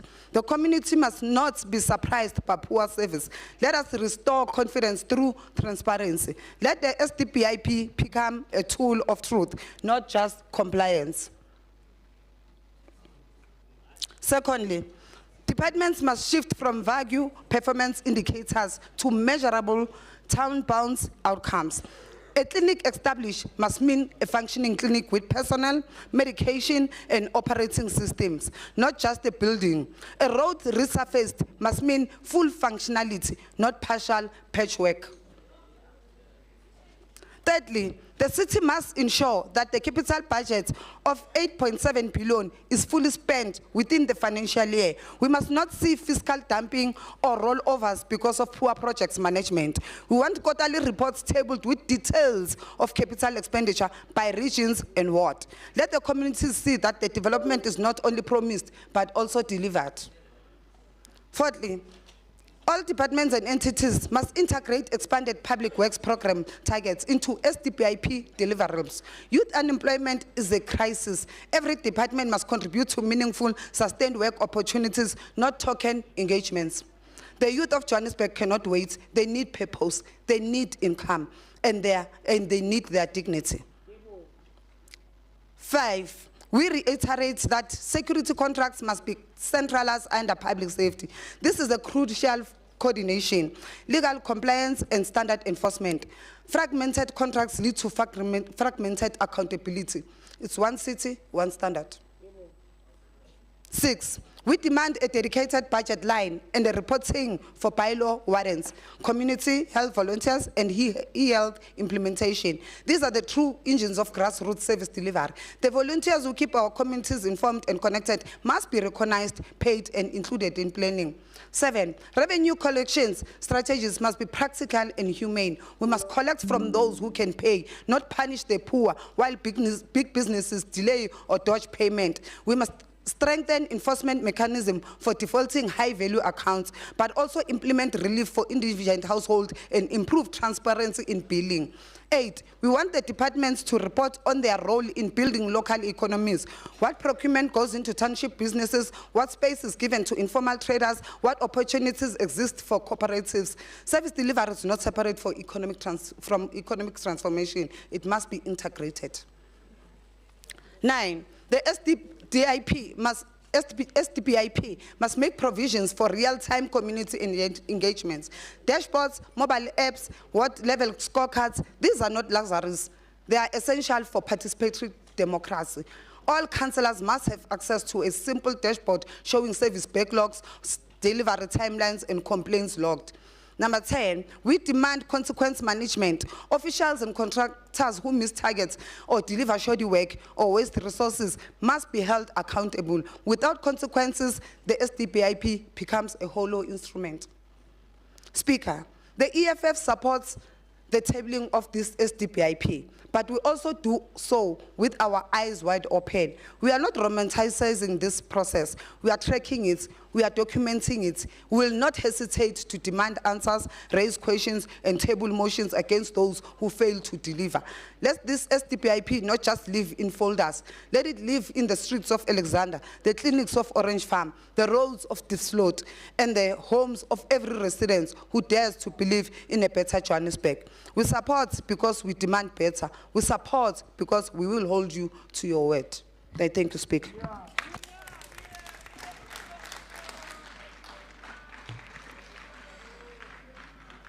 Siyabonga Councillor Khatebe. ANC Councillor Buthelezi.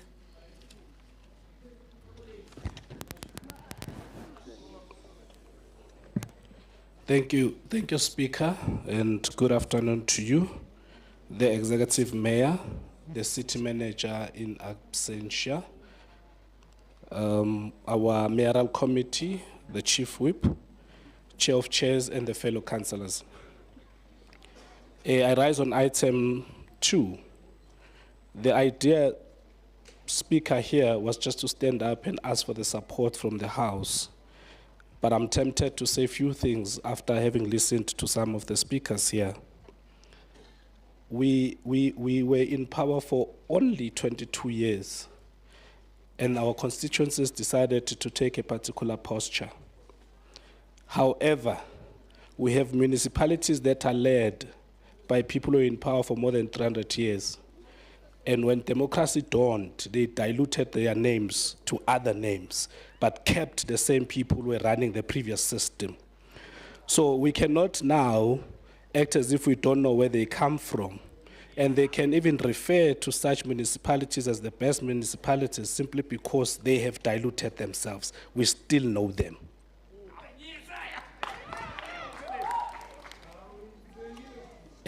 One of the second part that I wanted to speak on, it's the fact that we are actually governing at a time where we have a GLU. The funny part about the GLU is that it is actually constituted by quite a number of parties that contest each other going to elections. As and when they engage on the issues, they just want to make sure that they protect their current constituency, however they build on that very same constituency to have more numbers.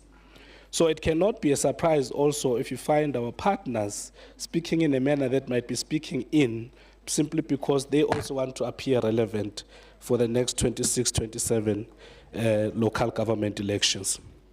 It is a very silly season, Speaker. However, we hope with what has been proposed under the conditions by the team that has worked very hard, I believe that they have worked tirelessly. They had sleepless nights trying to get everything in order. So ours is to actually appreciate and support. However, as I close, I would like to appeal to officials. If we have done our part, it becomes their part to also implement, and implement to the T. It cannot be correct that we come here, deliberate on the matters, then when someone is supposed to execute the task, it's not implemented as per. However, to those who are in areas that were once advantaged, allow us, from those areas that you used to call them dump sites, to actually develop so that they can match your standard. And maybe that will allow us, the have-nots, to also find a bit of a small gap between those who don't have. With that, let's support the SDPIP. Thank you very much.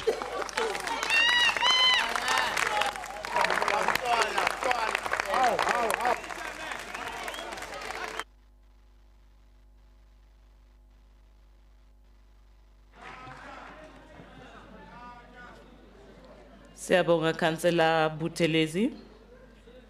MMC Arnolds.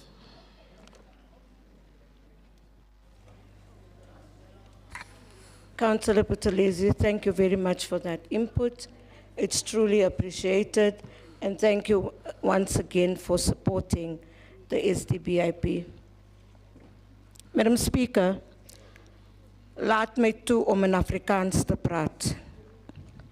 Raadslid Coverdale, die aanvullende fooi of die toeslag is nie deel van die SDBIP nie. As ons dit reg het, dan was hy totaal uit lyn uit. To the ACDP, we note your responses as said this budget is not a promise, it is a contract between the people and its government. Madam Speaker, the SDBIP does deal with the requirements as stipulated by the MFMA. Circular 13 and has all the indicators that are aligned to the IDP.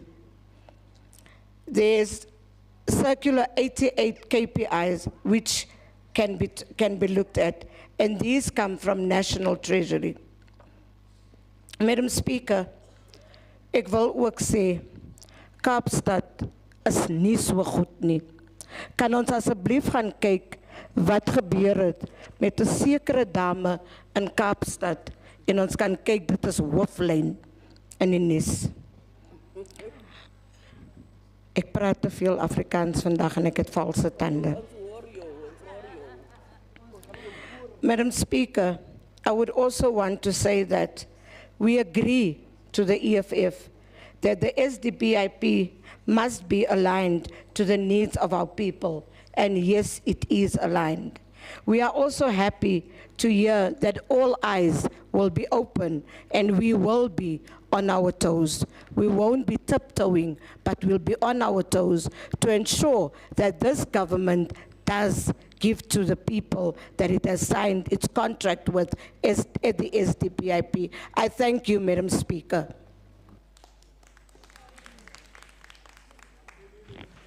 Thank you, MMC Annals. Councillors, this item is for noting. Is it noted? Sorry, Councillor Echizonjoku, I didn't see your hand there. Madam Speaker, I'll withdraw. I see MMC Jack Squila is awake now, so it's fine, I'll withdraw. Councillor Echizonjoku. Councillor Christians. Thank you, Madam Speaker. In terms of Rule 84, can you note the dissent of the Democratic Alliance? Thank you. Your dissent is noted. Councillor De Lange. Thank you, Madam Speaker. Just for the record, note the serious concern of the Freedom Front for the minutes. Thank you. That's also noted. All right, thank you, councillors. Councillors, we proceed with item 3, which is the 2025-26 to the 2027-28 medium-term budget and related documentation for the City of Johannesburg. Read with item 3A, and that's your 2025-26 to the 2027-28 medium-term operating budget and related documentation. Also read together with item 3B, and that's 2025-26 to the 2027-28 medium-term capital budget. Also read with item 3C, which is the report on outcomes on public consultation on the proposed 2025-26 budget and its revenue-raising measures and technical valuation led by the National Treasury. Also read with item 3D, which is the authorization to approve the 2025-26 draft rates policy and draft rates policy bylaws.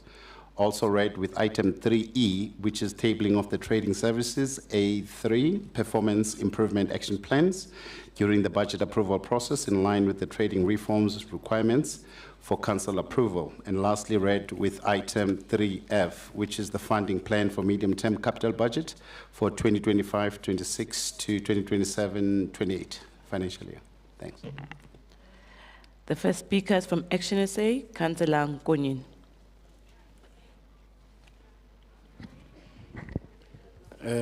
Ngibonge, Speaker. Speaker, the first sign of self-hate is when you fail to do your own dirty work and have to rely on a baseless, frivolous motion sponsored by the dissenting alliance. I'd also be better if I was unceremoniously stripped off the mayoral chain. Izofika kumnikazi, Speaker.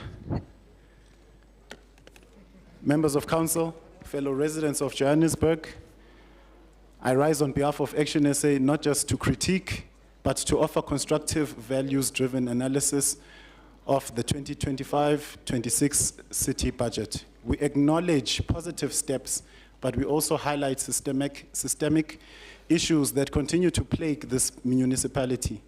These are not simply financial problems, they are moral and leadership failures. And the residents of Johannesburg are the ones who pay the price. We acknowledge the positives. Approximately 60 million rand for inner city rejuvenation. We welcome this. Though we note it is a far cry from the bold inner city vision implemented by former Mayor, President Herman Mashaba, who reclaimed hijacked buildings and repurposed them into affordable rental housing. Crime, poor lighting, and unmaintained infrastructure are driving businesses and residents out of the inner city. Without deeper structural reform, the allocation is symbolic, not transformative. MSCORE implementation.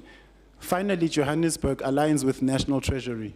While we welcome the long overdue reform, we must ask, why did it take this long to become compliant? Now that MSCORE is being implemented, Action SA expects line item transparency, especially for capital projects, and a public dashboard for residents. 20 million for e-procurement.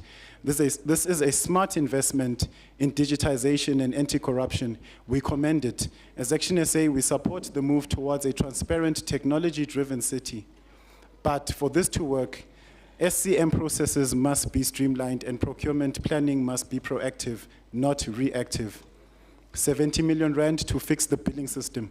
A step in the right direction once again, since Action SA assumed the chair of the Section 79 Finance Committee, we've seen increased urgency in addressing billing failures. This is not just coincidence, it's accountability through leadership. Holding electricity surcharge constant. We appreciate no increase, but let's be clear, the 200 Rand surcharge must go. It penalizes the working poor and should be replaced by fair usage models. Holding the prepaid surcharge at 200 Rand is not pro-poor, it is tone deaf. You've passed through Eskom's 12.41% tariff hike, and now you boast that keeping a regressive surcharge in place is an achievement. The surcharge disproportionately affects the working poor. We cannot speak of transformation while residents are punished for simply trying to cook, clean, and stay warm. Key gaps and our recommendations. Innovation hubs. Very ambitious but hollow. We see CAPEX funds allocated towards innovation hubs, but the question remains, what skills will be developed? What jobs will these hubs create? With youth unemployment at record highs, we need delivery, not buzzwords. These hubs must partner with real employees, with real employers and accredited training bodies, report impact indicators quarterly, feed into Joburg's SMME and township economies. This is why Action SA believes in Spaza for locals. Skills development, rhetoric versus results. Repeated findings show poor absorption of EPWP beneficiaries into formal employment. What's missing is skills pipeline for training to placement. Action SA recommends linking opportunity centers to sector-specific upskilling, offering work readiness and entrepreneurship incubation in every region. Billing war rooms and dashboards. Data must serve the people. The budget mentions war rooms and dashboards, but how accessible are they to residents or even councillors? We are losing millions through refunds for unspent mismanagement grants, delays in resolving billing queries, failure to track projects in real time. Action SA demands dashboard accessible online, mobile, and in community service centers. Real-time tracking of the 200 million rand collected daily. SLA-based targets for resolving billing disputes with legislated timelines. Supply chain management, procurement planning, and reckless borrowing. Madam Speaker, we have observed irregular supply chain management processes, lack of procurement planning that aligns with service needs, funding strategies that rely heavily on debt with limited clarity on repayment, impairment, and pre-approval frameworks. If the plan is to fund this budget through loans, then show us the repayment plan. Let's not mortgage the city's future with reckless borrowing or backdoor bailouts. Wasteful expenditure. 2 million rand down the drain. Action SA takes serious issue with 920 and 542 million on roadshow marketing for IDP sessions. Did we need nearly 1 million rand to market public meetings? Where's the report showing showing reach or impact? 998,363 on the state of the city address. This was not the state of the city, it was the state of excuses. Few residents knew what happened. What about the YouTube views? Negligible. This 2 million rand could have bought 200 new prepaid meters. IDP must inform CAPEX, not the other way around. We are concerned that many projects in this budget appear repurposed from previous years with limited linkages to actual IDP consultation outcomes. Did we really take the community into consideration? Did we ask, what does Orange Farm need? What does Yeovil need? What keeps small businesses afloat in Diepsloot? We recommend that CAPEX projects be validated against ward-level IDP feedback. The regional forums publicly track which projects were approved versus funded. Action SA's position, leadership through accountability. We acknowledge improvements. We see signs that our pressure is working, but until the following are addressed, the electricity surcharge is scrapped, billing war rooms become community tools, borrowing becomes disciplined and transparent, wasteful PR stunts are ended, security guards and cleaners are insourced. We are shocked that once again, the budget ignores the insourcing of security guards. These workers protect our assets, our clinics, our people, yet we outsource them to companies that strip them of dignity and pay them next to nothing. Under Mayor Mashaba, this process became, under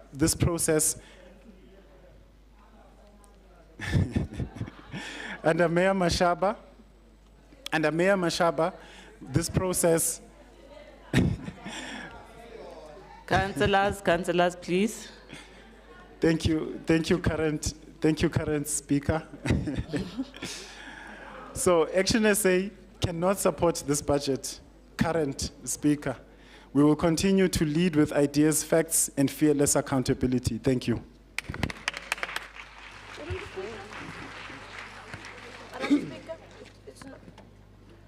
MMC Arnold?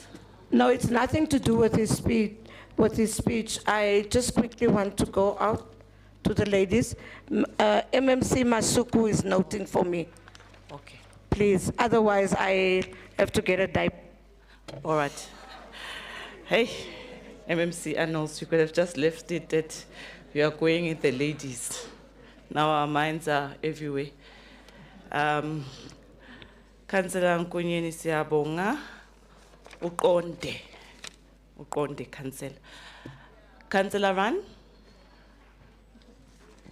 Thank you, Madam Speaker. Would it be possible to please for the DA to have a 5-minute caucus break? We just need to have a quick discussion and then we'll be back in the room. Thank you. It has previously been allowed before we go to a decision, and the debate has obviously been closed now. Once the debate has started, we've never taken a caucus break. A debate has been opened. Councillor Run, I don't know what you are talking about, that it has previously been allowed, because I don't remember doing that. Yes, I made a ruling, so I don't know what you're talking about there. The debate is opened, and when the debate is open, there's no caucus break. So, Councillor Run, I'll continue to the second speaker from ACDP, Councillor Harris. Greetings again, Madam Speaker, fellow councillors. I was going to make a very flowery technical speech, but on second thoughts, I thought, everything about this item rests on item 3D, which is the authorization to approve the 2025-26 draft rates policy and draft rates policy bylaws, because we're asking our residents to dig deeper into their pockets. And is it going to be of any point to talk about all of the other items that we are hoping for and promising and all of that kind of stuff? But I want to quote an extract from a City Power Quality Survey, which reads, and I quote, according to the survey, municipal services have been in decline in satisfaction over time. For street lighting, only 37% of, at most 44% of the respondents are satisfied with the street lights where they live. Only 22% of 2023-2024 respondents are satisfied with the cost of municipal services.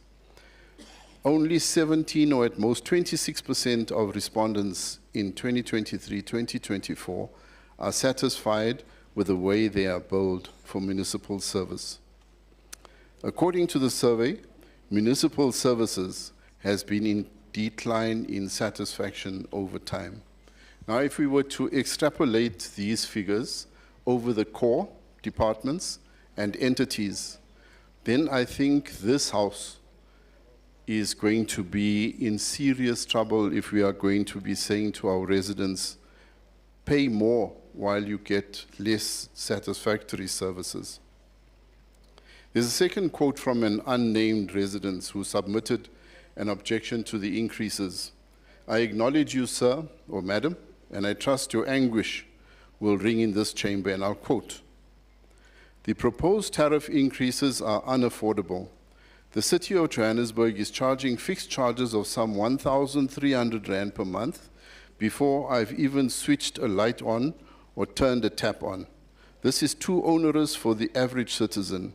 At the same time, whole suburbs are pitted with potholes and leaks, and water services delivery is patchy, with long and recurring periods of nightly water shedding." I can add to that that it is the new normal now in Ward 82, particularly in Ward 68, Ward 69. It is a new normal now for residents to chase after water tankers and practically come to blows to get the tankers to come into their streets. Is this what we are asking our residents to pay more for? I'm not too sure, really.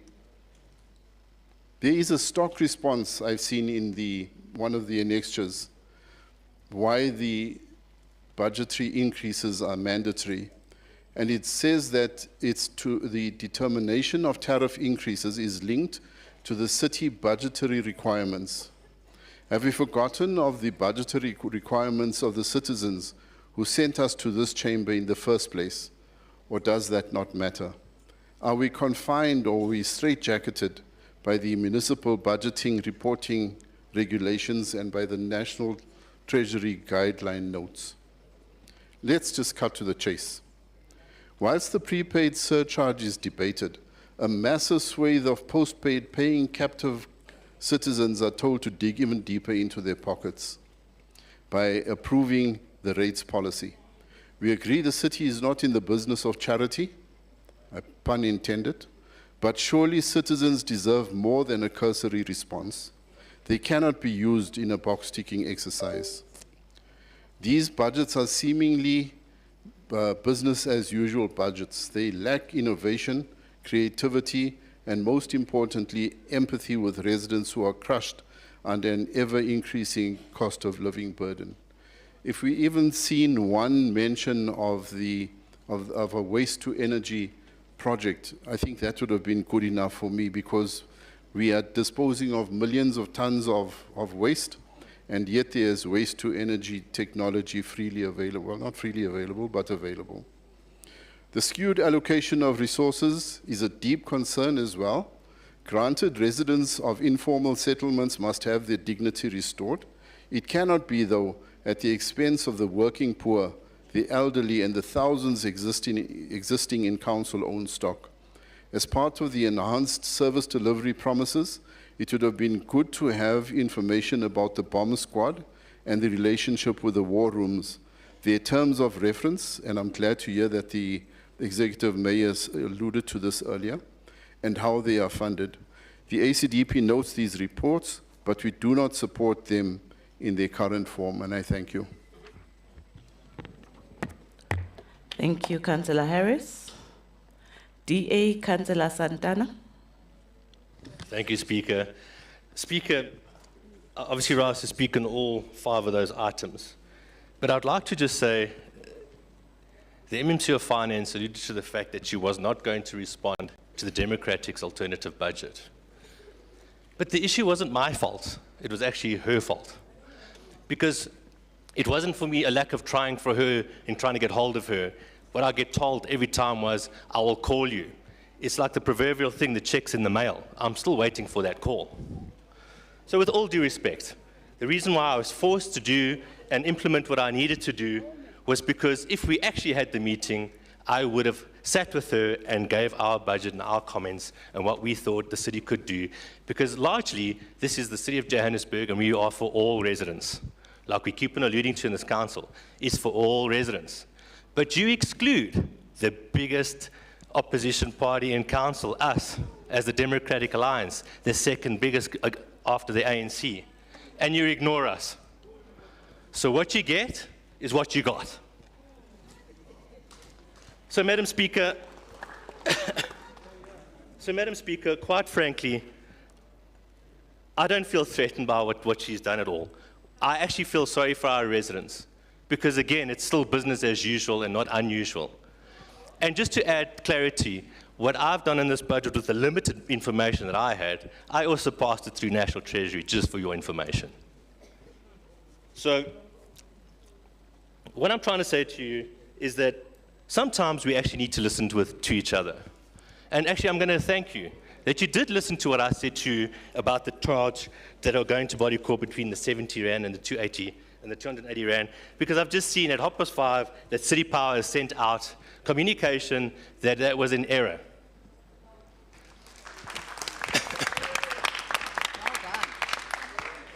But I have another problem. That means I can't replace reliance on the information that's provided to us to even pass in council.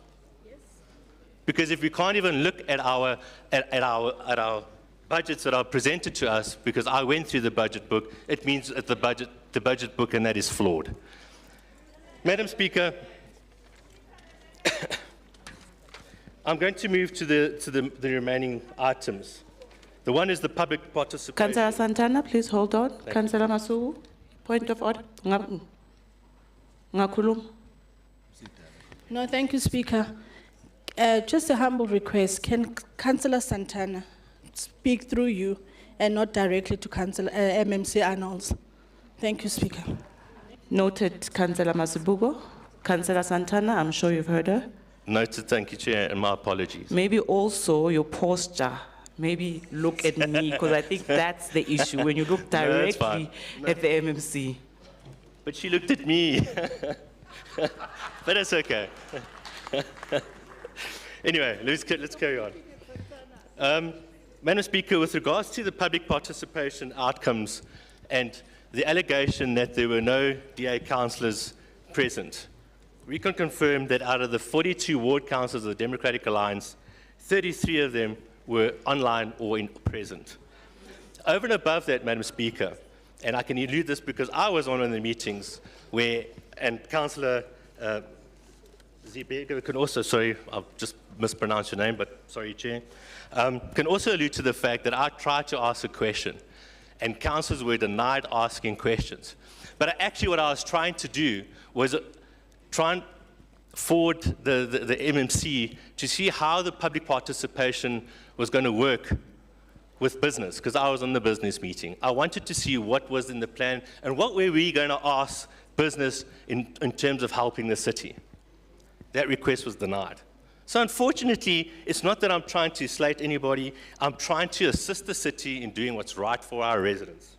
So the other issue is that most of the public comments were also not part of this document. There's quite a few missing, specifically from residents. I've seen from JPOMO, I've seen from JoburgReimagined, and from the Rates Watch, but I haven't seen from all the other residents that have been submitted. So again, the documents are not complete. Moving to the draft rates policy and bylaws, I'm happy to say thank you for actually listening to JPOMO and making some of the alterations that were required to be done on the rates policy. It's showing our initiative. So thank you for that. And I also applaud the fact that we've also put on hold the non-maintenance rates at this point in time until further public consultation and how this issue is going to roll out. So again, I will give feedback when it's allowable. Coming to item 3E, the Trading Services Performance Improvement Action Plans. We cannot support this item as it stands right now for two reasons.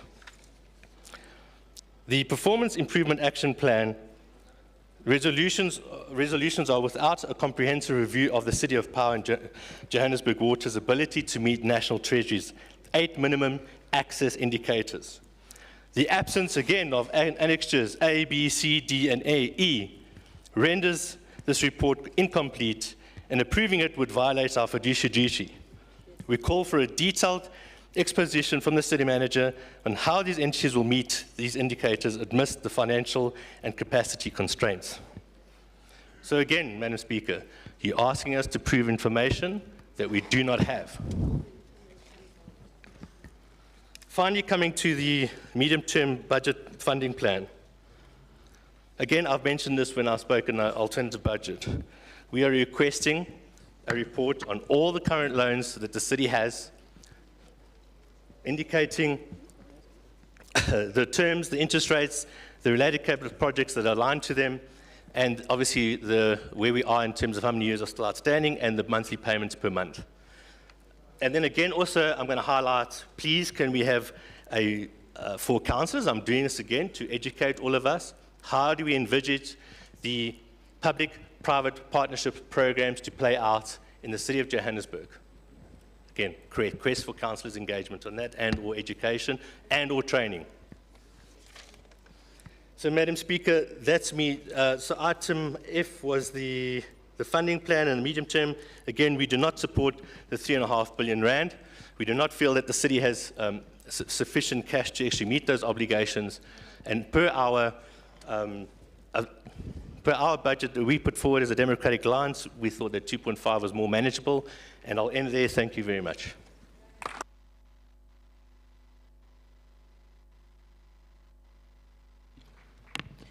Thank you, Councillor Santana. MMC Ngonku from PAC, you have informed me that you and UDM have agreed that you'll take the 6 minutes, combine it with your 6 minutes. So your time allocated is 12 minutes. You can start, MMC.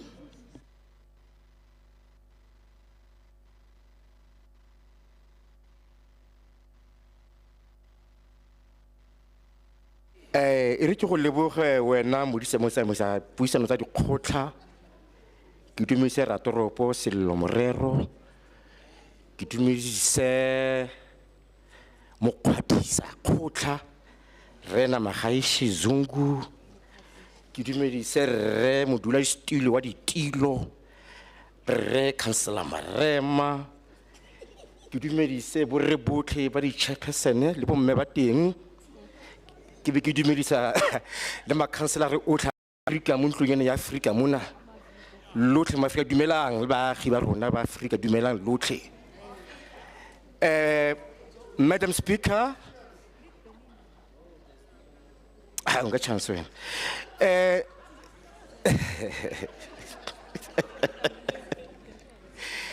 The 2025-2026 budget speech. Please hold on. Councillor H is on Joko. MMC, please switch off your mic. Thank you. Madam Speaker, we feel left out. MMC Nkoko is greeting everybody, but he hasn't even attempted my surname. Councillor H is on Joko. You just want to disrupt MMC. MMC, please continue. Madam Speaker, but wait 2 minutes. The 2025-2026 budget speech has not only recognized our community development agenda, it has reinforced it. It is indeed a people's budget responding to the heartbeat of our city, affirming that a city cannot thrive without investing in its cultural institution, recreational space, community hubs, and public memory. New community facilities for growing city. We are excited to announce the scheduled opening of a number of newly built community facilities, which include, number 1, Ivory Park Swimming Pool and Dredrick MP Swimming Pool, completion by 31st July 2025, ready for use by the 1st of September 2025. Thank you. Okay, thank you.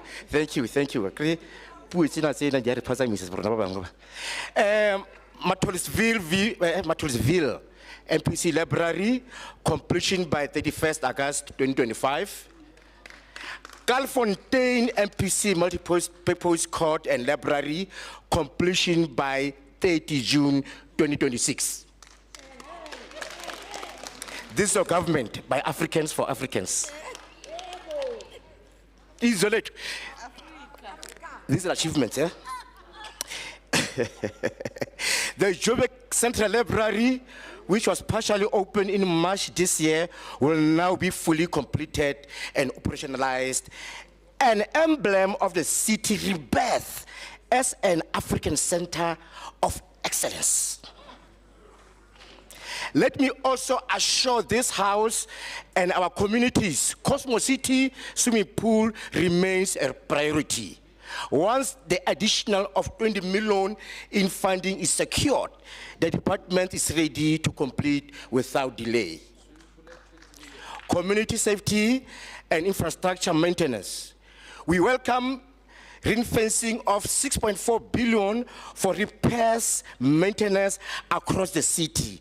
We anticipate that a portion of this budget will channel the revitalization and security of our community facilities, particularly those constantly targeted by vandalism and theft.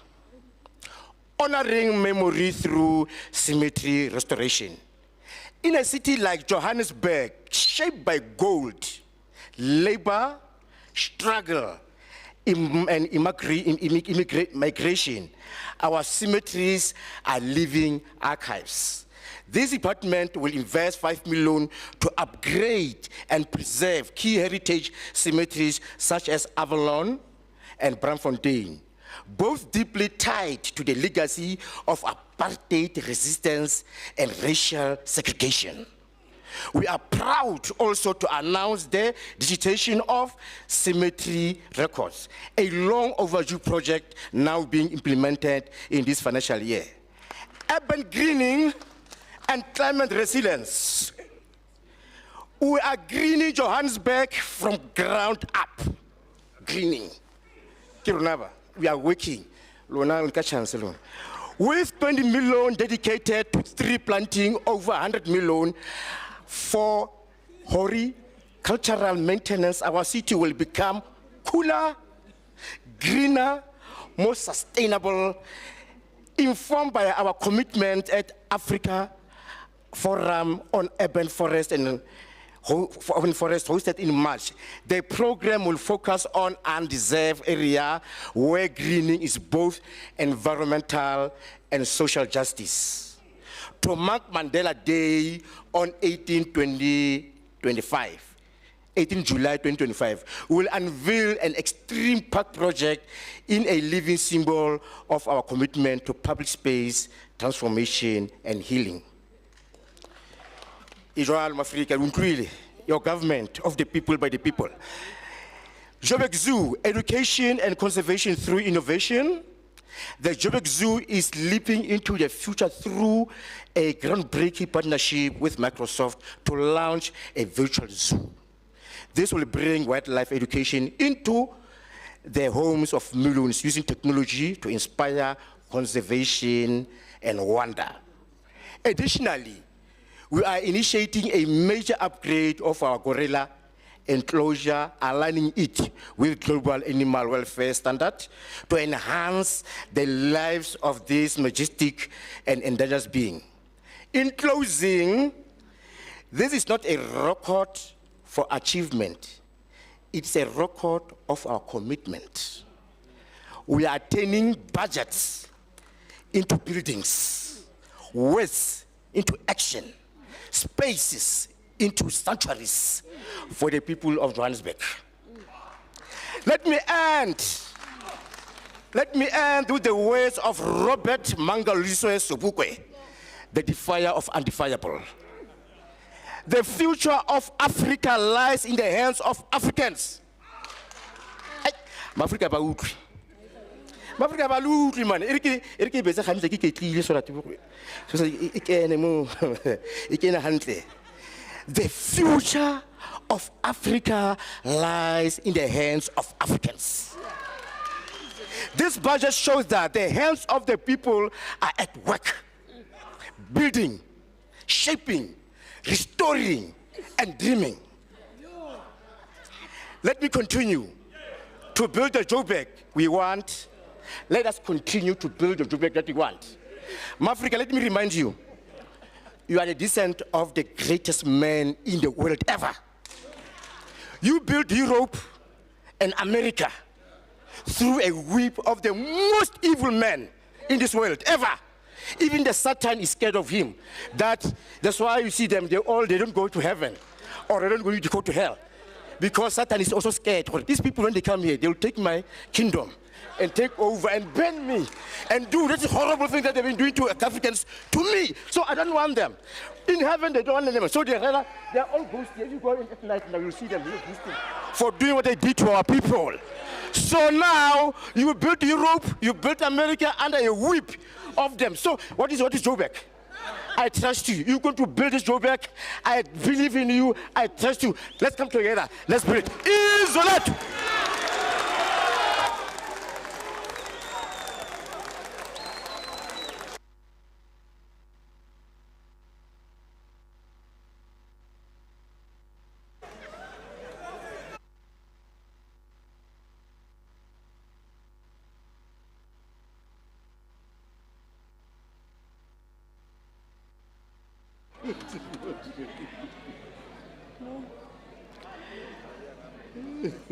Thank you, MMC. EFF, Councillor Netamba.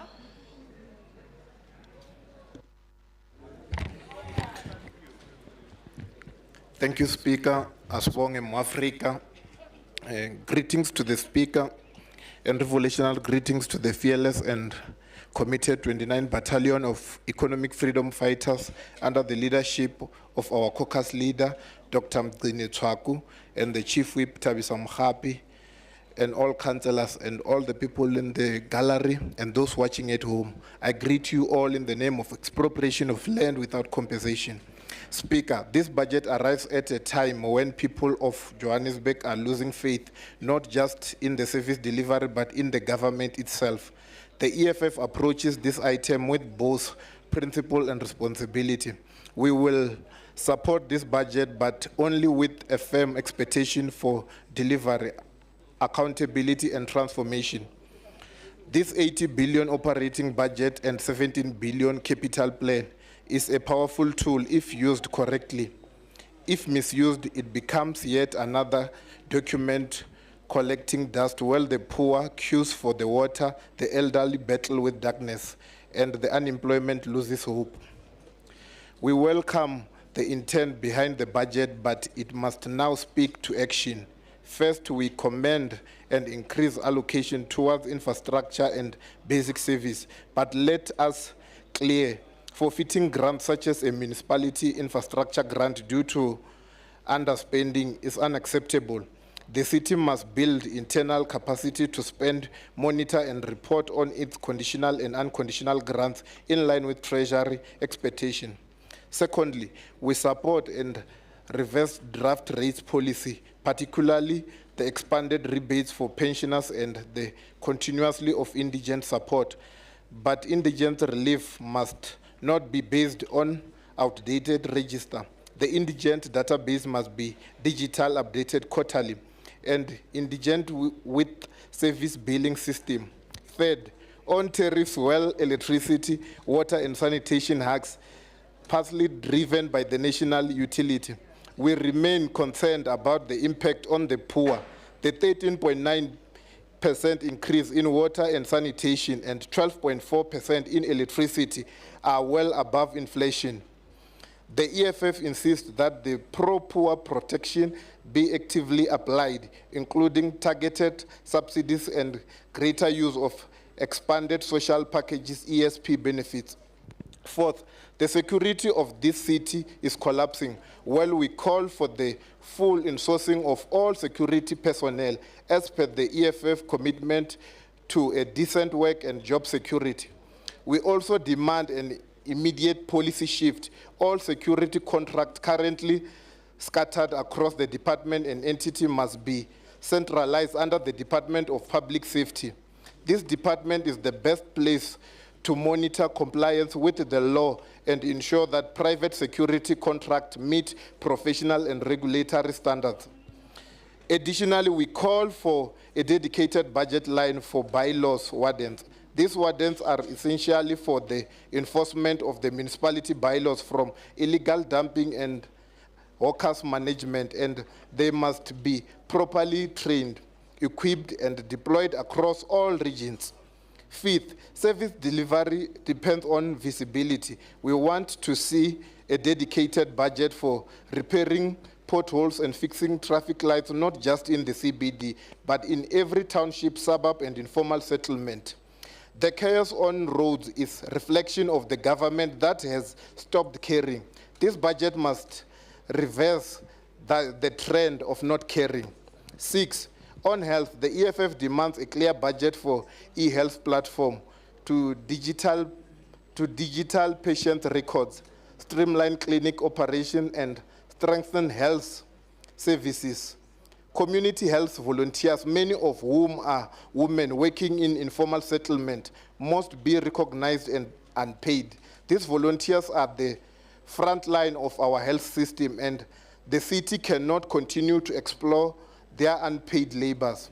7, we must deal decisively with a revenue in Johannesburg. Revenue base is shrinking, not because people are unwilling to pay, but because enforcement is weak and the system are disjoined.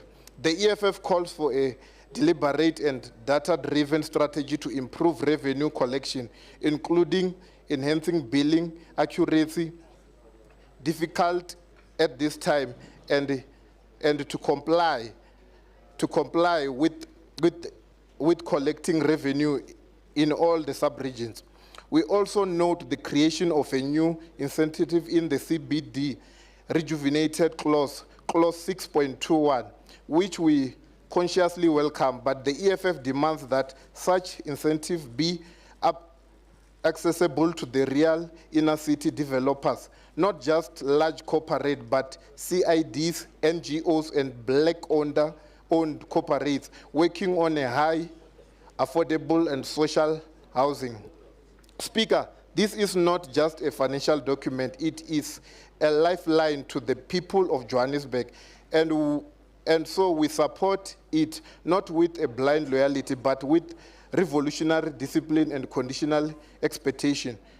We demand 1, full spending of all conditional and unconditional grants, no rollover. 2, expansion of indigent and pensioners' protection based on accuracy and updated data. 3, centralization of all city security contractors under the public safety with compliance oversight. 4, dedicated budget for bylaws, wardens, and potholes, traffic signals, and mobile e-health service. 5, a clear committed to paying health volunteers as part of a just dignified public health system. 6, revenue reform, including enforcement, improved billing, and incentive for profit payment.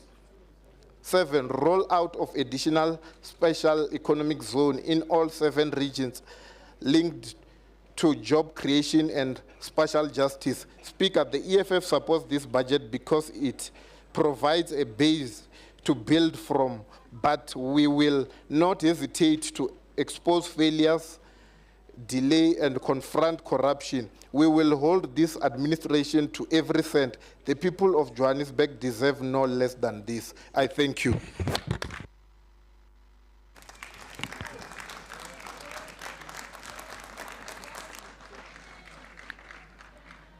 Siyabonga Councillor, ANC Councillor Mudupi.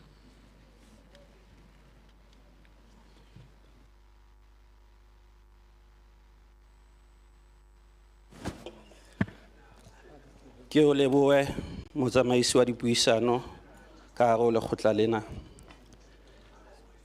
Majoro wa rona ntate Tata Morero, Motsoka Sephadi, ntate Zungu, modula setulo wa boraditulo, ntate Marema, ba lekgotla mmoho le nna, baeti ba rona hodimo moo, setjhaba sa Johannesburg ka kakaretso ke a le dumedisa. Madam Speaker, I rise here today as a humble servant of the people, coming from the African National Congress. Yes, the ANC, which is not a mere administrator of municipal governance, but also a custodian of the working class historic mission to liberate itself from capitalist domination. The ANC notes and fully supports the 2025, 2026, 2027, 2028 medium-term budget and related reports, not because they serve capital, but because they are instruments in the class struggle. They represent a material intervention in the lived conditions of the majority. Our weapon against neoliberal neglect, market tyranny, and the structural underdevelopment inherited from capitalism. Ntate Majoro, exercise. No, we categorically reject this illusion. Accumulation and redistribution between private wealth, between bourgeois interest and proletarian survival. Let us speak in concrete terms. 84.8 billion in projected revenue. This is a wealth produced not by CEOs or corporate shareholders, but by the hands of the working class, the unpaid labor of men and women, the sweat of municipal workers, blue-collar workers, throwers of wood in Orange Farm, Deep Sloot, Soweto, and Hillbrook. 80.7 in expenditure. This is not a concession. It is a partial repayment of historical debt owed to the poor. 8.7 billion capital budget in 2025-2026, increasing to 9.02 billion the following year, an act of economic insurgency aimed at breaking the spatial and infrastructural legacy of racial capitalism. Comrades and compatriots, fellow councillors, and the rest of the citizens of Johannesburg, these figures are not abstract. They represent real structural shifts. 1.43 billion to the city Johannesburg Road Agency to retire roads not for luxury vehicles, but for the barefoot children of Orange Farm and the Kumbi drivers of Zandspruit. And of course, I believe that Page Street in Yeoville, which is my ward, by the way, will also be resurfaced. 1.21 billion to pick it up, because the sanitation of Alexandra and Yeoville is not just a mere public service. It is a class war front. Clean streets in Sandton are not progress. Councillors, may I be protected?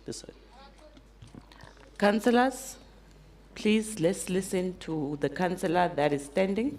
Let's give him an opportunity to share with us his speech. Councillor, you are protected. You may continue. 1.2 billion to pick it up, because the sanitation of Alexandra and Yeoville is not just a mere public service. It is a class war front. Clean streets in Sandton are not progress if sewage still flows in Protea South. 343 million to city power, not for the elite, but to electrify the informal settlements that are a result of abandonment by capital and racist motivated neglect by colonial planners, which Councillor Boo, of course, from FF+ seeks to cast away in his regard as an apartheid apologist. We must also remind Action SA that while the Mashaba played a theatrical populism in the inner city, he never reclaimed even a single building. The current GLU, led by the progressive mayor, Tata Morero, has reclaimed 3 buildings in the inner city. Mashaba Walona was just a populist of empty rhetoric, just making noise like the tail full of fury and signifying nothing. This budget also mobilizes 9.7 billion in the long-term public borrowing over 3 years, not as a surrender to capital markets, Councillor Lunga, but as a necessary lever to finance socialist-oriented construction in zones where private investment has refused to go. But, Councillor Arnolds, we must also confront the internal contradictions of our own terrain. Revenue collection is weak, not because the people don't care, but because structural unemployment, wage stagnation, and exploitative landlords drain every cent from the working poor. Yet we still say, where there is capacity to pay, let the people pay. Pay your water not as a consumer, pay your electricity not as a consumer, but as a core architect of the future that will give us a national democratic society. Councillor Nkonyeni, you know, Action SA has got a tendency of trying to appeal to the people through populism. You should stop misleading the public. Stop misleading our people. Poor people are exempted from 200 rand surcharge. In case you do not know, let us school you. In the city of Johannesburg, we've got what we call ESP, in full, expanded social package, whereby the poor who have, of course, applied for the ESP are exempted from this 200 rand surcharge. So you want to become the advocate of the poor by misleading them, saying that the poor and the working class. Councillor, Kopo Emehanyan. Please switch off your mic. Councillor Mudupi, Kopo Timi mic Hanyan. Thank you, Madam Speaker. My colleague is referring directly to a councillor and not going through you. You told one of my colleagues to stop it. Now you're letting him do what he wants. Councillor, sit down. Councillor, I can only take 1 point of order, colleagues, councillors. Councillor, utlabua tunna.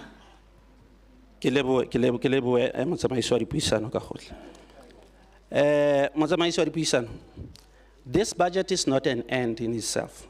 It is a tool. It is aligned with the Division of Revenue Act, ensuring over 14.6 billion in national transfers, public wealth reclaimed and redirected toward the people. And it emerged through mass-based consultation, from what committees to public hearings in every region. This is the people's plan, shaped in the dialectic between state and society. But we must go further, beyond service delivery to structural transformation, beyond redistribution to decommodification, beyond governance to class power. As the ANC, we reaffirm that public ownership of the means of service delivery is non-negotiable, that working class neighborhoods must be the first, not last, to receive infrastructure, that capitalist rent-seeking must be expelled from our procurement systems, and wealth must be returned to those who produce it. This is the progressive developmental path, not one managed by the invisible hand of the market, but one directed by the clenched fist of the masses. Let us pass this budget not as technocrats, but as revolutionaries. Let it be recorded in the annals of this council that in 2025, we chose not profit, but people. Thank you.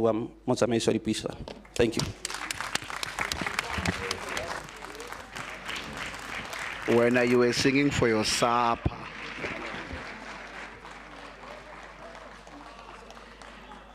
Relebua Councillor Mudupi. MMC Arnolds.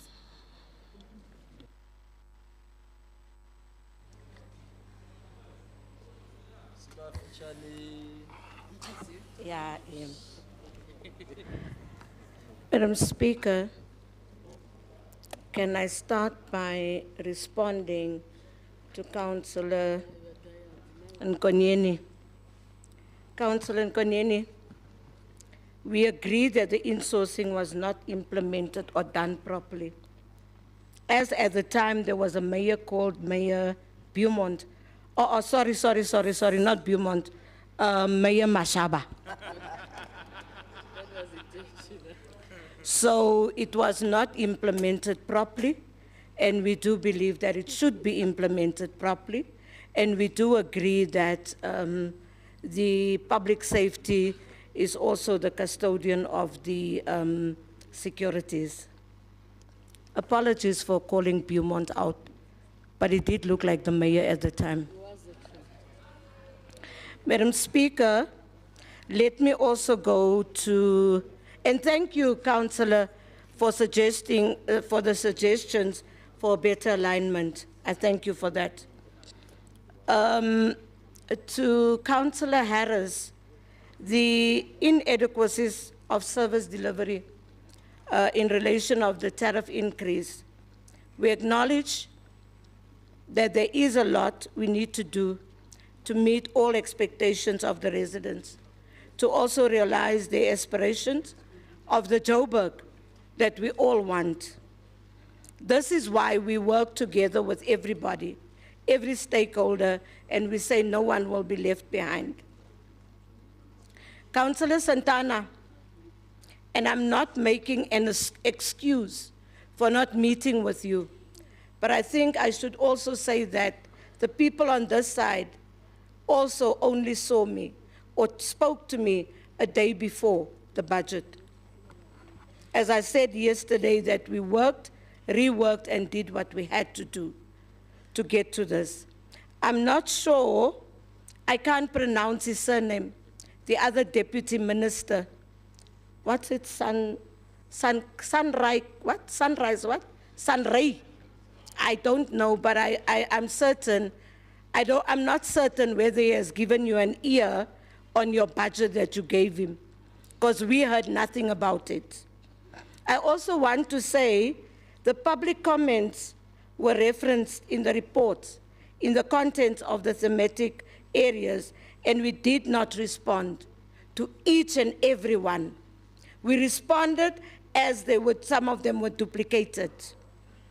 To the EFF, I would love to say the increase is well above inflation, and it is informed by the pass-through cost from Rand, Water, and Eskom, as well as ensuring tariffs that are cost-effective and alignment with cost of supply studies and other comments.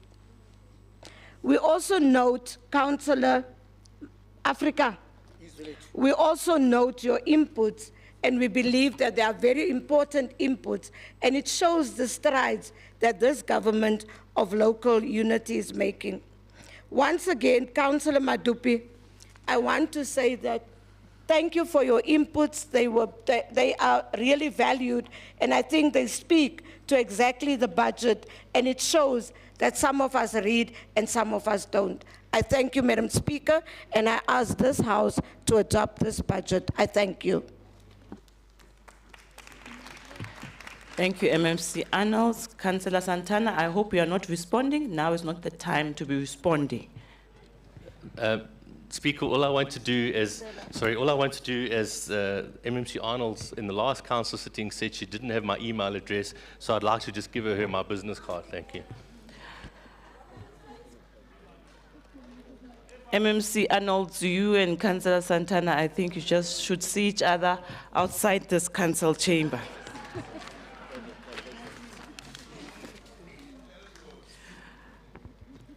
Councillors, the recommendation are on page 3A.30 to 3A.31, 3B.21, 3C.15 to 3C.16, 3D.11, 3E.4 to 3E.6, and 3F.11 to 3F.12.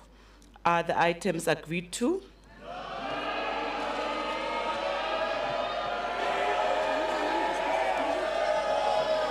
Greet. No.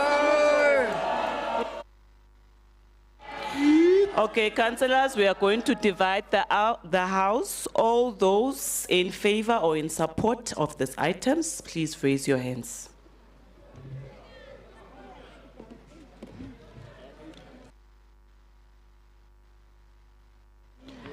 The bell, 5 minutes. Okay, lower your hands. Oh.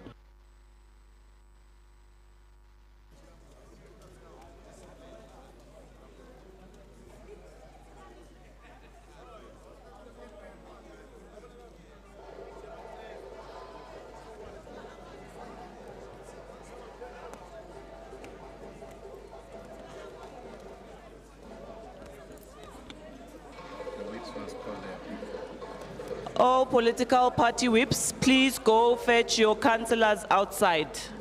All political party whips, please fetch all your councillors who are outside.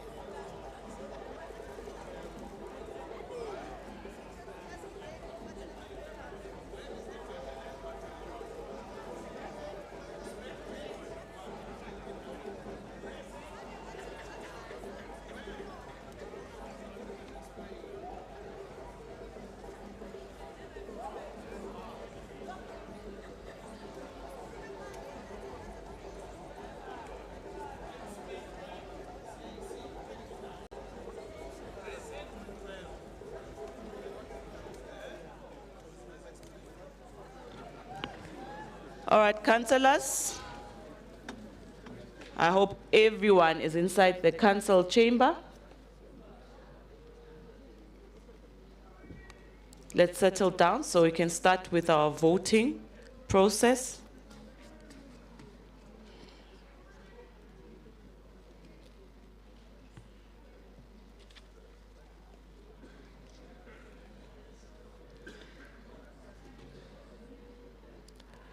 Councillors, all those in support or in favor of this item and its content, please raise your hands.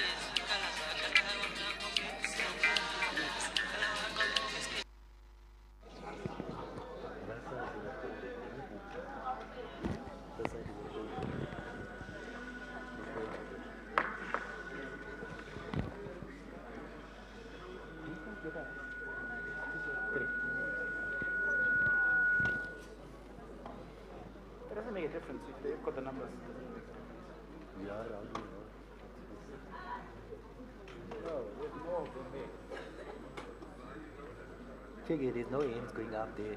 Oh, no, it's our thing.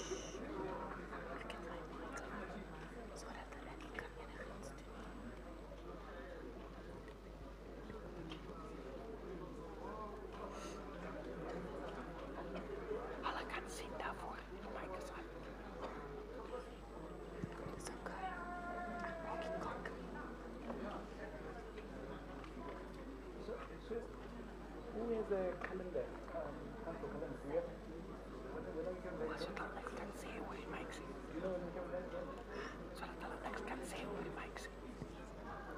That will be on last. That will be on last.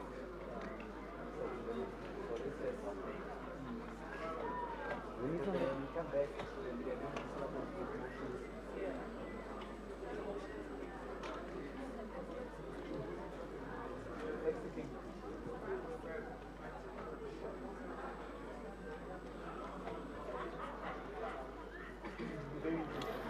Councillors, you can lower your hands. Thank you.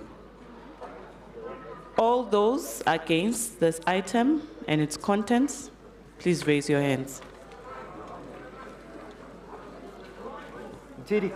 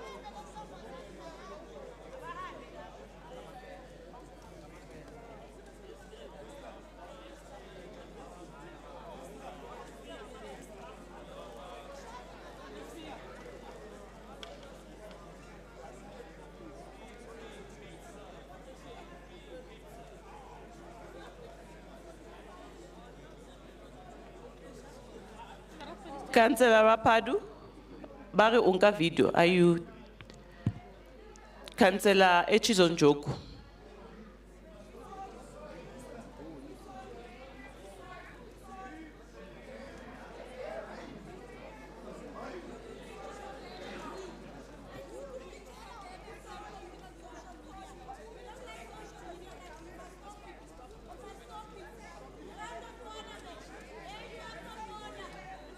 Hi, councillors, please.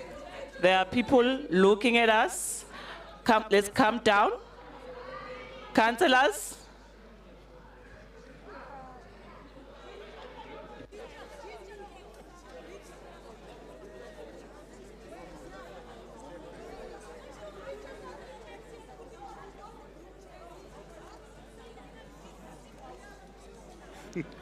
Thank you, councillors. You can lower your hands. All those who are abstaining in the voting process, please raise your hands. 0. Okay, let's give legal a couple of minutes to consolidate the results.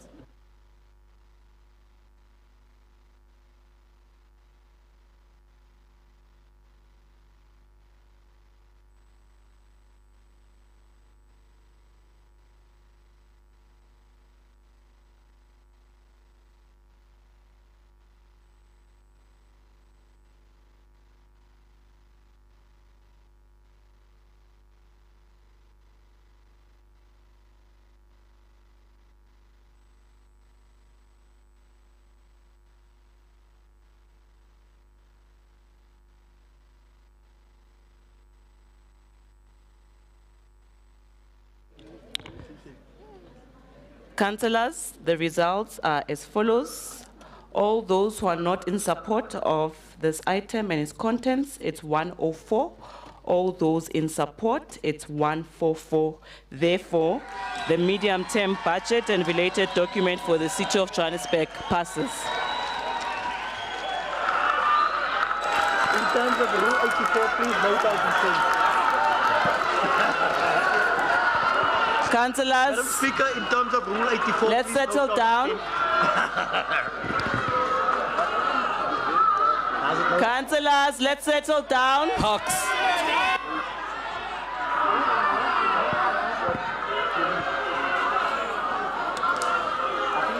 Councillor Christians.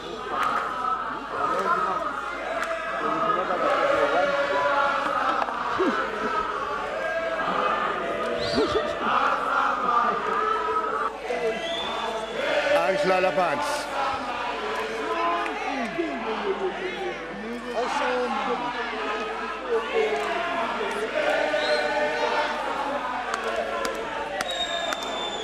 Right.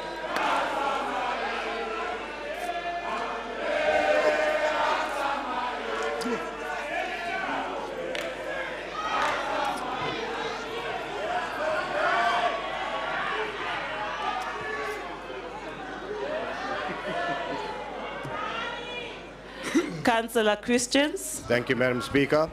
Madam Speaker, in terms of Rule 84, the Democratic Alliance would like to record their dissent on this item. And Councillors. the fact that there were annexures missing, so we could not make an informed decision. Thank you. We have noted your dissent, Councillor Christians. Councillor Dilange.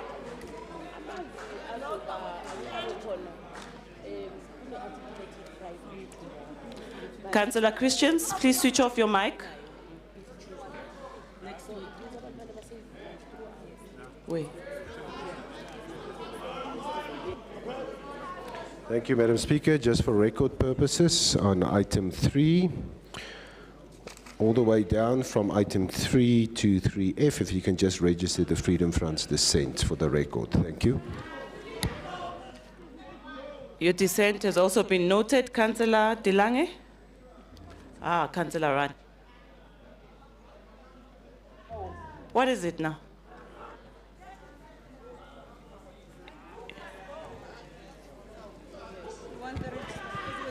Yeah. Madam Speaker, just for our record purposes. Councillors, I can't hear Councillor Rand. Councillor Rand? Please, just for our record purposes, please could we have the attendance register for today supplied to us afterwards? Because we started off with 219 today and we're now on 148. Secretary of Council, you can continue. Councillors, we are now on item 4, and that is the special adjustment of the operating and capital budgets for the 2024-25 financial year as a result of the National Government Grant Review. The first speaker from our list is from Action SA, Councillor Conny.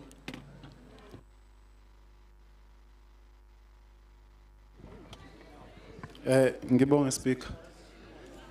Speaker, ngiyamangala ukuthi uMMC owangempela ubani ngoba bakhona baphendula ingathi bama MMCs asazi. Kodwa through you Speaker, ISEP has been allocated 100 million rand for e-upgrade. Ngisho lokho because there was a backlog in ESP of more than 1,000 and also a backlog in pensioner rebates.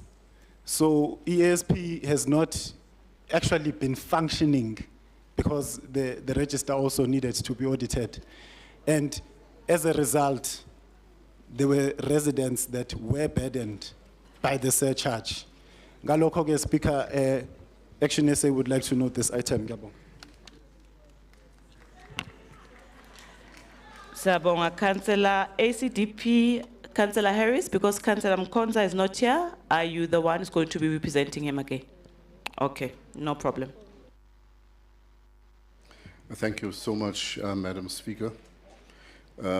Just to head off those who are intending to raise objections, for me misleading the House, I'm going to read the whole speech. Thank you and shalom, shalom, shalom, Madam Speaker.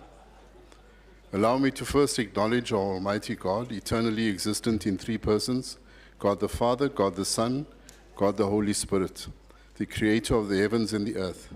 Thank you, Madam Speaker. Greetings to all councillors, ACDP constituents, and the residents of our beloved city, Johannesburg. I greet you in the name of our Lord and Savior, eternal King Jesus Christ, the Prince of Peace. Amen. Amen.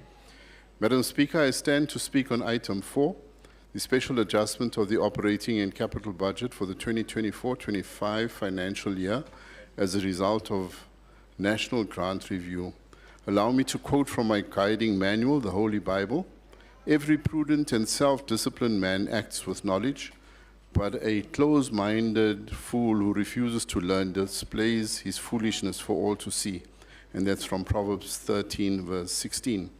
Madam Speaker, the background information or summary on this item states, on 25 March 2025, a Government Gazette number 52381 was issued by the Minister of Finance, whereby existing grant allocations were adjusted in terms of Section 18 and 19 of the Division of Revenue Act. The following grant allocations have been adjusted for the City of Johannesburg. Infrastructure Skills Development Grant increased by 500,000, the operating budget. The Urban Settlement Development Grant increased by 33.7 million rand as capital expenditure. The Neighborhood Development Partnership Grant, which is public employment grant, increased by 3.9 million rand, which is an operating budget. The Public Transport Network Grant decreased by 258 million rand with a capital budget reduction of 208.5 million rand. As the ACDP caucus, we submit, Madam Speaker, that the budget of 25 March 2025 was withdrawn. As a result, there is no need for budget adjustment until after the new bill is passed. The Public Finance Management Act allows for continued spending based on the previous year's budget if Parliament has not passed the new budget by the 1st of April. The adjustment may be made to align spending with the final approvals. The ACDP does not approve this item or report. God bless and protect Africa, especially the people of Sudan, representing the largest and fastest displacement crisis in the world, the largest humanitarian crisis ever recorded. Over 12 million people are displaced and leaving 30.4 million in needing humanitarian aid or support. We continue to pray for the shalom peace of Jerusalem, the people in Gaza and surrounding areas, the resilient people of Israel, as we declare Jeremiah 1, verse 19, they will fight against you, but they shall not prevail, for the Lord is with you. I thank you so much.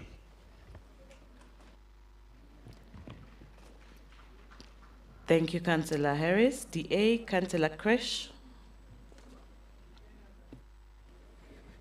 Thank you, Madam Speaker. Madam Speaker, I rise to speak on item 4, all protocol observed. To quote the Sowetan, 29 May 2025, the City of Johannesburg has failed to provide the quality and financial statements. This is according to the Auditor General, Atake Moleke, who said out of the 8 metros in South Africa, only the City of Cape Town received a clean audit. The metro also received a clean audit the previous year.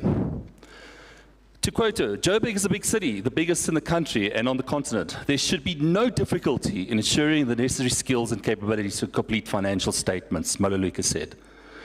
Moleke said the biggest contributors to unauthorized expenditure was the city of Joburg at 2.7 billion, the city of Tshwane at 2.15 billion rand, and the Nelson Mandela Bay by 1.4 billion. And we note that they're all ANC-run municipalities. In the 2023-24 financial year, 219 municipalities spent 1.47 billion rand on financial reporting consultants, and of these, 130 still submitted financial statements that still had errors in the areas where consultants did work, she said, adding that this indicated that what they spent was not effective. We included a similar message to the ineffective use of financial reporting consultants in the 2013-14 General Report, and little has changed in the decade since then. The report also states that by June 30th, 2024, Buffalo City, City Ekurhuleni, and eThekwini each had their credit ratings downgraded by at least one of the rating agencies, all ANC-run municipalities. We can clearly see where the problem lies. Today we have seen a budget, but can it be trusted? Particularly because of the poor financial skills of the financial department as indicated by the Auditor General today. So it's no point if you're going to get a budget of even 100 billion rand and still fail in terms of managing that and having good, stable financial controls. Not only that, the fact that the track record has indicated that this hasn't improved over even 30 years. So what is going to be different this time around that hasn't been different for the previous 30 years of any ANC-run municipality? And I would say nothing. Zonke, nothing will be different.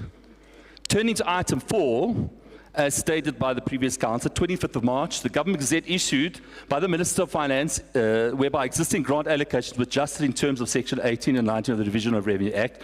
The following grant allocations have been adjusted for the city of Joburg. Infrastructure skills development grant increased by 500,000, and urban settlements grant decreased by 34 million rand.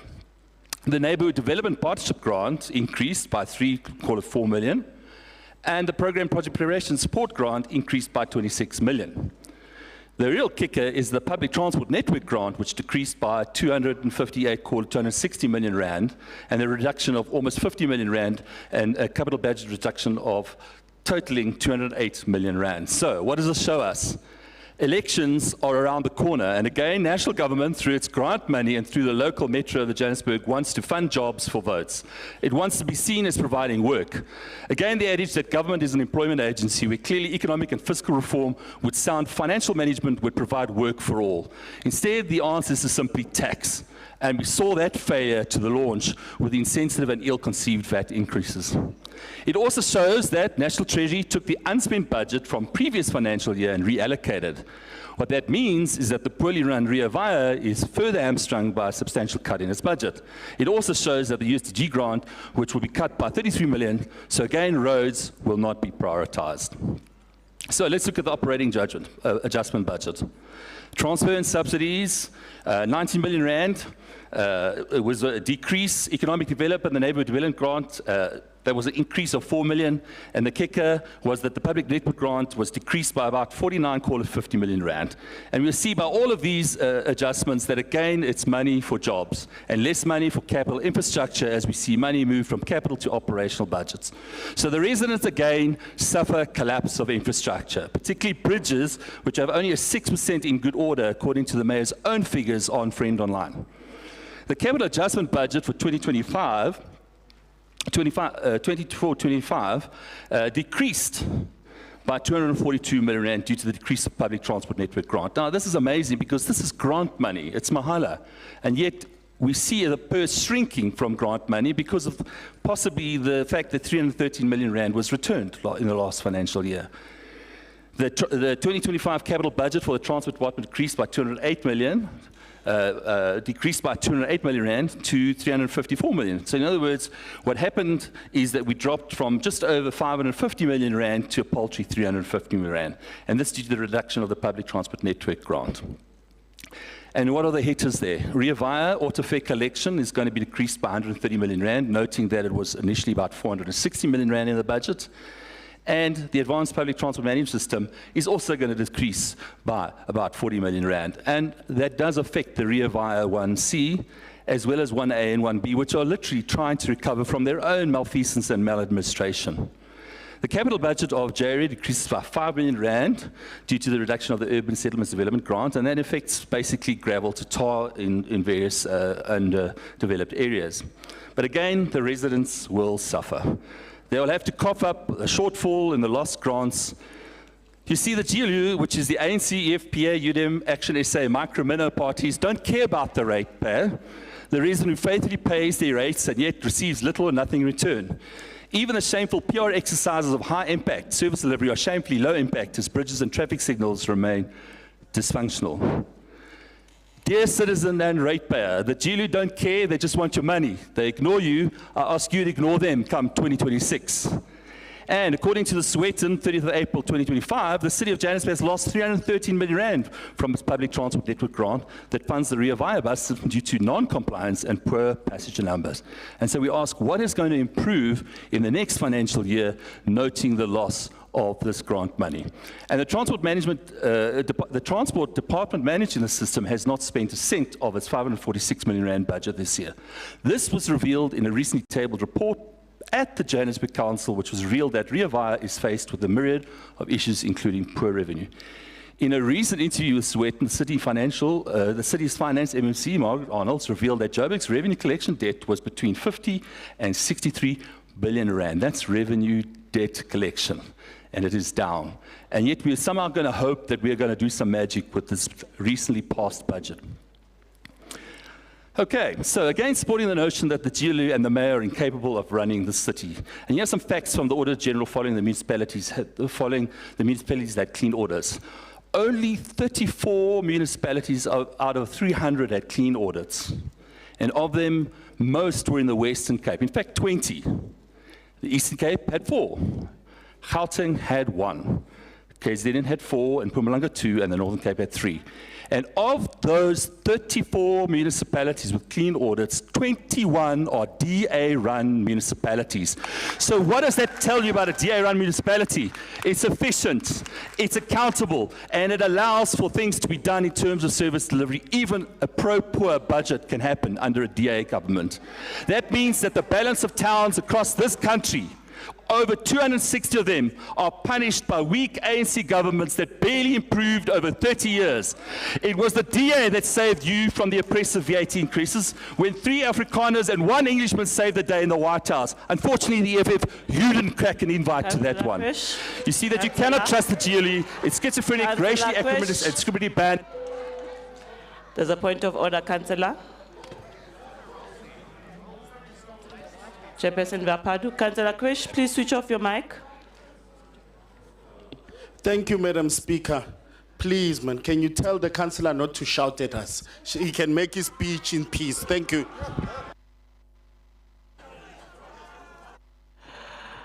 Councillor Krish, please continue with your speech. I'm so sorry that I'm passionate about what I believe in. But it's also, I've got a bit of a hearing problem, so I need to hear myself speak. Anyway, to quote the Bible, which we've quoted a lot of today, Luke 9, verse 62 says, Jesus replied, "No one who puts a hand to the plow and looks back is fit for service in the kingdom of God." It suggests that if you start a task or a journey, you should not focus on completing it and not be distracted or discouraged by looking back at the past. Now, thank you so much, Executive Mayor, for this 10 Rand. I will make sure that it is given to someone who needs it. But here's an illustration. In 1992, the dollar would cost 2 Rand and 80 cents. That means this 10 Rand would buy 3 US dollars. Now, in 2025, a dollar would cost you 17 Rand and 93 cents, which means that at this 10 Rand only buys you 56 cents. This is indicative of 30 years of ANC Councillor rule. Krish, please hold on. There's another point of order.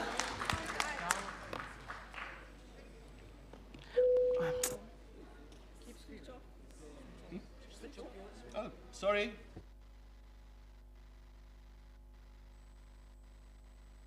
Councillor Telekwa. All right, thank you, Speaker. Point of order on the council. You cannot be comparing 1992, that was when we had apartheid. Councillor Telekwa, are we it was debating? apartheid. We're not debating speeches. Yes, but apartheid was in the UN. Councillor Sorry. Netemba will get an opportunity to respond again. Rotla Bua in his speech. Councillor Krish, you've got 54 seconds left. Well, I've only got 8 minutes here and I'm owed 11, so it's actually about 3 or 4 minutes that I've been timing myself. Anyway, the point is that popcorn only pops when it's hot. And the popcorn is popping because it's hot. We will never support this budget and its related items, nor its mayor or the lack of fiscal discipline. You see, only a dear government will save the city. Only a dear government will save this country with an equal opportunity, open society built on freedom, fairness, and opportunity and diversity. I thank you. Marastene and doesn't say the same.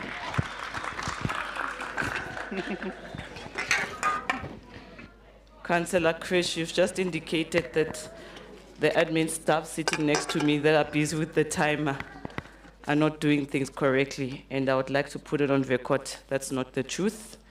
There's the laptop. I think they're well qualified to do the job. They've been doing it for such a long time. We'll move to UTM, Councillor Zigebe.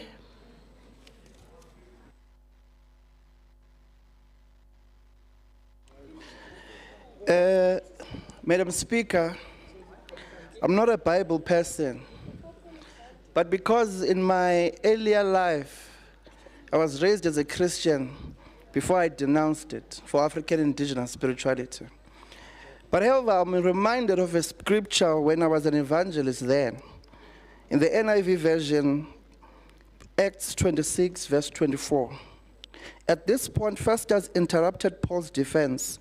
"You are out of your mind, Paul," he shouted. "Your learning is driving you insane." It says that you consume something for a long time, even if it's lies, and you end up believing it yourself, and it drives you insane. The adjustment budget is a mirror reflecting how we respond when national government trims its sails, when grants are reallocated, and when service demands increase under threatening belts. The city's revenue has been revised downward by 18.9 million, adjusting our total budget from 89.22 billion to 89.20 billion. On the face of it, this seems modest, pardon me. But as any budget analyst will tell you, those marginal figures carry real weight when they are tied to critical grants and underperforming programs. A 258 million reduction in the public transport network grant, with 208.5 million from capital and 49.5 million from operating budgets, a reduction of 33.7 million in the urban settlements development grant, and 26 million into the program and project preparation support grant, 4 million into neighborhood development partnership grant, 500,000 into the infrastructure skills development grant. We must read these not as arbitrary reallocations, but as signals from National Treasury that sharpens our oversight responsibilities, because it is not just about losing money, it is about losing opportunity. Despite these reductions, the city still projects a surplus of 5.7 billion after capital transfers and 2.16 billion before grants and taxation. This fiscal stability should not be dismissed. It is the result of internal efficiency gains and stringent cost controls. Yet behind these numbers lie serious trade-offs. We are not just accounting for figures, we are accounting for the lives that those figures affect. A 258 million cut in transport funding is not just a line item. It is a delay in bus shelter construction in Soweto. It is a postponed depot upgrade in Orange Farm. It is a commuter in Ivory Park arriving home late again in the dark because public infrastructure is not keeping up with their journey. It is here where leadership must rise and not to blame. We welcome the 500 million smart meters grant, Schedule 6B, as part of the debt relief support program. It promises to address technical losses, improve revenue collection, and restore the sustainability of our trading services. We must maintain gender-responsive budgeting beyond compliance into transformation. For instance, public employment initiatives must have a minimum threshold of youth and women beneficiaries. Budget votes for housing and safety must be tracked for their impact on GBV prevention infrastructure, safety shelters, and inclusive planning. The 26 million increase to the city manager's PPP-SSG is welcomed. This injection must be ring-fenced for projects that are shovel-ready, have community buy-in, and reflect the priorities of the under-serviced wards, especially informal settlements that continue to experience poor sanitation, unsafe road access, and flooding. We are dispelling the myth that the city is retreating from infrastructure investment. Even with the 242 million reduction in capital grants, the adjusted capital budget still stands at 7.49 billion. Over 2.7 billion will be financed through borrowings and 1.2 billion from internal funds. This is not austerity, it is strategic rebalancing. We are keeping the capital program alive, albeit leaner, while preparing for a stronger rebound in the outer years. We are governing with purpose in times of constraint. Colleagues, if governance was easy, everyone would get it. Those who are claiming they're getting it right in Cape Town, who shame by Itanda Ikwam. Just last weekend, Speaker, I was in the city of Cape Town for wellness conference on ADHD, and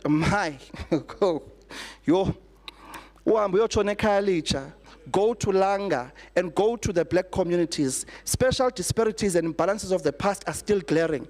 Go to Uzapa and telling us about numbers, about your audits and whatnot forth, but our people are living in sewer, and our people are living on top of each other because they are black. So these people still live in shacks on top of each other, but we benchmark with Cape Town because we govern better. Cape Town.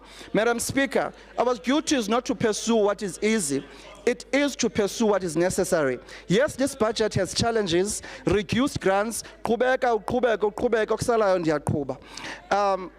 uneven grant performance and rising service delivery pressures, but it also reflects discipline in debt management, vision in reprioritization, and unyielding commitment to not betray the hopes of the people we serve. Let us adopt this budget not as a final answer, but as the next courageous step in rebuilding Johannesburg, fairer, faster, and more just. Cape Town is better in the city, but not where informal settlements are. Right now, our people are living in squalor, and they are poor and everything, and you are coming here and telling us that you are providing services. You are shame.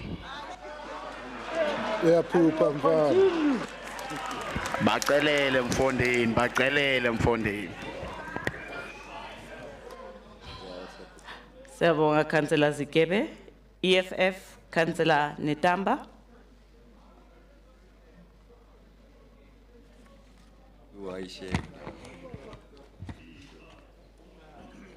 Thank you, Speaker. Greetings to the resilient, committed, hardworking 29 Battalion of the Economic Freedom Fighters led by our caucus leader, Dr. Mgcine Tswaku, and our Chief Whip, Thabiso Mokgapi. I greet you all in the name of expropriation of land without compensation. The EFF identifies itself as the vanguard of the marginalized and the poorest community who do not always have the voice in this budget. They have entrusted us to represent them, and we raise in their name today. Speaker, let us not look at the capital budget adjustment in isolation.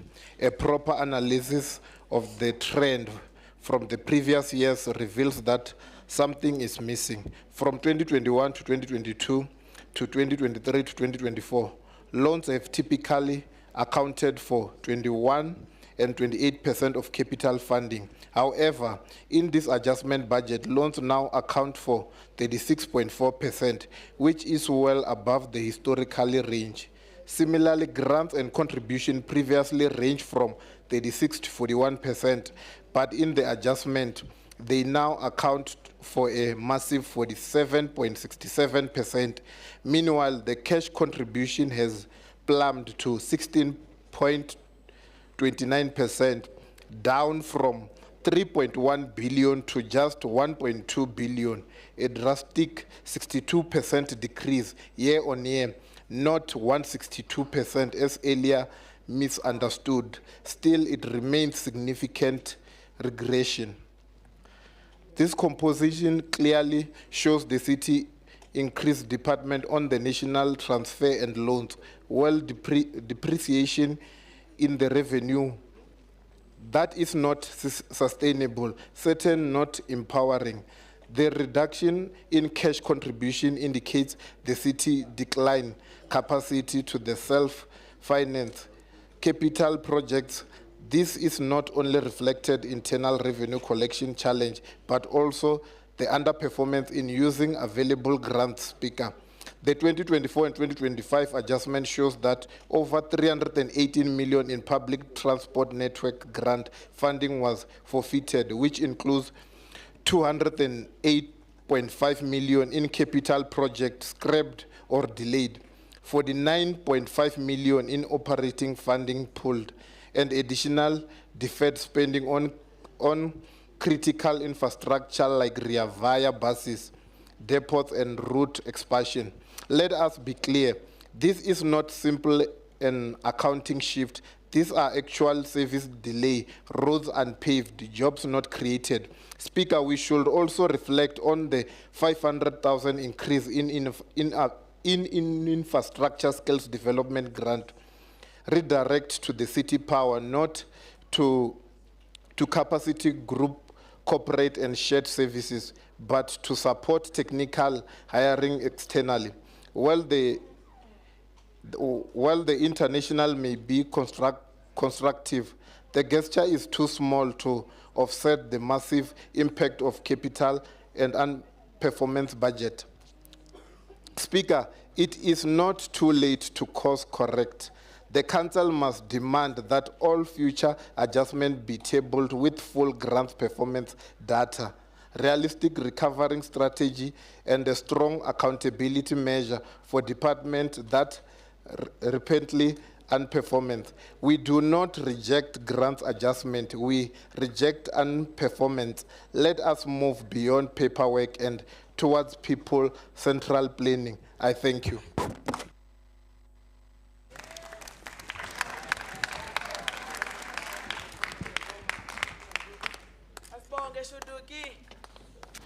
Siyabonga Councillor. ANC Councillor Ngema. Speaker. Bamba kancane Councillor. Councillor Sevan. It's Councillor Telekwa, Speaker. Telekwa, sorry Councillor. Yeah, but Speaker, our Speaker gave me another minute to finish off. Hold on.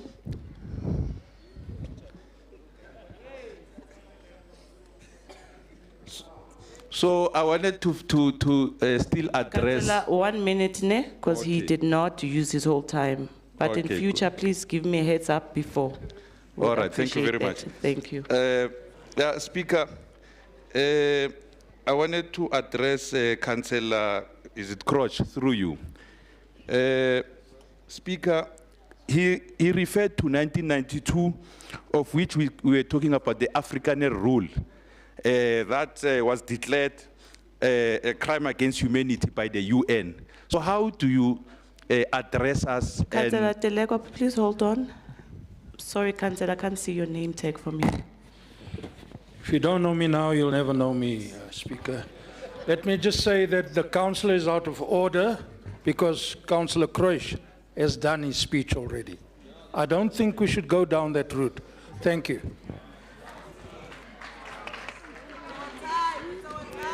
Yeah, hey, it's an EFF time, not a DA time.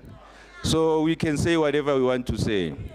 And these things of these other ones. Councillor, please speak through me. Okay, through you. These things of other ones who wants the apartheid back, it won't happen. Our life started in 1994. All this time we were suffering as black people. We couldn't have loans, we couldn't have anything. And now they are trying to compare the year 2025 with the apartheid rule that they enjoyed. And while some of us were suffering, there were many atrocities, people were killed. And today you want to compare that to the democracy. What kind of inhumane is that? So they should stop comparing apartheid with the current democratic rule. I thank you.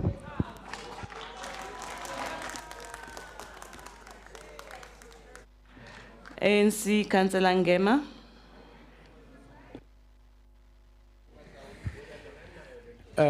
Greetings, Speaker. Greetings to our Executive Mayor and all the councillors present in the House. Speaker, I think it's proper that I reserve my speech. It's so painful to look on my other side of this chamber, looking at the painful faces of our defeated councillors. I'm going to reserve my speech, but also to thank our GLU partners for believing in this budget.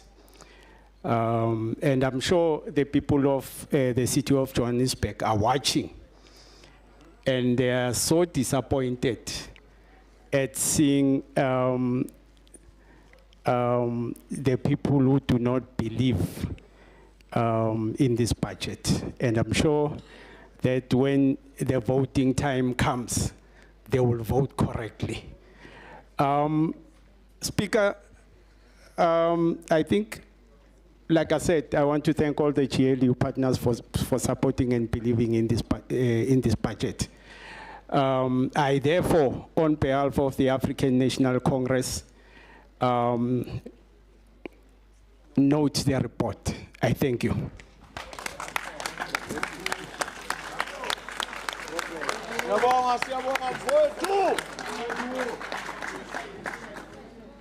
Thank you, Councillor Ngema.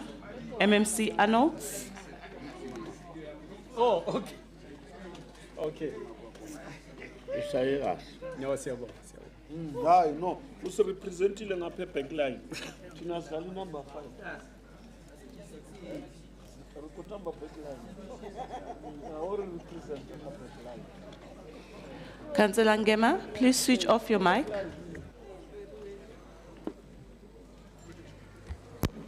Thank you, Madam Speaker. I want to start off by saying I don't see Councillor Harris. Het is net so kort soos ek geword. O, okay. Ek sien jou nou daar agter.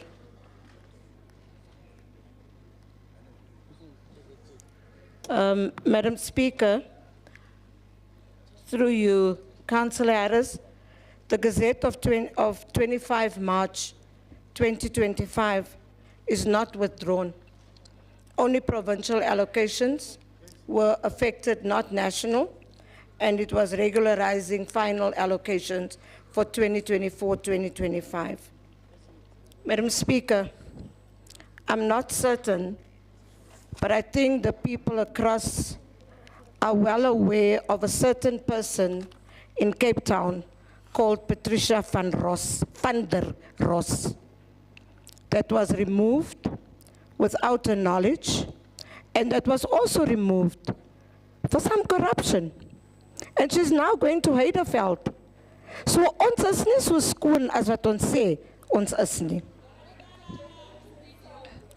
Madam Speaker, niemand het gepraat toe julle praat nie.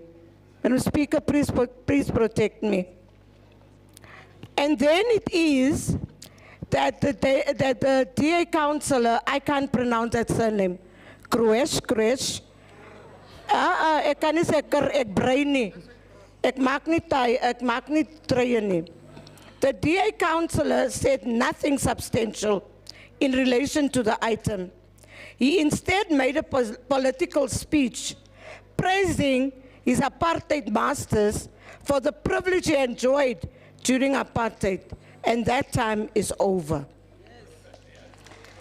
Madam Speaker, I would also want to emphasize that all projects, including those funded through grants, will be monitored closely in both implementation and in spending. Councillor Ngema, thank you very much for calling on everybody to vote for the item. Councillor Sigebe, thank you for your inputs. They were really progressive, and they are really taking this government of local unity somewhere and not leaving us on the road. I thank you.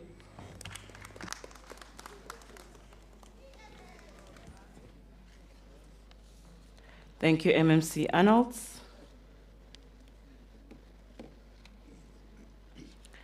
The recommendations are on page 4.7 to 4.8. Is the item agreed to?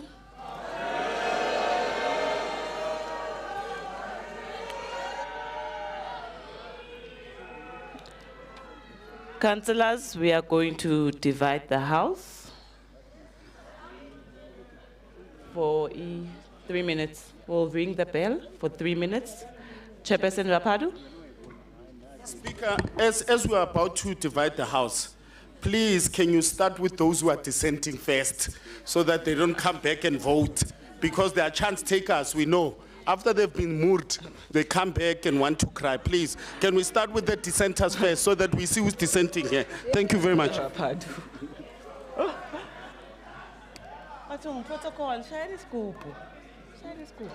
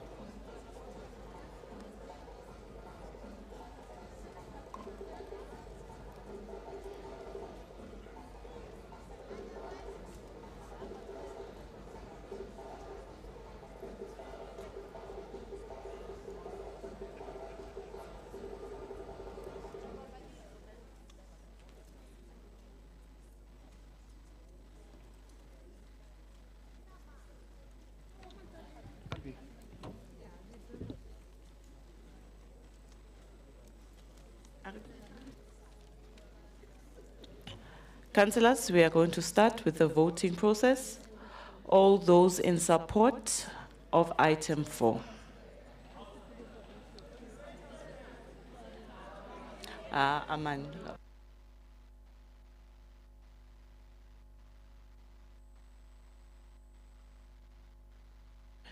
Sicela ama-dissenters of Joburg kuqala. Councillor Mnyameni, bacela uhlale phansi, please.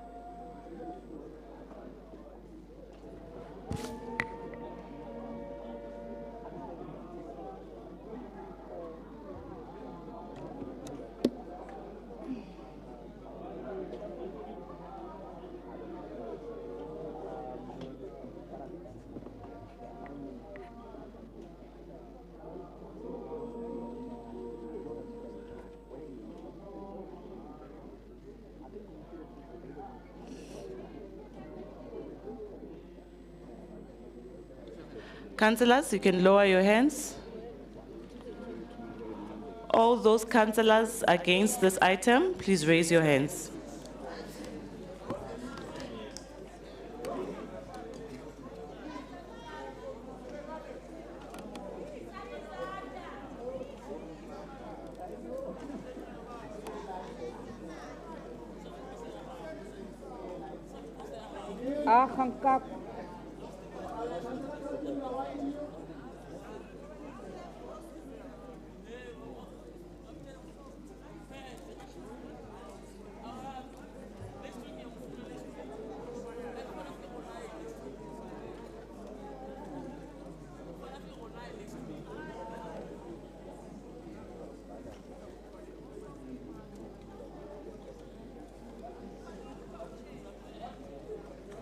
My vote is not a secret.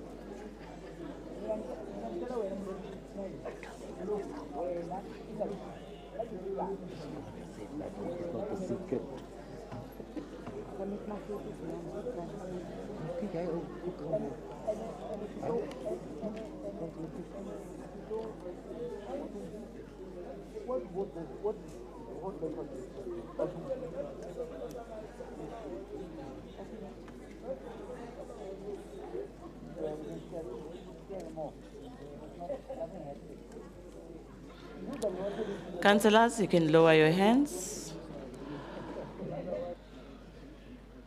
Councillors, all those who want to abstain from the voting process, please raise your hands. I see two from the back there. We see two hands at the back there. Are you councillors abstaining? Yes, they are abstaining.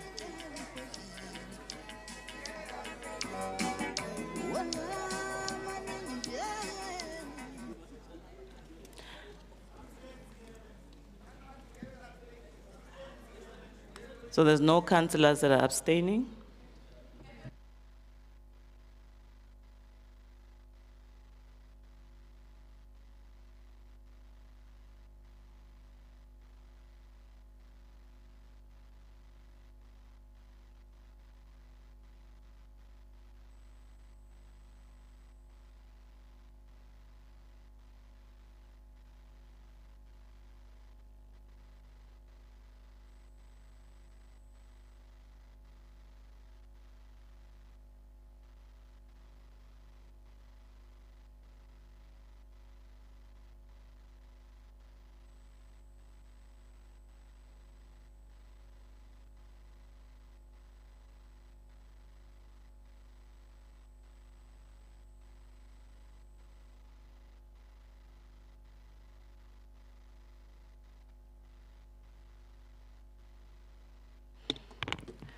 Councillors, the results are as follows. The noes is 101, the yeses is 144, item 4 passes.